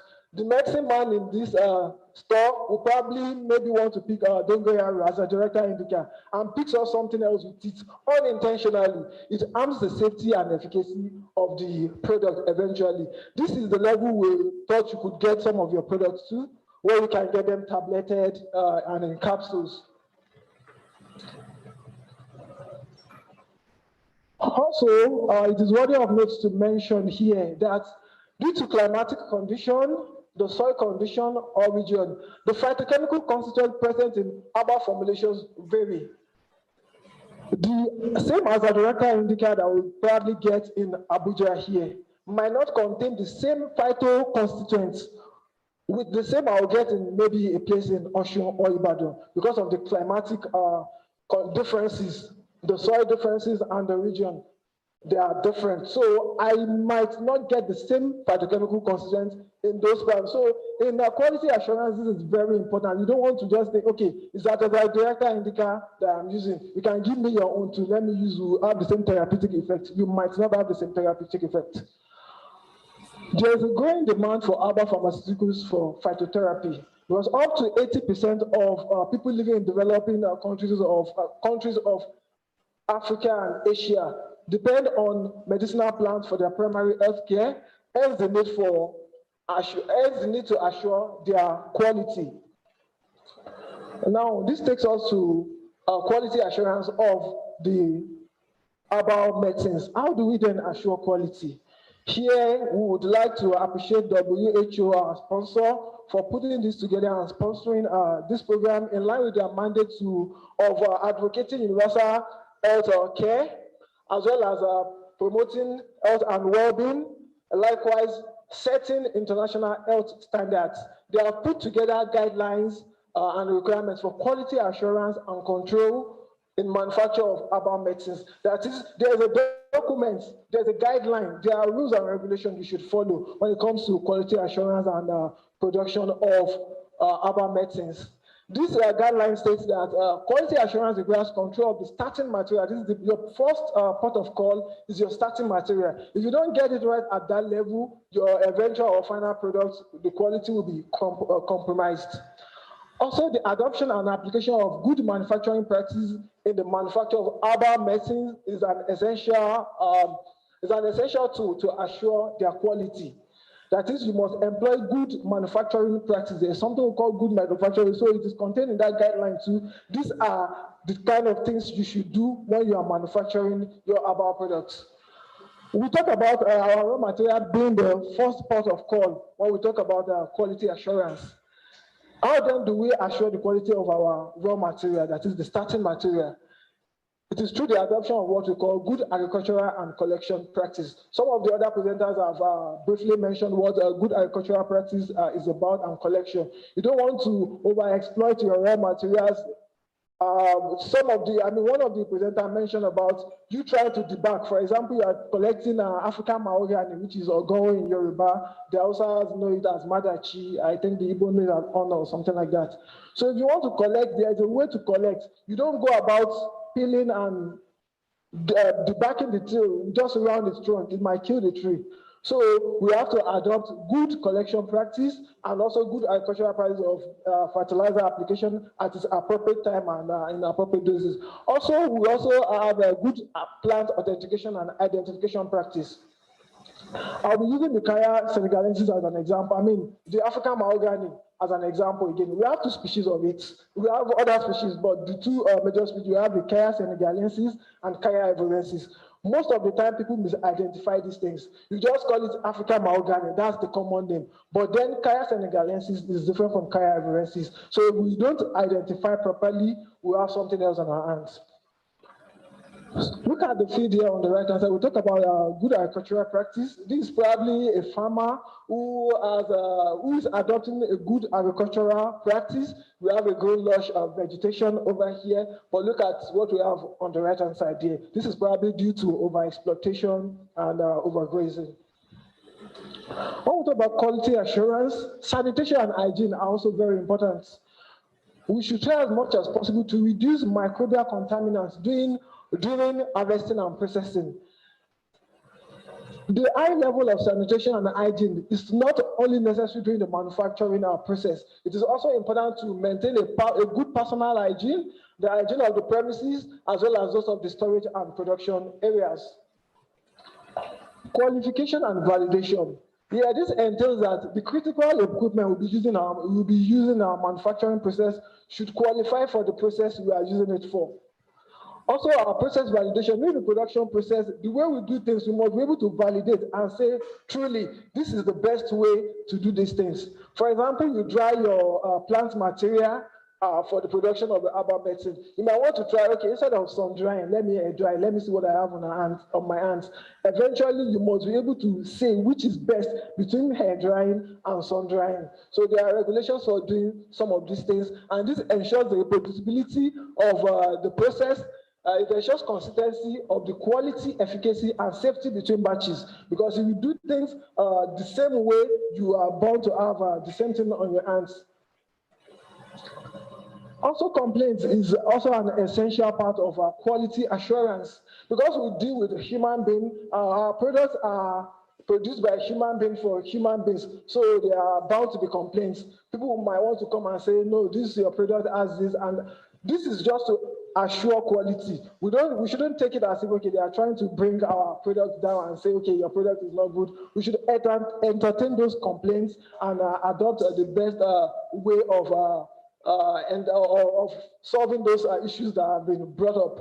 So there should be modality in place for complaints and measures to be taken. When they complain, what do I do? Also, the complaint can be about the product quality or adverse reaction. Product quality instead of maybe there's a faulty manufacture or the product is being degraded over time. When we talk about adverse reactions, we are talking about those unexpected things that we are not expecting to happen when those products are being, our herbal products are being taken. Somebody takes a herbal product and comes down with something else apart from what they are trying to cure. So we should always entertain these complaints and properly record them. If it's a new complaint, a new complaint about that part of about your product, we should endeavor to report to the appropriate authority. In the case of adverse reaction, there's something we call product recall, whereby those products will be withdrawn from the market. And this is depends on national regulations. Here, NAFDAC plays a key role. We would have heard about the story of my Peking that was trending sometimes. So these are the kind of things that happen. Then the product that has been recalled should be properly stored away from the other products. Also, personnel is a very important, is another important part of quality assurance. The personnel that will be dealing with the production and quality control of our materials should be qualified. They should be well-versed and they should qualify for the job they are doing. Some of them you might have a pharmaceutical technologist, a botanist, a microbiologist. In fact, they should even have knowledge about traditional use of herbal medicines. This will help them to make scientific inferences in the production process. Also, we should maintain training records and periodic assessment of those records if those training programs are actually effective. The equipment to be used in your production process should be cleaned regularly to avoid microbial growth and contamination.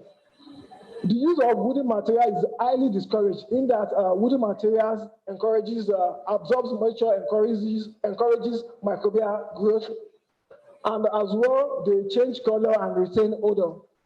Raw materials should be properly stored under appropriate conditions, and then the use of fumigants should be, we should use acceptable materials as our fumigants, and they should be in the appropriate quantity. Yes, this fumigant you are using to sanitize your plant material is the one that is recommended, but are you using the required quantity? Because it is also potentially harmful if you overuse. Reference samples and standard. Reference samples are just like a production batch representative of your products. For example, anytime you produce that particular one you set aside as standard to always compare across reference with is what we refer to as reference standard. That is, anytime you are producing the production batch should be the same. We should not produce a product that is whitish in color. Now you are using that as a reference standard. And when you have another set of production, and then you have a yellow, maybe it's a liquid, now it's now turning yellow, it means something is definitely wrong in the production process. So you should always go back and check, have you done those things you are supposed to do correctly?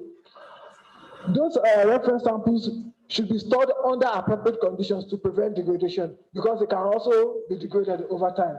They can have expiry dates. So from time to time, when they reach their expiration dates, we should ensure to replace those reference samples.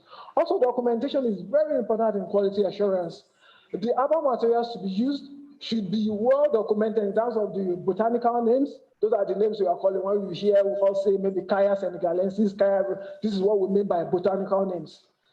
Their local names, so what we call it in our local environment where the plant is sourced from, should be appropriately documented. The part of the plant used, and also the description of the plant. If it's a tree, if it's a shrub, a climber, and the likes. Also, our finished products, herbal products, you have information on the moisture content, the contaminant test that was carried out, the color of the product itself, the odor is also very important. The shape and size, if it's a powdered plant material. Processing instruction should be described clearly. That is, if you have a plant herbal material, what do you do with it? Do you dry? Do you sift? Do you crush? You have to dry at what temperature and for how long? These are also very important to encourage reproducibility in batches of our herbal products. Also, for extracts, specify any vehicle that is used and at what temperatures and duration. Okay, I'm soaking my herbal material now with just ordinary water. If it's just ordinary water, it should be specified. If I'm to boil that preparation, it should be specified, and for how long and at what temperature. That's also very important.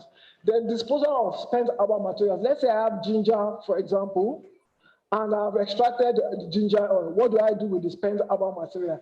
These are the things. So when we go to NAFDAC, we say, NAFDAC, their problem is too much. They do this. They want to see all these documentations because there are regulations that should be strictly adhered to. Generally speaking, good practices in production involves that the steps in production should be clearly defined from the very beginning, that is from the starting material to your eventual product. All that you have done from one stage to the other should be clearly stated, should be clearly written out. And this is to ensure quality, safety, and efficacy, and also reproducibility between batches of production. In conclusion, herbal material should be handled in a way that is not detrimental to the that's not detrimental to the products. Also, the implementation and adherence to good manufacturing practice, good agricultural and production, good agricultural and collection practice, good plant authentication and identification practice is also very important. We've said some of these things before. The reason why we need to do good agriculture or adopt good agricultural practice, good collection practice as well as good manufacturing practices. Like other developed countries of the world, we want our herbal materials to be of international standard, to be internationally recognized. If we do things the proper way, our products are well packaged, following all the rules and guidelines, we will definitely get our products to that level. Above all, we want traditional medicine to get to a level whereby it will be integrated into our health care delivery system, whereby you can go to the hospital and you can say, okay, instead of maybe one of these anti-malarials, well, I don't want the orthodox anti-malaria. I want this Azadirachta, indica mixture, and the likes. We can get to that level because other countries of the world, developed countries like China, India, they do these things, whereby you get to the hospital and you say, I want this, I don't want that. So we can get, if we can do that, we can also do it. So I will implore us to take home some of these messages, internalize them, and put them into practice.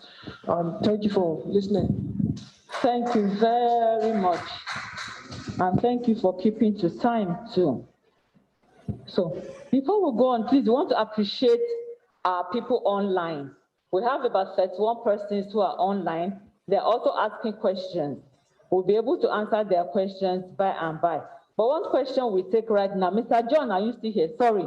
Mr. John, somebody asked online that please, how can I get them? No, not that. Online, somebody asked about fertilizer. If fertilizer has been used on the land, how do you treat it to reduce the effect of the fertilizer? Please, just briefly. If fertilizer has been used on the land, how do you treat the land to reduce the effect of the fertilizer? Who is roving the microphone? It's simple. Just switch from fertilizer to poultry manure or cow dung. Or you plant cover crops like cowpeas or Lucina. Lucina is a very good one. It adds a lot of nutrients to the soil. Once you do that, you maintain a healthy soil. Thank you very much. So we're going to take questions now for the last speaker. Yes, the gentleman here. Who again? The lady over there. Any more questions? We have two. Going. After these two, we're not taking any more. Go on. Okay. Three questions. Thank you. My name is Just go straight to your question. Okay, my name is Muhammad Sani from Kaduna State. When mentioning equipment for processing, he made mention that we should use non-wooden materials if possible. My question is there any scientific proof for this? Because we have inherited from our fathers using of mortar and pestle. This is my question. Okay, thank you for the question. For some processes, thank you for the question. For some processes, if there are alternatives, because for mortar and pestle now, there are alternatives you can use to actually crush those plants. So that's why I said, if it is avoidable try as much as possible to avoid the use of wooden materials.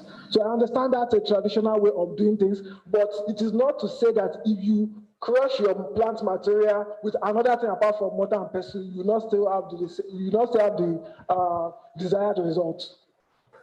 I hope that answers my question. It's all the same. Yes, it's all the same. I think to add to that, one of the reasons why you have to be careful when you use your mortar and pestle is that, you see, most of the time when we do that, we use it for several plants. Is it not so? You have one mortar and pestle, and I'm sure you have 3 or 4 plants that you plant with it, or more than that. There's every possibility for you to have cross-contamination. So that is why you have to take note of it. Yes, for now, most of us still use our mortar and pestle, but you have to be very careful that you thoroughly, when I mean thoroughly, clean your mortar and pestle before you use it for the next batch of plant material.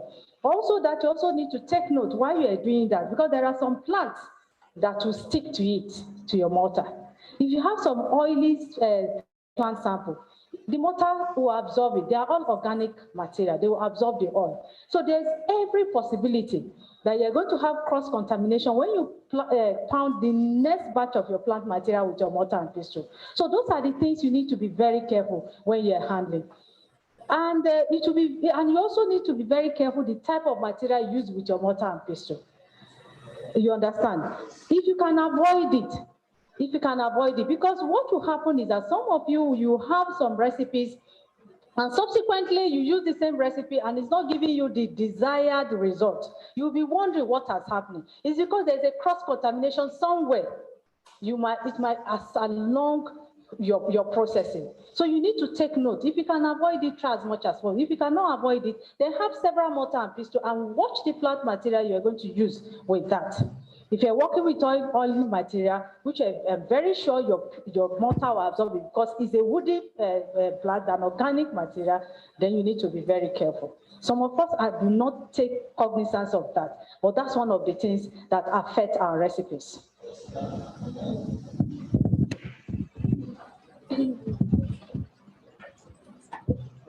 Okay, my name is Rashida Ahmed. I'm from FCT. My question, I don't know if it's applicable to this speaker or the next speaker. It's about packaging and standardization, because in the introduction, you made mention of encapsulation of herbals. So my question is, most of us know that active phytochemicals in herbals differ in herbal formulations. This could be due to collection and type of harvesting. So what kind of advice will you give to TMPs on how we can standardize these herbals in respect to quantification of the active phytochemicals? Maybe let me say as a director indica, to produce a final presentable package. Thank you. Thank you. I'm not sure this is covered within the scope of my presentation, but then for quality assurance that I spoke about, you want to be careful in the way you do things. Because I mentioned the fact that you have to properly identify your plants. You talk about as a director in the canal, for example. So where did you get it from? How did you do your collection process? And even in the manufacturing process, how did you do such and such, A, B, C, and what have you? So if you are able to say, okay, these are the things I've done, following the guidelines strictly, you would be assuring your plants or your herbal products will be standardized if you have done that. So maybe I think we have a topic on this thing that will talk about packaging and stuff like that. Thank you very much for your question. When you're talking of herbal medicines, they are multi-component. Standardization can be very difficult, but there are various ways you can standardize. For example, when you say paracetamol, 500 milligrams, we know what is in it.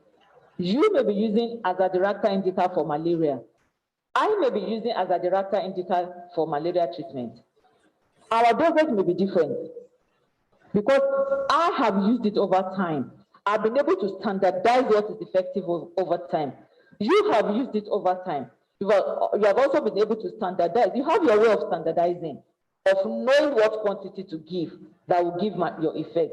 I have a way of standardizing my own to what quantity to give that will be effective. So when it comes to herbal medicine, there's no one cap fits all. But one situation whereby I will say 3 leaves 3 times a day, effective. One situation whereby you will say 4 leaves 2 times a day, effective. That's the kind of thing we want when it comes to standardization. The kind of standardization you also want is for us to be able to get out the active component. By the time we do that, we're no longer talking of phytomedicine. We're not talking of the active constituents, no way. But we want you people to get this. Don't just tell me take a cup full. No, I don't want that. Because I can be using a big cup while somebody else is using a small cup. I want you to tell me take 50 meals, take 20 meals. No matter how you have prepared it, let me take 20 meals, let the other person take 50 meals. That is the kind of standardization we are looking for. I hope you are getting me. So I cannot tell you how to standardize your product.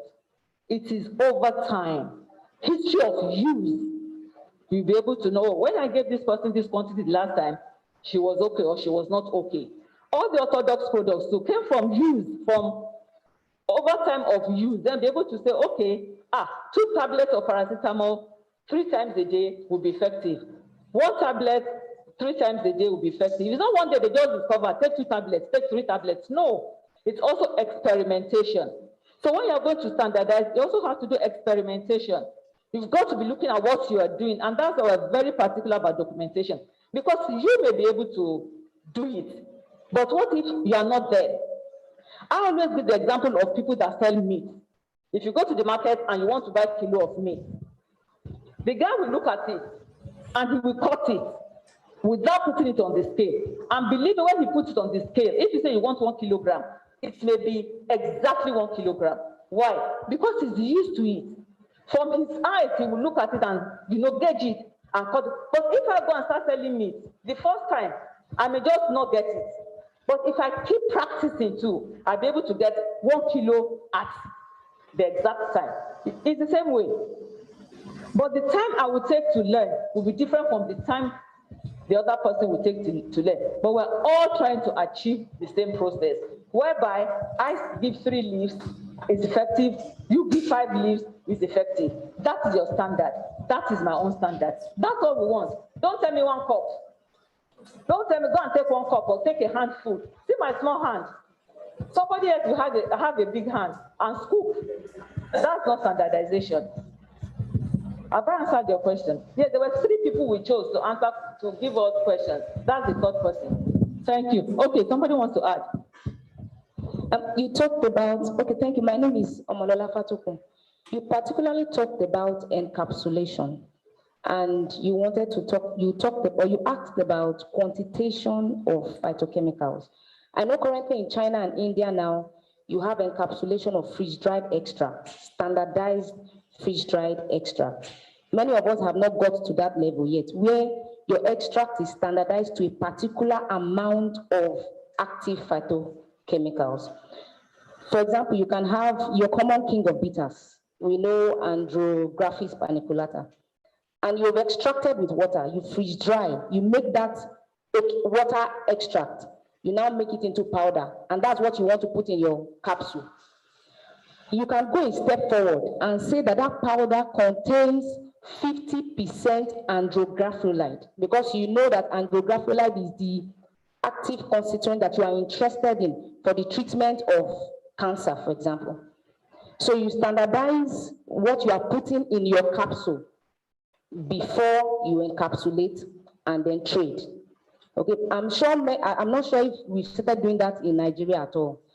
But you can come to NIPRID, we can quantify your active constituents. If there's one in which you know is the most active, you can increase that quantity in your own product, eventual product. So people will think your product is doing magic, but you've increased your quantity of active content in that particular, it's still an extract, but you've increased the amount in that particular freeze-dried extract that you put into capsule or that you tableted.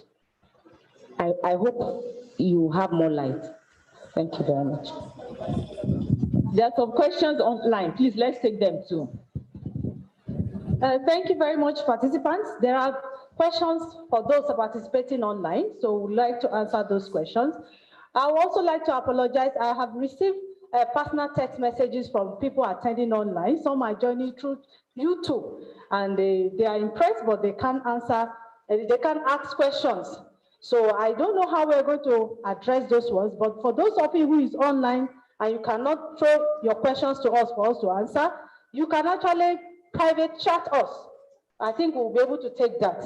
You can send us a private chat messages. We'll take that on your behalf. For others who are currently with us and they ask a few questions, let me answer one. This is from Victor Okeima. Victor Okeima said, thanks so much, great lecturers. This is real-time class lecture and work and lecture. They should carry credit hours for all participants. His question is, what is NIPRID and other sister agencies doing about the indiscriminate use of herbicides on both medicinal gardens and agricultural farmland by cultivators, since they are dangerous to man and the earth itself? Yes, that is a good question. NIPRID, as you know, is a research institute. We have the capacity to generate information, data to be able to back up whatever information we have, the harmful effect of these herbicides and all that. We're not an enforcement agency. We're not a regulatory agency. We might not be able to do that, but we can help the regulatory agency and the enforcement agency by providing the data, the necessary information that will guide the necessary policy to be able to do that. So thank you for that question. Yes, I'm sure other sister agencies are also aware of this particular problem, and I know and I hope they are doing something about it. The second question, this is from Joshua. Joshua said, thanks, sir, for the wonderful presentation. May I know, please, how the cultivation of seasonal plants like Mitrocarpus vailosus are managed? Yes, Mitrocarpus vailosus, they are seasonal plants. They are, what do you call it, Mr. John? They are annual herbs. They are annual herbs, which means they grow, and within a short time, their life cycle is over. You have to replant them again. Well, this is not a question I can answer online, but we have a good expertise. Mitrocarpus vailosus is one of the plants we're well grounded in the cultivation practice of. You can actually contact us, private chat us, and see which area we can help you out. And you can also come to NIPRID. We have consultancy units, and where we do training. You can do one-on-one training. You can do personalized training for you if you really need that knowledge, as he said. Yes, this is from Ugochi Clementina Obafemi. Excellent job, Mr. John. Thank you for this presentation. Please, we need the soft copies of this presentation. My email, okay, thank you very much. Ugochi Clementina Obafemi for that.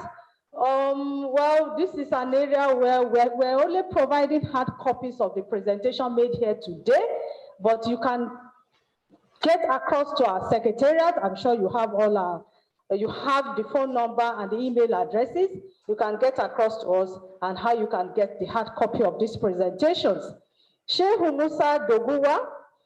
Shehu Musa Doguwa said, please, what is the best time for cultivation of medicinal plants? For collection of medicinal plants?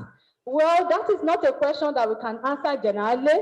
Each medicinal plant has specific time. It depends on the medicinal plant of interest and depends on what you want to use it for. You have examples that some medicinal plants, the active ingredients are up very early in the morning, some is late in the night.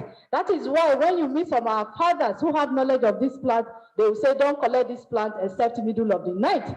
They use that to scare us, but really there is a logic behind it. It's because the active constituent of that plant is already active. This is something that has been verified scientifically. Professor Kule is here. She did a detailed work on some essential oil, and we realized that there is a particular season of the year that you can get that essential oil to be at its best. So it's not a question that can be general to all plants.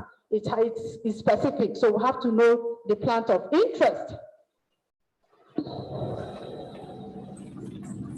Okay, I think Nelson Inasome Sarah said, secondly, for the hospital too far to be itchy, I feel it may cause a long-time damage in human body consuming it at its raw state. Okay, I think she's trying to make contribution about a plant. The plant is called hospital too far. He said because it is itchy, that she has a feeling it will cause a long-time effect on the body. Well, most medicinal plants, there are some of them that are poisonous, so we need to be careful when we use them. There are some that are very active at a very, very, very, very low concentration. So those are things you need to take note of. I don't really know much about this, but thank you for your contribution on that. Yes, the Chika Abba is asking if there is a preservative that has been used and is very good for herbal products. There are several herbal preservatives. There are several of them. I know our fathers here, those of you here have some more you use for preservation of your herbal product. I might not be able to answer you direct on that, but I know there are several herbal recipes. We'll try to get across to us. You might be able to also help in a way, but there are several of them. Depends on your interest. Solomon Domshak said, I am Dr. Solomon Domshak from Plateau State. Is there any online platform for further mentorship? If there is not, I suggest one should be created today after the workshop stroke conference. How can we get the organic fertilizer? He asked two questions. He's asking if there is an online platform for collaboration to get information across. Yes, currently there is none. But it's something we can look at after this workshop. Please, there is going to be a post-evaluation. Put in your question, put in your area that you want. We'll look at it. If we think is necessary, then is a platform we can create. We'll all have your contact. Even those online will have your contact. We can create it and we'll let you know. Then the second question is, how can you get the organic fertilizer? Yes, I don't know, Mr. John, did you? Okay, well, currently the organic fertilizer the presenter is talking about is the cow dung, which we currently use. There are several organic fertilizers that are available. I'm aware that there's a group currently put in place that is handling, I think, chaired by Professor Iwu on cultivation of medicinal plants. And they are bringing groups together on how you can cultivate your medicinal plant that is eco-friendly. There is a group like that, I'm a part of that platform. If there's any information we can cut across from that, I will let you have it. Thank you very much. Thank you very much. We have stressed. No problem. Briefly, John. From literature, consuming that hospital too far without boiling it is dangerous to health. So if you are using it, make sure you boil it a bit to break down the poisonous content. Okay, thank you very much. I hope the person who has this question has gotten it. Yes. Last question. The last question. Okay. Good afternoon. I'm Ahmad Abdulaziz from Kogi State. My question is not really specific to this, to the last lecture. It's more of a general question.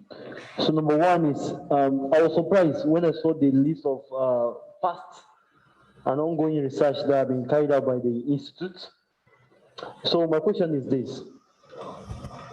Regarding the one-on-one training, what areas are this training about? Then number two, I would like to suggest that, based on my experience, most traditional medicine practitioners have different ideology or philosophy regarding herbal medicine production and practices generally. I so much believe that if this institute can come up with more of a training manual or more of like a training recommendation that everyone can follow, it would really help a lot. Thank you. I'm really trying to understand your question. The one-on-one training. Did we mention one-on-one training? Yes. I think what are the areas this one-on-one training are about? Wait, I was the one who mentioned one-on-one training. What I mean by one-on-one training is targeted training, specific. You request for it, we give it to you. Okay. That is what I mean by one-on-one training. Okay. Like somebody who is saying he wants to know how to cultivate Mitracarpus villosus. It's not all of you that is interested in Mitracarpus villosus. So whoever is interested, you request for it to have a consultancy unit. This time around, it's only you, you get your training, you follow the due process and you go. That is what I meant by one-on-one training. Okay. Are you okay? Okay, let him give us the suggestion now. What was the suggestion? A brochure. Not really a book, more of like a curriculum, a system whereby a minimum knowledge every traditional medicine practitioner should have, if that can lead him to have a certification or something like that, or a license. We'll also look into that. Thank you very much for your questions. Please, we'll have time for further questions at the end of the program. We'll go on to the last. Dr. Danraka gave a lecture earlier on. It was the first lecture. He's here if people have any question for him. The title was Dr. Danraka, Clinical and Pharmaceutical Terminologies as related to herbal medicine. If you can remember, he was the first person to talk. If you have questions for him, he's available here. Meanwhile, let's move to the last lecture for the day. Will be presented by pharmacist Omolola Fatokun.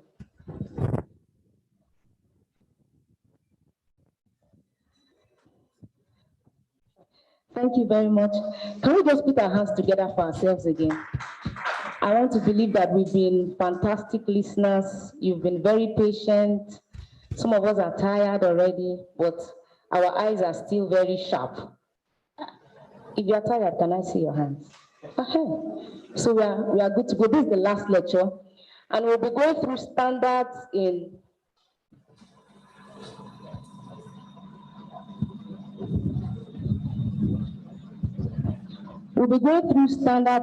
harvesting, storage, and the production of phytomedicines. Earlier on, we listened to the lecture on quality assurance, we listened to the lecture on conservation, and to achieve this topic is really, really very crucial because it's at the foundation of your herbal medicinal product or every preparation that you give to your patient. You listen to quality assurance telling you that for every preparation you give to your patient, it must be consistent. It must have the same color, the same smell, the same odor, the same look, the same formulation, the same efficacy for every preparation. For some of us here, we don't have products. You just quickly put the herbs together and then you dispense to the patient. But for every time you do that to every patient, it must be consistent. And to allow for that, we are talking about standards. Yes, so we'll talk about standards, what standards are, what the rules are. Sometimes it's difficult to keep to these standards, but we'll see how to make them easy, the guidelines that we have to make them easy, where to find the standards. We'll talk about harvesting, we'll talk about collection, we'll talk about storage, and then production of phytomedicines. So, what are standards? They are just technical specifications put together to ensure that for every time you make a batch or you make your production, you have consistent results. You have the same response. The last time you gave this product to a patient, the patient reacted like this. How can I ensure that if the next patient will not have the same activity that he had before, it's not due to my product? Standards allow you to do that. How to ensure repeatable, harmonized, agreed upon and documented. Standards are repeatable, harmonized, agreed upon and documented information put together by international organizations for each and every one of us to follow. Okay? And to follow these standards, we have guidelines. The aim of these guidelines are to ensure that each medicinal plant has you are able to keep intact your active ingredients. And also conservation. Guidelines help you to ensure that the source of your raw material is being kept. Standards ensure acceptability, ensures reliability, ensures that you have reproducible results, ensures safety and efficacy. This is very central. Especially NAFDAC is interested in your safety and efficacy, and eventually, of course, quality. So where can we find these standards? I've been saying standards, where can I find them? We can find them in what we call official books. Some of these official books are the West African Herbal Pharmacopoeia, European Pharmacopoeia. We even have our own Nigeria Herbal Pharmacopoeia. Each of these books have different medicinal plants, how the medicinal plants look like, the expected characters that you hope to see. Every time you mention those medicinal plants, what you expect to find, they are documented in all these books. Along with these books, we also have guidelines by WHO, by the European Union, by the Food and Drug Administration, and of course by NAFDAC, on how to store, how to collect, how to preserve, how to ensure quality control.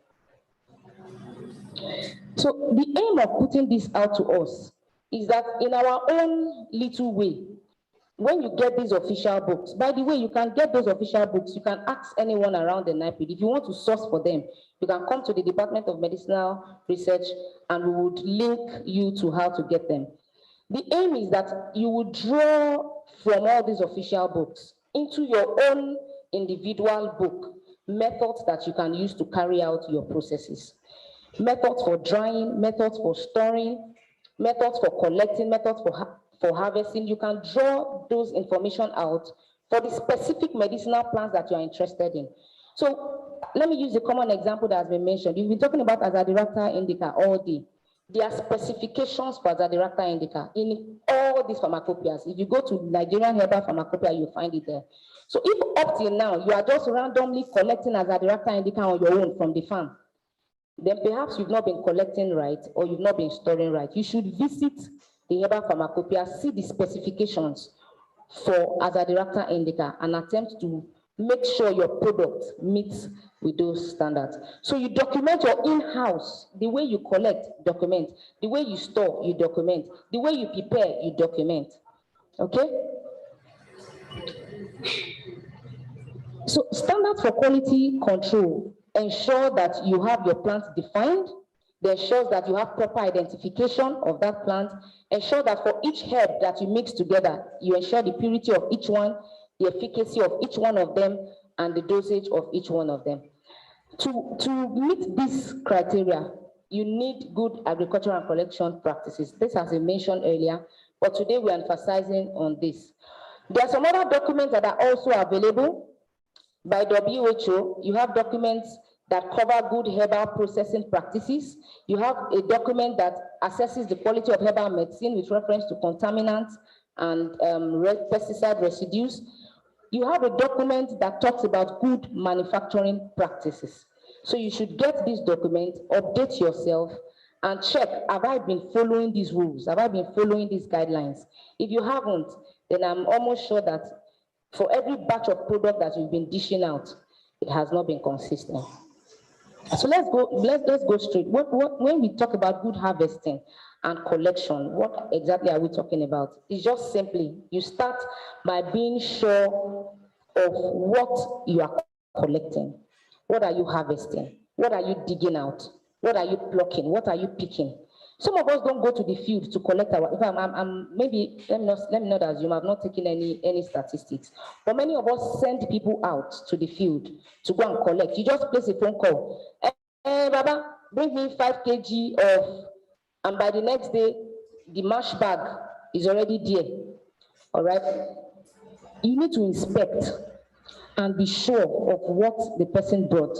And not just that, you need to be sure that that delivery comes with documentation. Ask the person, where did you collect this thing from? And document. How did you collect? When did you collect? Did you collect, have you had it in your store since rainy season or dry season?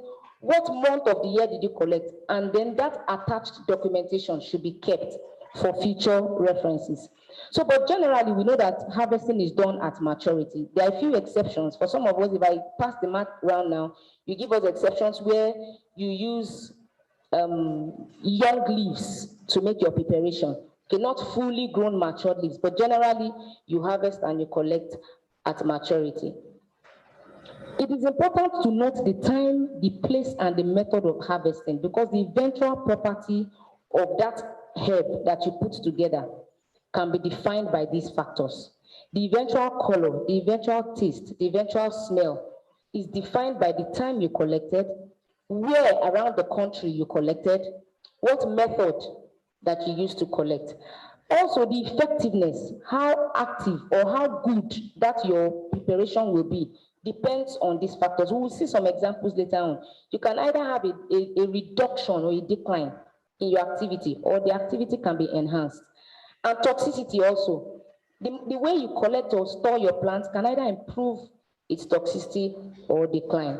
We will see some examples very soon. I talked about the exceptions to collection, that's maturity, stage of maturity.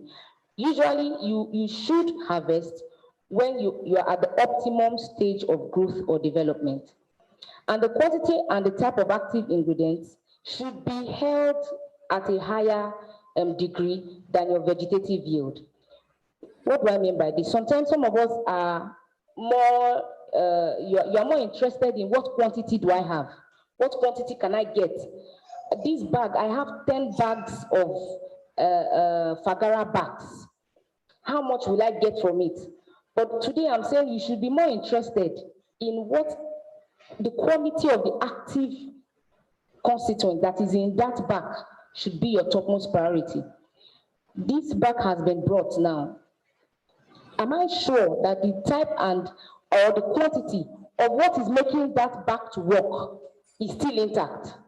So if somebody brings an already stored bag, the person has stored it for 6 months, and someone just collected fresh bags for you, are you sure you will have the same quantity and quality of active ingredients?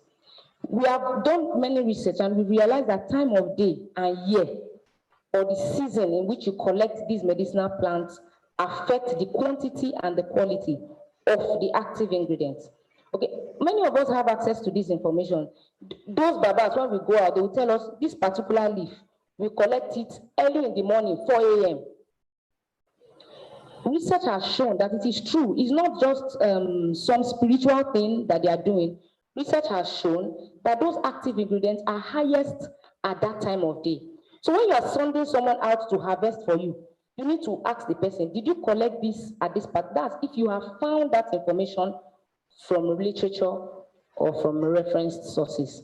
Okay, and you have some examples. Most of our essential oil, we call them essential oil, most of our medicinal plants that have this scent, your Cucuma longa, your, many of the examples have run off my head now, but many of those medicinal plants that have scent are collected at the early hours of the morning. Caliandra, he mentioned Caliandra earlier in his, Mr. Toge mentioned it earlier, we call it today. And many of all these mimosa plants, we call them mimosa plants too, that have their leaves closed. Okay? It's advised that you collect them at the early hours of the morning when their leaves are opened, because their active ingredients are highest at those points. Also, we have seasonal variation. We have many of these plants. If you work with osimum a lot, what we call ephedrine, if you collect at different times of the year, you will have different qualities and different quantities of active ingredients. Our usual curry leaf, peppermint, is another example. We are all familiar with taba.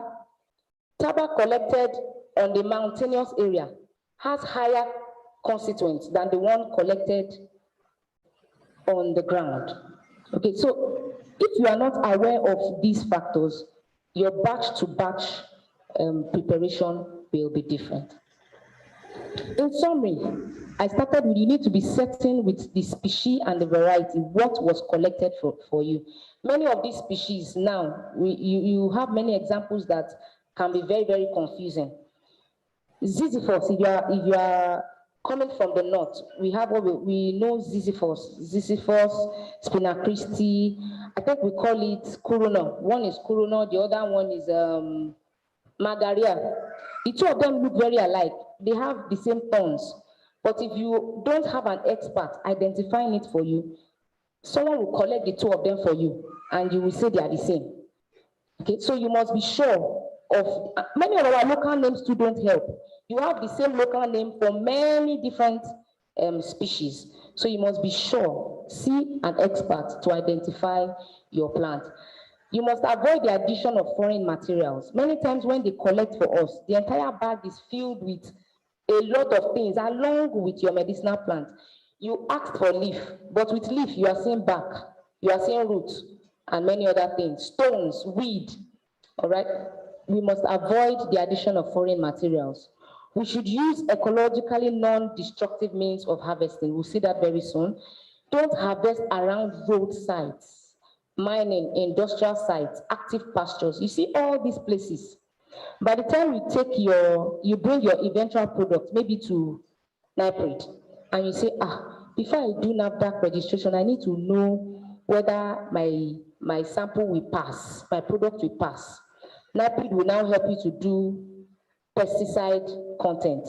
If you collected your herb from all these sites, roadsides, mining areas, some of us even collect around the industrial area here for FCT participants, active pastures, your sample might not pass that test eventually. Your sample will not pass microbial limit test because right from the inception, your raw material was contaminated. Also, use trained personnel. My colleague had emphasized on this in your collection. Avoid source of moisture. Avoid source of, if you are collecting leaves in the early hours of the morning, you must collect after dew has dried. The dew that has settled on the leaf has dried off. Otherwise, by the time you put them together, you have microorganisms growing on them very easily.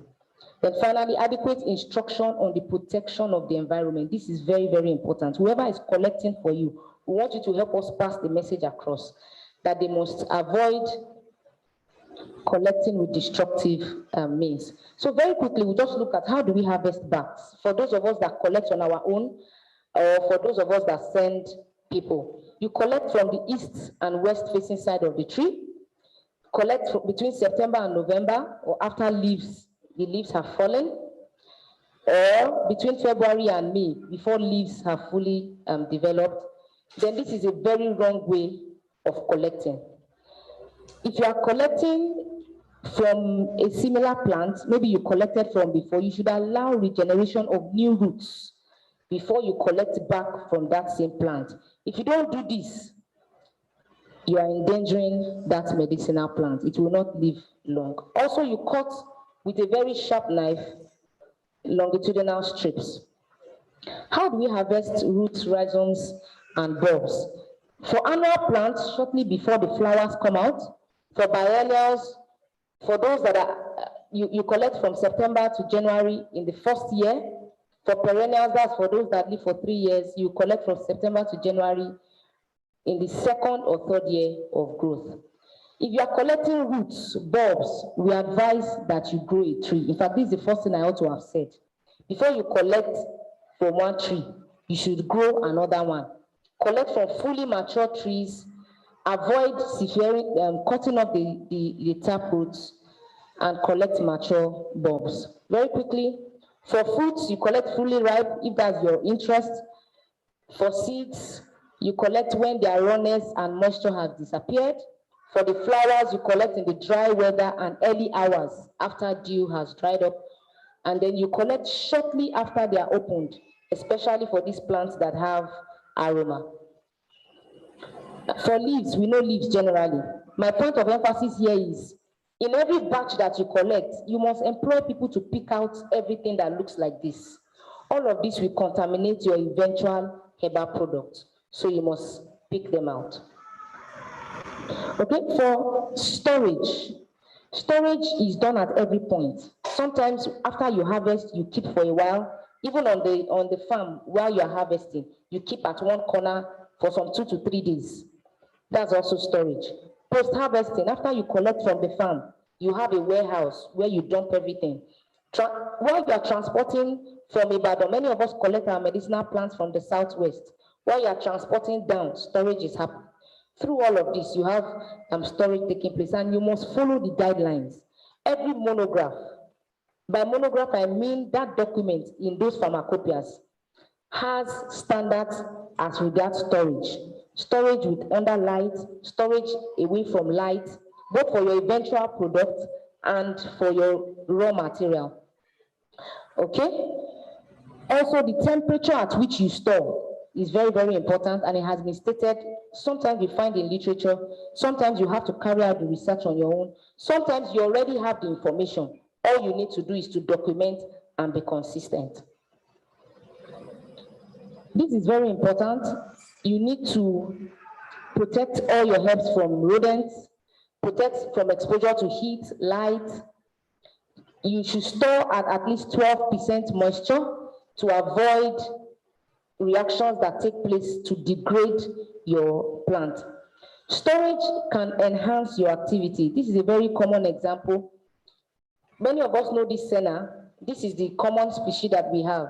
It's almost in the same group as this example that I made. It contains a very potent ingredient that allows, that increases, is used for as a laxative. So somebody who takes senna, for example, will go to the toilet more often. But if you store properly, you can reduce the rate. Many of us, after we prepare your product and you give to the patient comes back and says, I've been purging for 3 days. All right. One factor is how you stored.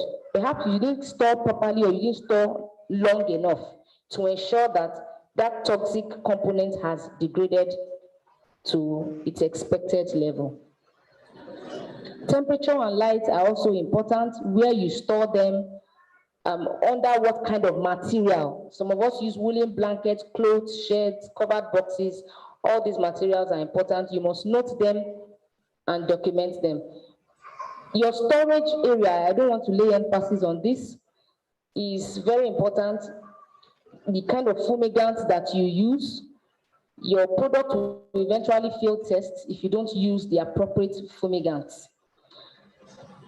There is an example that I'm looking for. We were mentioning biopesticides, and this is a very good example.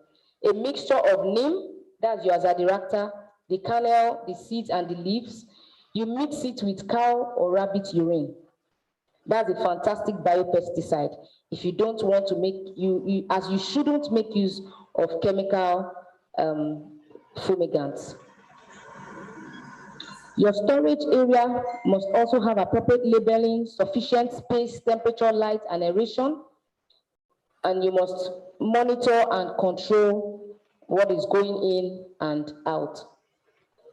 This is what we usually do. We see this a lot during our surveys, both in the market and in our stores, but this is what we expect to see the next time we come around. Some of us can use this or this. This is readily available for us. This is just an example of how what you will see in a monograph if you look through literature. So someone is saying, after all you have said, what do I do now? The first thing you have to do is search for information about your plant. Find out what has been documented about it. Document your own observations, write them down, your own processes. Document your own interventions. What did you do to solve a problem when you encountered one? That information can be used to make money. We are talking about making money in this conference. Harvest properly, store properly. Thank you for listening. I want you to ask your neighbor, what is the color of your moringa?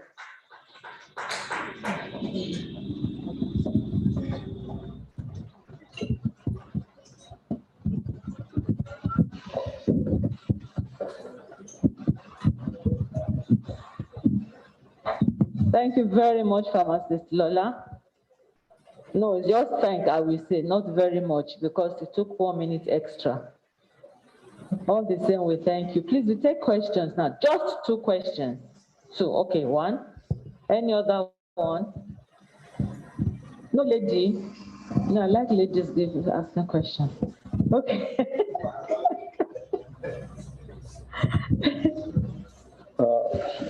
Good afternoon. I'm so much happy. Please, your name and your state. Oh, sorry, I'm supposed to introduce myself first. I am Suleiman Abdul Karim from Kaduna State. I'm the CEO of Sauti Sakina Holistic Healing.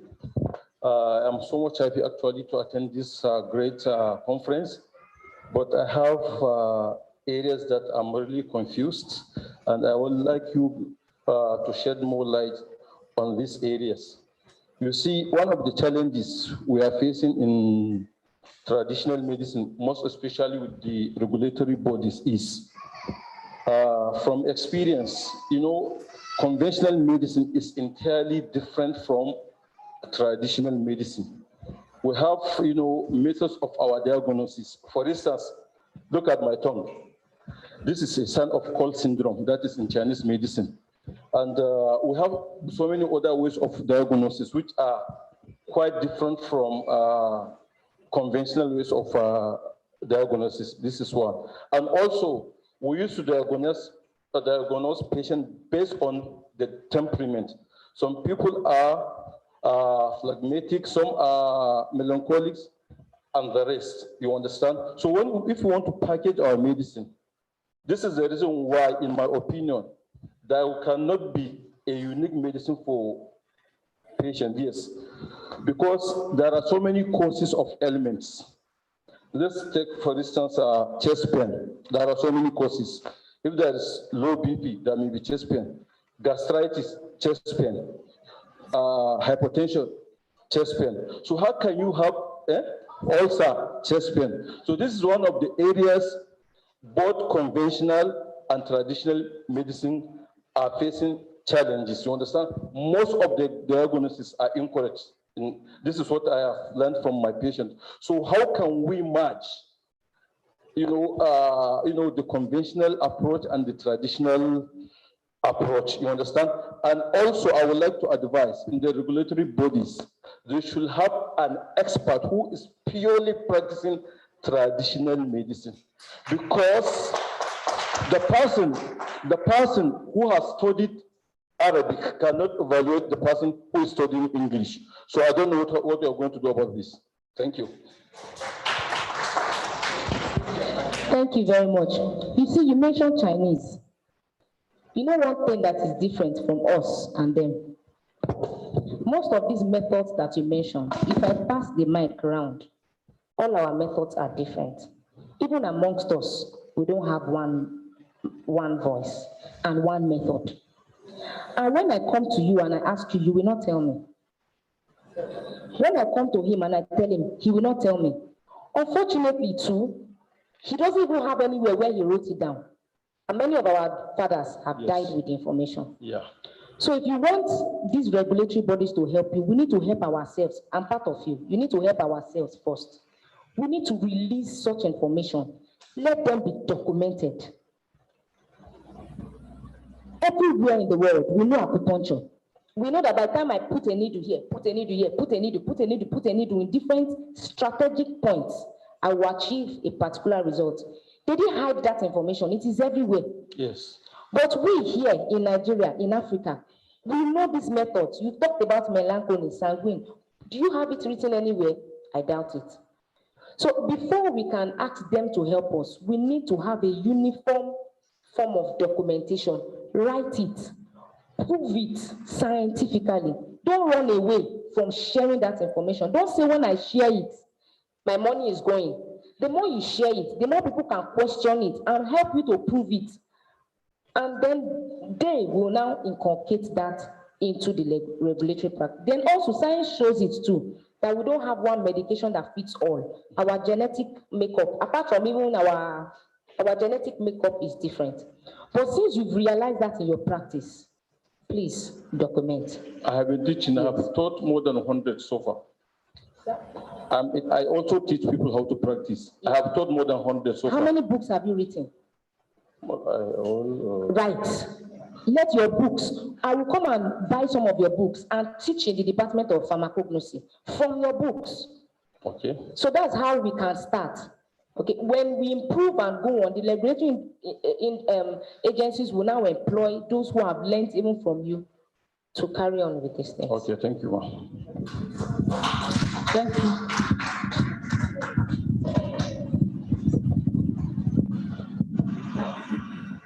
Hello, good evening to good afternoon to everyone.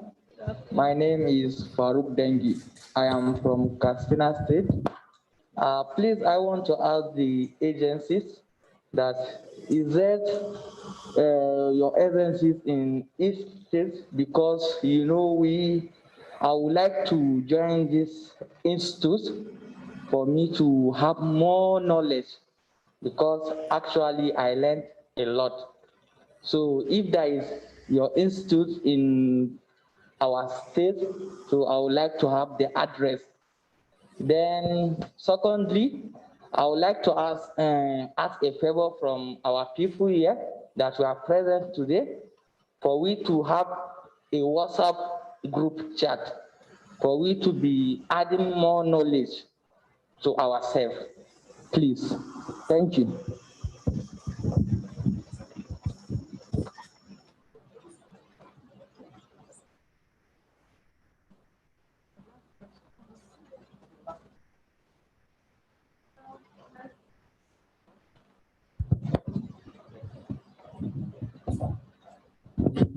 Okay, thank you very much. Your first question is that if you have, the institute have office in your state. Well, currently, NIPRID is located in Abuja, but there is effort for us to have state offices, which is zonal offices, which the institute is still working on. It has not taken effect. So, and as soon as that took off, I'm sure it's not going to be a hidden news. You'll be aware of it. Yes, any other question? Yes. Yes, that request for WhatsApp platform, I think there's another person asked that question earlier, and now we said it's something we'll decide on at the end of the training. If we really based on your response to our post evaluation. So please try and write it, and let's see, we'll sit and look at it, and if we really need to do that. Please let me quickly make an announcement for those who are currently online. We have had several requests. People said they can't join. I don't know why they cannot join us through the Zoom link, but the link we have is that you must register first for you to be able to access the link. Please tell your friends who are online who are having problems that they must register. So they need to click on that link. It's on our flyer, the initial flyer we sent out. It's the same link that you used to register. You need to click on it. It will direct you to where you register for you to be able to obtain the Zoom link that will join us. Please tell your friends who are at home, and those of you listening online, please tell others who are unable to join us so that they can join us tomorrow. Thank you. Good afternoon. My name is Olajide Yusuf from FCT. One of my questions is, I want to ask if it is permissible to store a dry medicinal plant in a plastic container with cover. Then secondly is a contribution, a suggestion. One of my colleagues has already said that in addition to creating a group with the practitioners and the resource people, which is the NIPRID people, it is also important with the participants, because the faces I'm seeing here that the faces of the new modern herbal practitioners. And I believe most of us here are educated. So if the NIPRID will permit us to also have a separate group which we can network ourselves. So some of us are in a different level in this field. We can also still learn and visit ourselves to learn from those who are already ahead of us. And secondly, to the organizers, the NIPRID, I know time is a major important factor here. It's also important to give us time to hear from us. You know, if you want to help people, you need to listen to them to know where their problem, the level they have, so you can know the level that you can actually come to help them.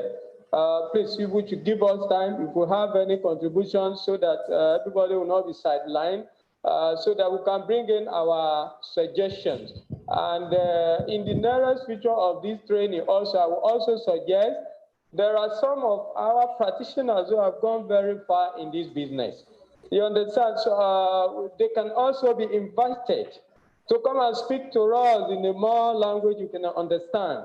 So if you see them, people like them, they will also serve as a form of encouragement for us. It's a suggestion. Thank you very much.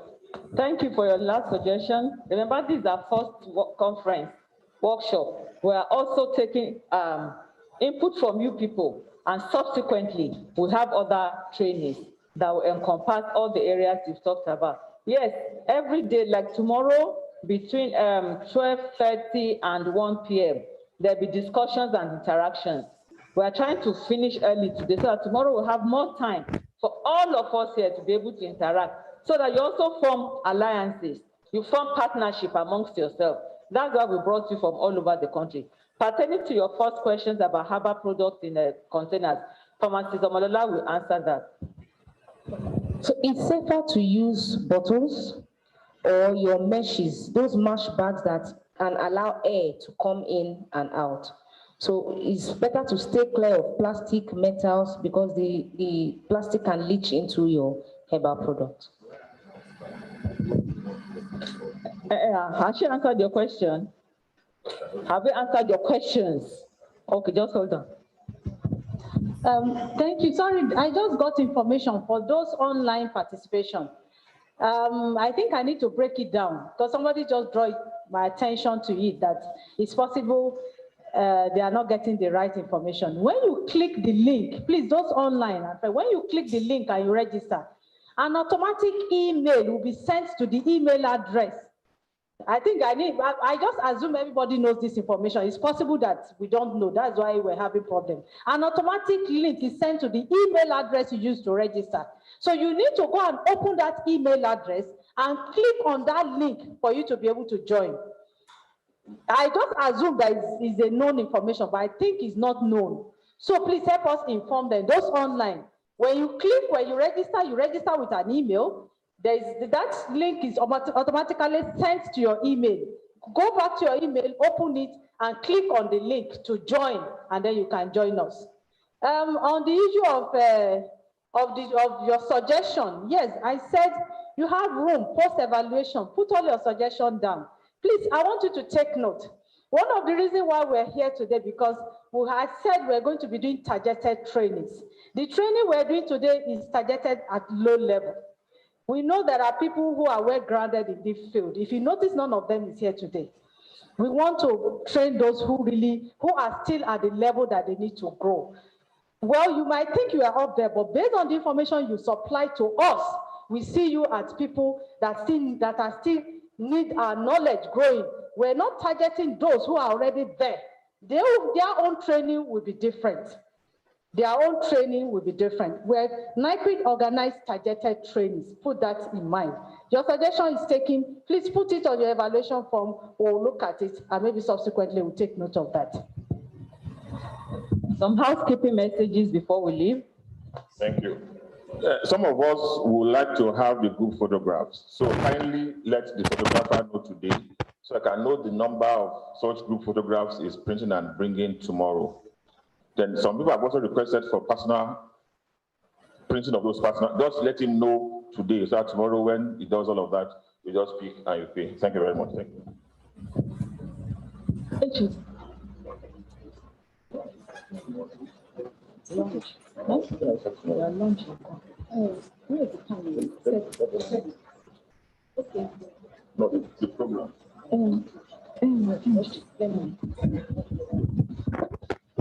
Thank you very much. I think today's program we're done. We're right on time. We'll finish.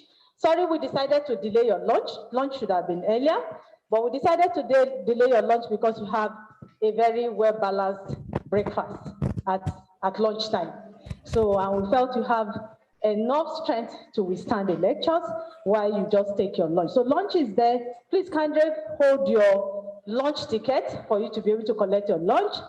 Tomorrow, our lecture will start at 9:30 exactly. So between 9 and 9:30, you have to register at the desk again for the second day. So please, the lecture starts by 9:30 a.m. We all have the schedule with you, so look at that. We'll try as much as possible to keep to time.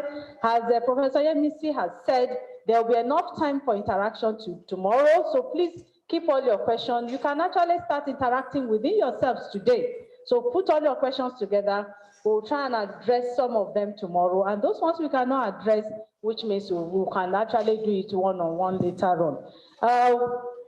Sorry, that's the housekeeping rule. Please, there's an announcement made by Mr. Jegede.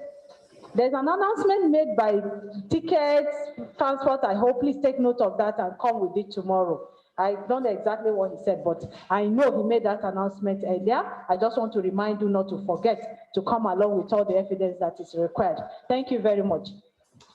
Please sit down, sit down, please sit down. We're observing COVID protocols. So bring out your tickets, please. Bring out your tickets, hold out your ticket. We're going to do it in an orderly way. Your tickets are ready. Please, the last row. People on the last row should get up and go and take their meals. There is rice and I think there is swallow. Last row, please get up. You're on the last row. Take out your tickets and pick your lunch. Please, let's do it fast. Thank you very much. Please, let's stand up and do that. People on the last row, please, and usher, direct them. Kewe, please direct them. Last row, let them get up. We don't want it disorganized. Once you take your lunch, please sit down or you go out. Please, let's hurry up. 2 minutes, we want to get this done.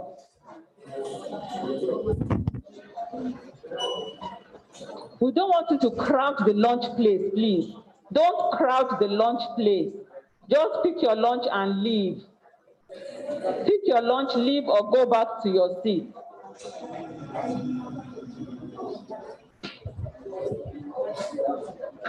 No crowding, please. Pick your lunch and go back.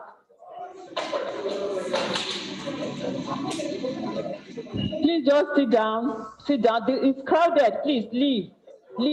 Let them take their lunch and go. Next line. Yes, this line, please get up. This line, please go. Please bring out your ticket, no discussion. Bring out your ticket. You want to write or swallow? There's rice and there's swallow. Please hurry up. If you want swallow, go to that side. Please hurry up, no crowding.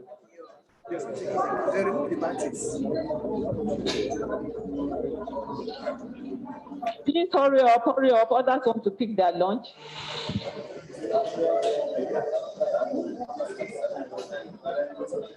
Next row, please come. If you have not received, please come. Next row, please hurry up. Bring out your ticket. This row, please.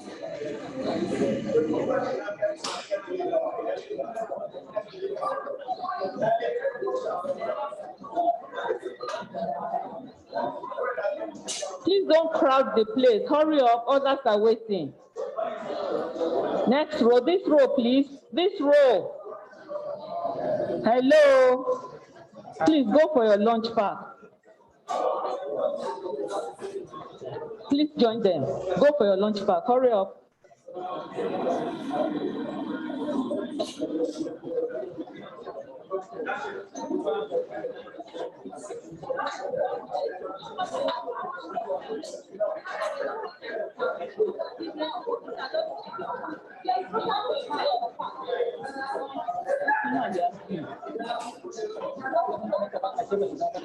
Now?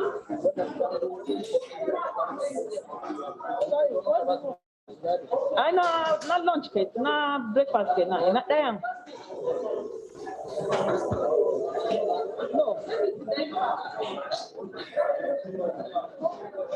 Please come for your lunch if you have not picked. Come for your lunch pack if you have not taken any.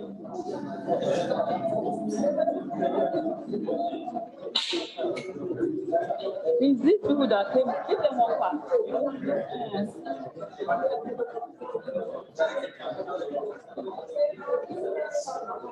Please come for your lunch if you have not taken. Participants. Okay, we assume everybody has taken. Thank you. Have a good night rest.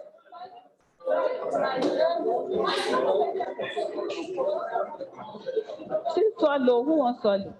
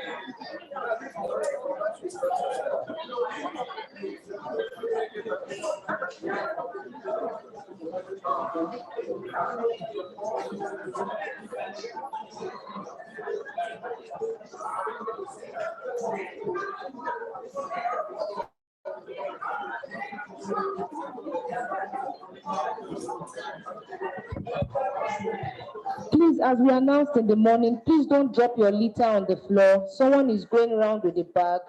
Please help us drop your litter in the bin. Your bottled water, your food pack, please help us drop them in the bin.